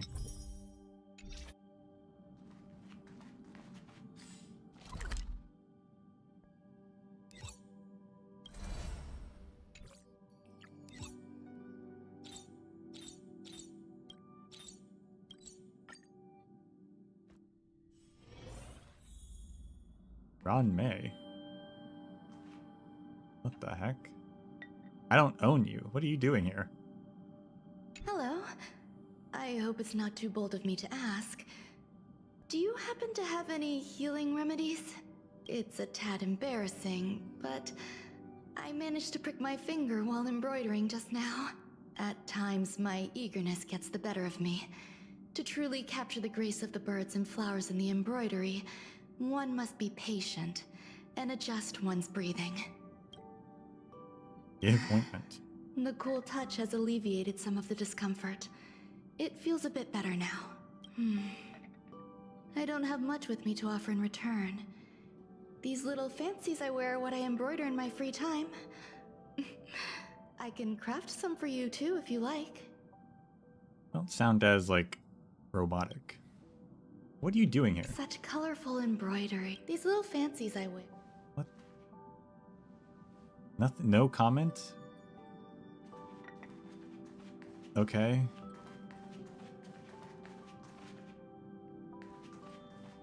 Guess we're just gonna ignore her for now. Seriously, I don't own her. Why is she here? Let's see these new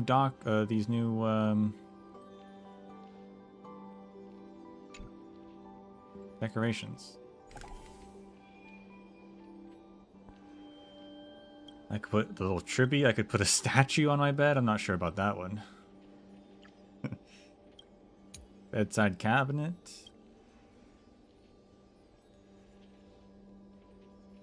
Iceland's asked to put... Was it the conch shell? It must have been. Put the conch shell on the bedside. She did ask for that.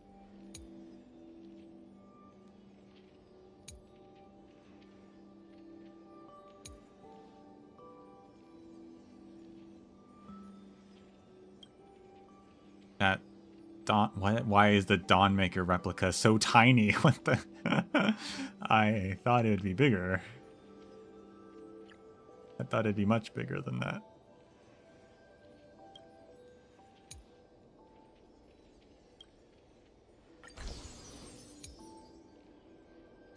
Put the little tribby on the couch. Yeah, that's good.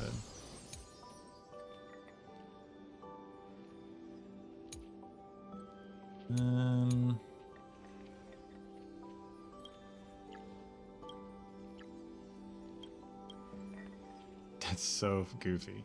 Why is that so small?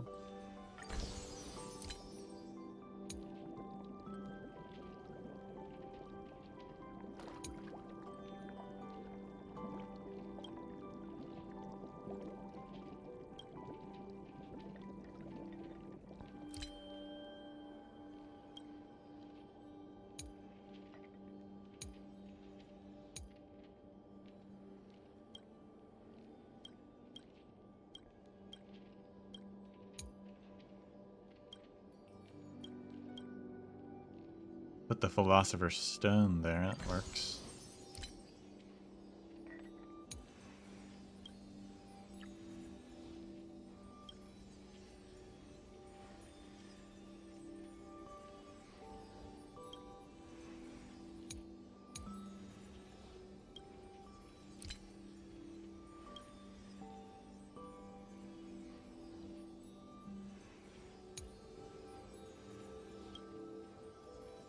With the Chimera plushie.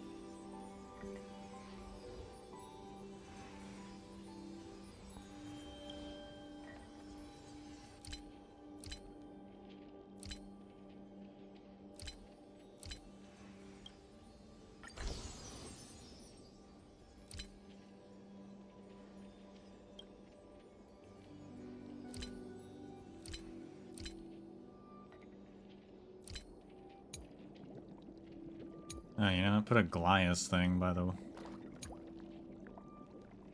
in the bath. Does she like baths? It's fitting.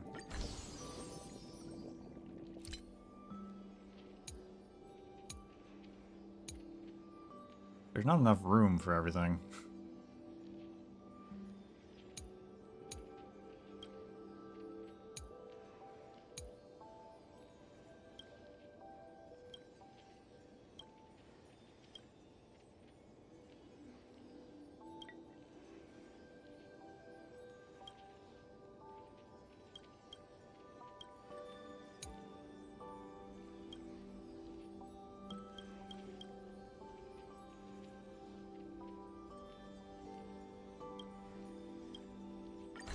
Be that there.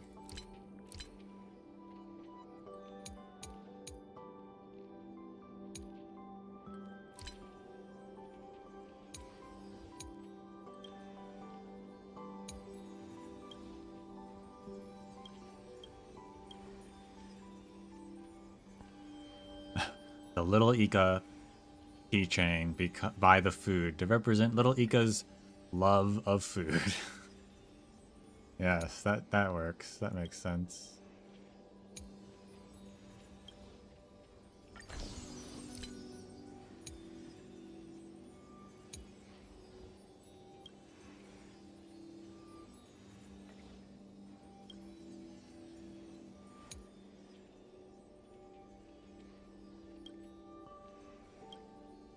There's not enough room for anything else, though.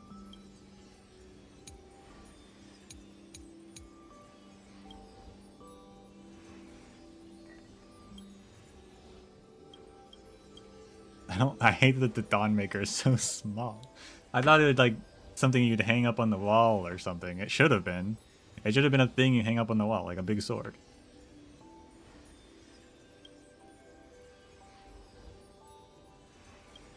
I don't know what this gun is, so you know what, we'll replace it, even though it is cool.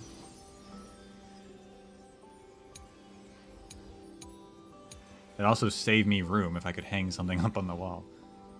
Missed opportunity there. I don't know where I need to put anything else. I wish I could put multiple things, like I could fit multiple things on this table. Where can I put... I can only put the Dromus egg on the couch and stuff, which is also annoying. And also the beetle I can only put on couches, which is strange, because that should be on a shelf.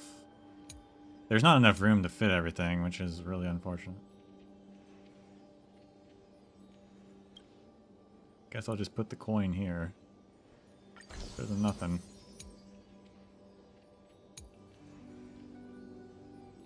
And that leaves Dawnmaker somewhere.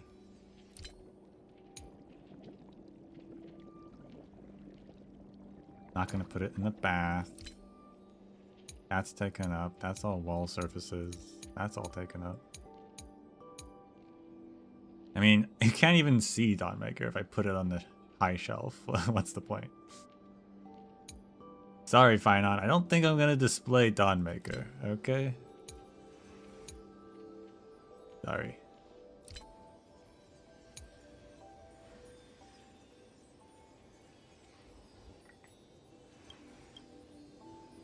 The statue on the couch is such a weird thing to put.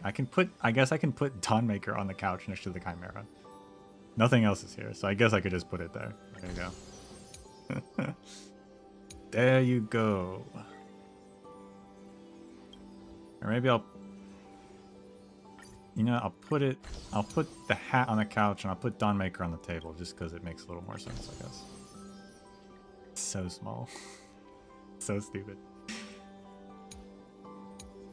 And then that just leaves these two things, but there's not enough couches. And they don't make sense either of them to really put on a couch, to be honest. So there you go.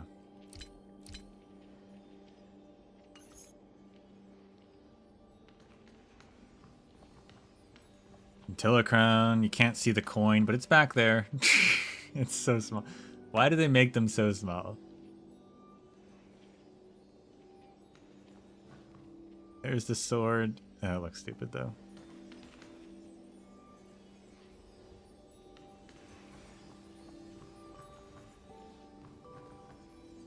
Little Ika thing. They're so small everywhere. You can like never even see they're there really. Where's the other shelf?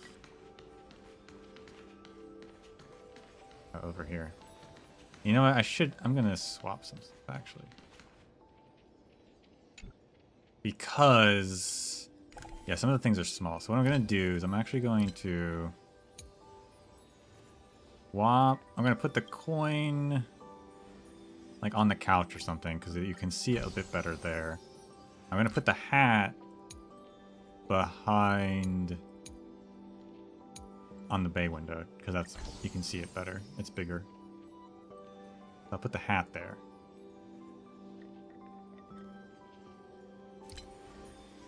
And then The sword looks terrible there. Does the sword look better? Does the sword look better on the couch? How do we feel about that?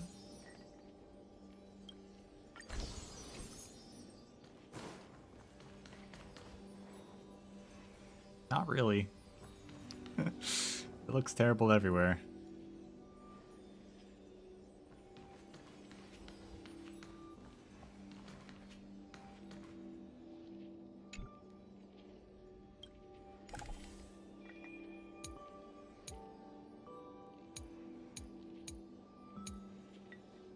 And these other two table spots are on plates, which is just like, why am I going to put anything on a plate? It's just weird.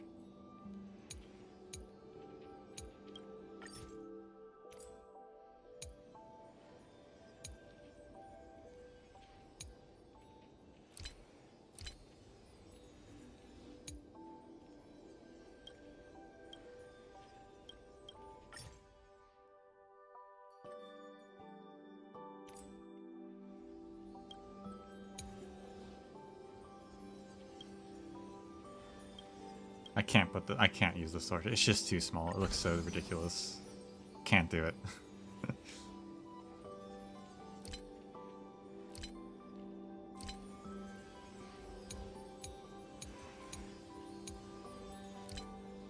Just not gonna use it.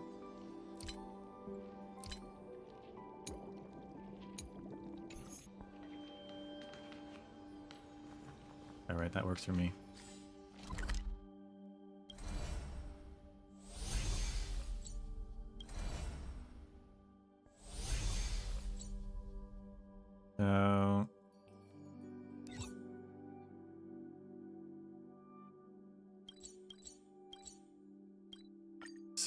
So Cyrene said to return to Ides Elysia, I'm pretty sure. Yep, Need there she something? If not, then I'll be leaving.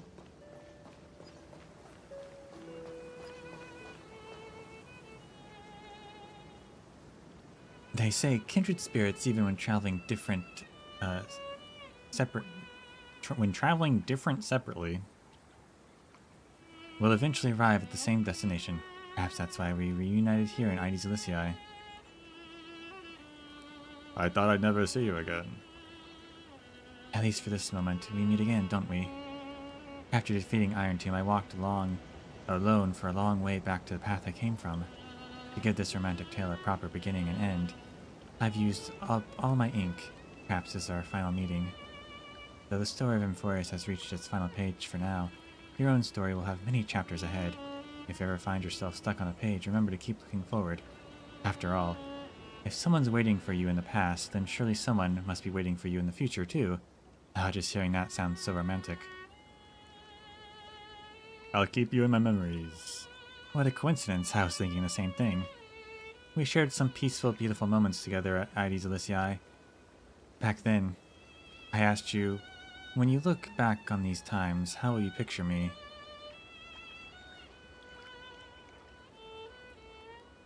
I chose a bit chubbier. I don't know if I chose that.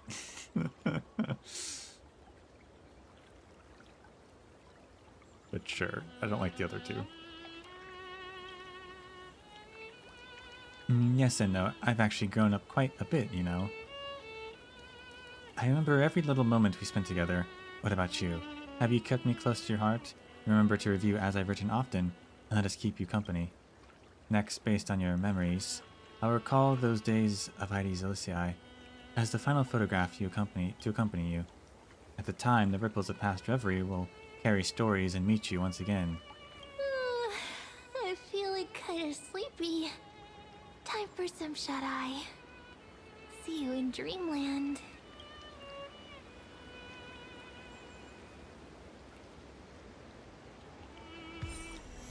Pink ribbon display. Oh, nice. The ribbon Cyrene found by sea, worn, weathered. It feels as if it's stitched together by the whispers of time and the soft laughter of a young girl. Do you remember when we were playing hide and seek? I once asked you, what would you do if one day the people around us suddenly vanished? I never got the chance to tell you the answer inside my heart. Cherish memories of those dear and press ever forward. Someday, when we meet again, may it begin with a long-awaited hello. Oh, normal Cyrene's back.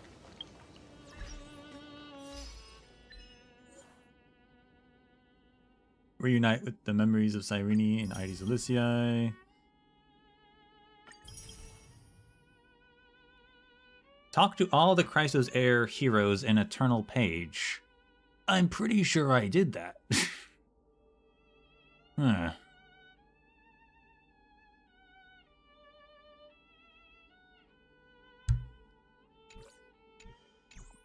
I'm pretty sure I talked to all of them in the Eternal Page. But, I mean, we got all this stuff and everything.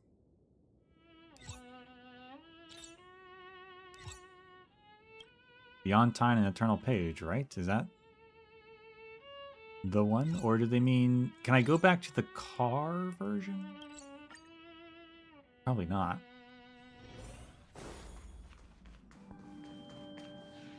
Now Jing Yuan's here. Jing Yuan, I also don't have you.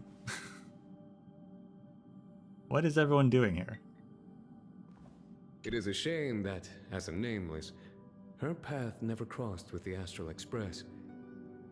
It would be wonderful if she were aboard. Who? Who are you talking about? Friend. I'm not sure if Jingliu has ever mentioned her to you. It was many years ago. The Foxians of the Xianzhou Yaoqing are known for their adventuring flying families. The most renowned of these families was that of our mutual friends. Her parents were established scholars and adventurers, and she naturally inherited the spirit of the Nameless to travel and see the stars. She even has a famous travelogue in her name. I first heard about the Astral Express from her. I might have read it. It is a shame that in her travels to thousands of stars, she never had the opportunity to board the Express, the sacred place of the Nameless. All my talk of former days is rather spoiling the atmosphere. My apologies. I hope you too will be able to make a travelogue of your own and include your experiences. I would love to read it. It's weird that they're adding people that I've don't have.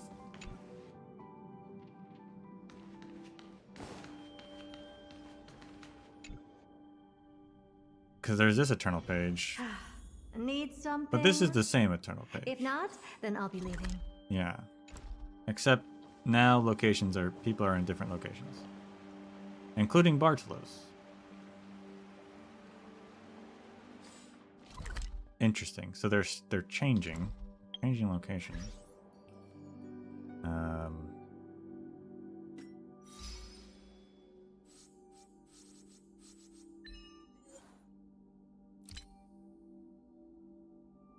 Talk to all Chrysos Air heroes. I mean, Bartolos is a hero. That's true.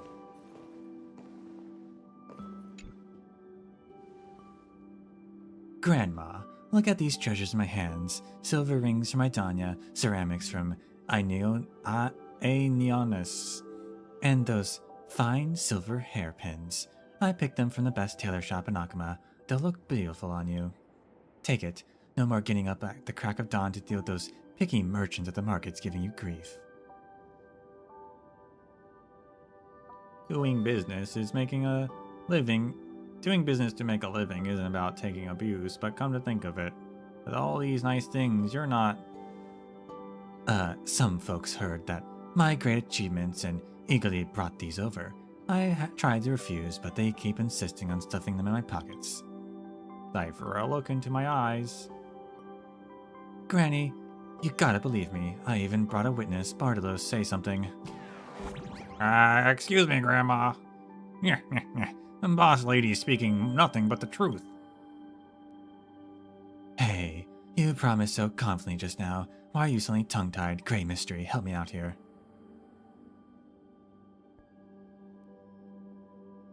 Cypher's a legendary hero. That's right. If it weren't for me, the Chrysos Heirs would have been crushed by the Black Tide long ago. Cypher, you clever little thing.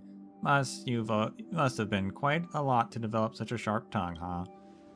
Whether it's lies or truth, Granny will believe anything Cypher says. Granny, I can't help but tell little white lies sometimes, so don't take everything I say at face value. But well, I can assure you my heroic deeds are well documented. Now, which story should I start with? Well, there's always the greatest one. The Dawn Device's mind-blowing scam. Cypher, that job sounds pretty rough. You didn't get hurt, did you? Don't worry, Granny. Those guys didn't even have what it takes to touch the hem of my clothes. That's my granddaughter for you. Granny will heat up some camel milk and... There's camels? And you can tell me all about it while enjoying those flaky pastries. I'll have a bite. There's some for us too. Thank you, Grandma.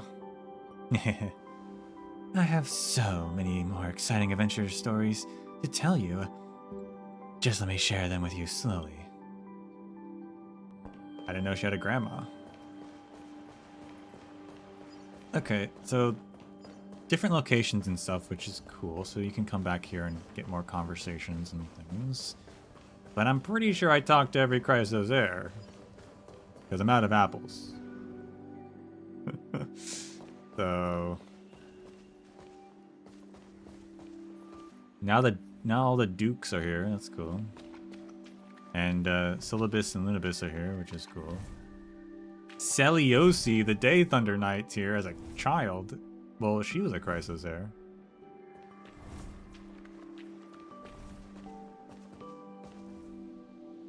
Is that the archer who... Is that the Titankin that we were... That was like in the like romance story and was like...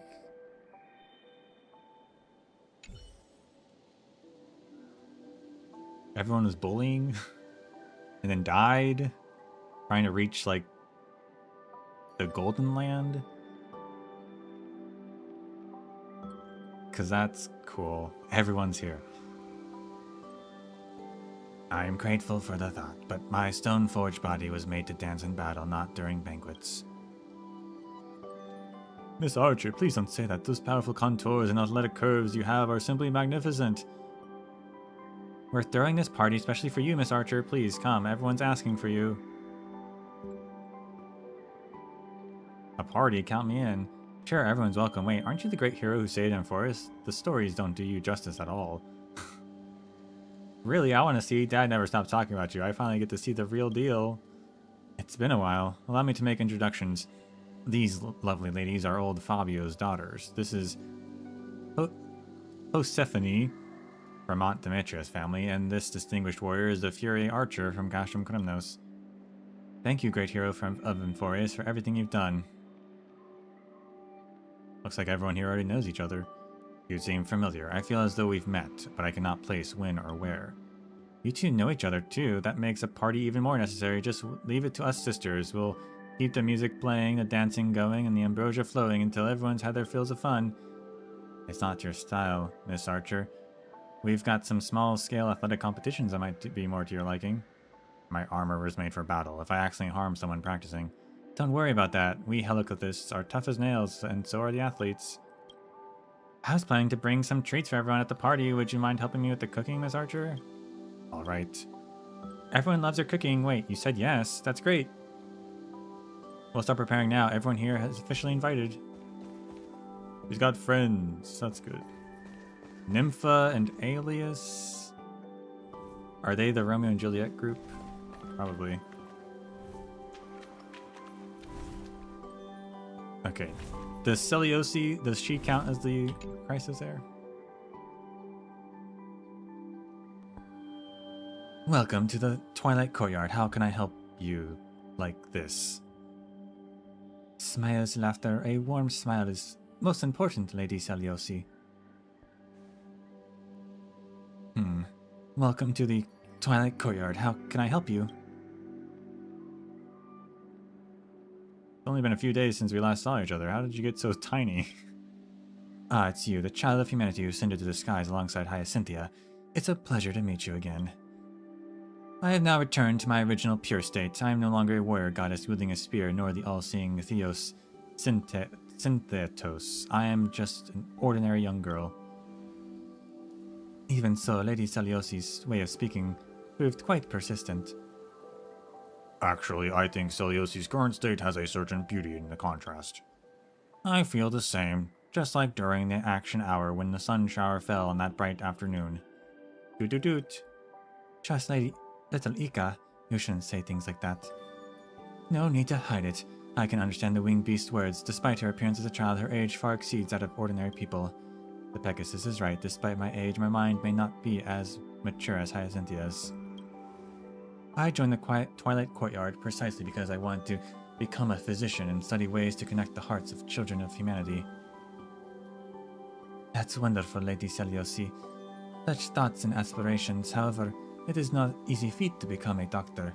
You'll need to master entire manuals worth of knowledge and learn how to handle all sorts of situations. For example, what should we do if we encounter patients causing trouble in the courtyard?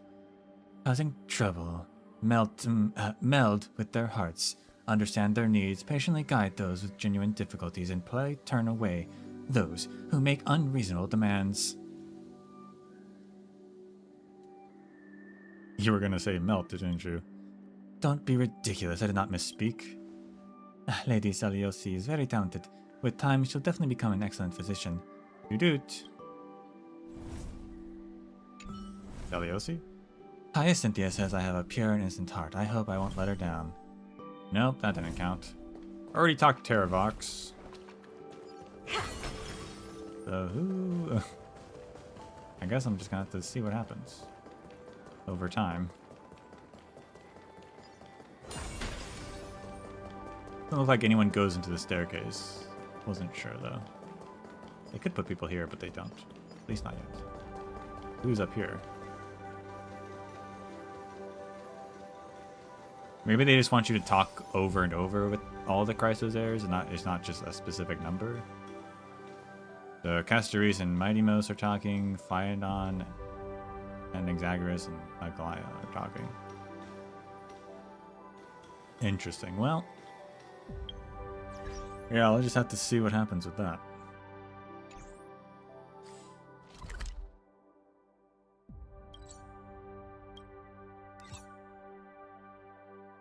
I've definitely talked to all of them once, so I think it's just a matter of maybe going through the conversations multiple times. There. Kind of like the Cyrene thing from Heidi's LSCI several updates ago, perhaps.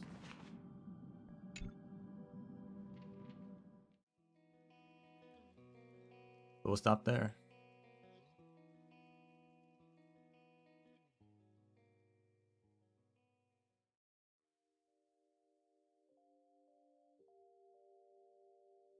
Still need to do the puzzles and things at the other zone. At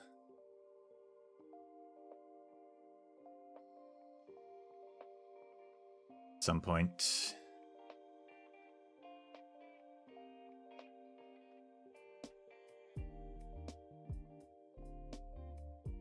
But otherwise, that's Amphorius.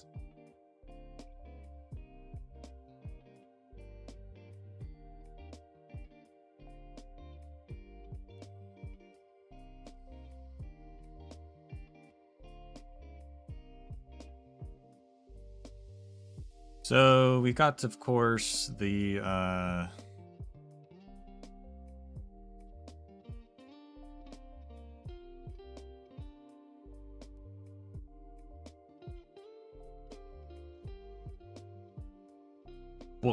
books to read. We got all the books today.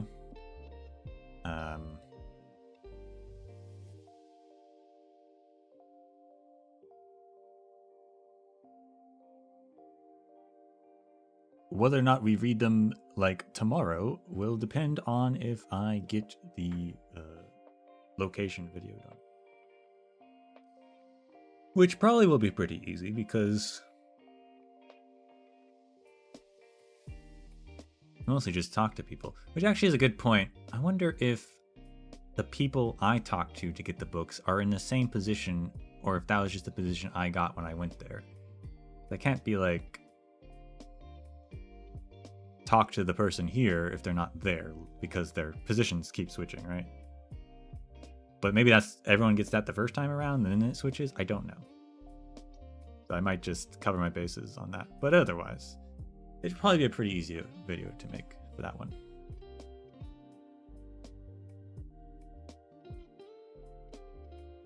If I get it done, we'll do that. If not, we'll do that at a future point in time.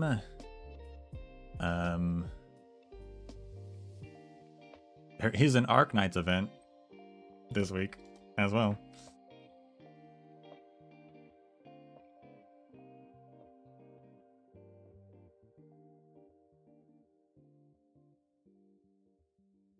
So, yeah.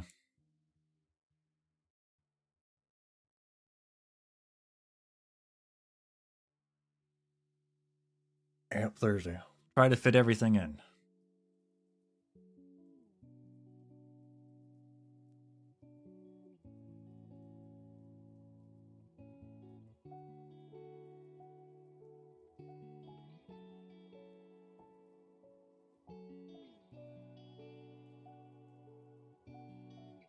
You just save the chart as well. In case we ever need to go back to that.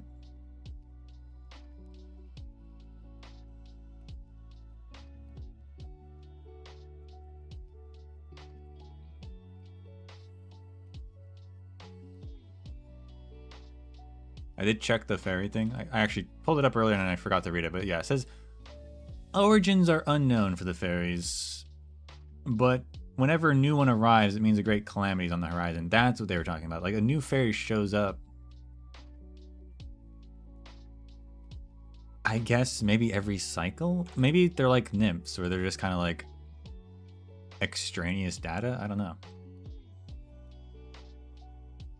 Strange. I don't know what the fairies are, so I'm not going to put them on the chart.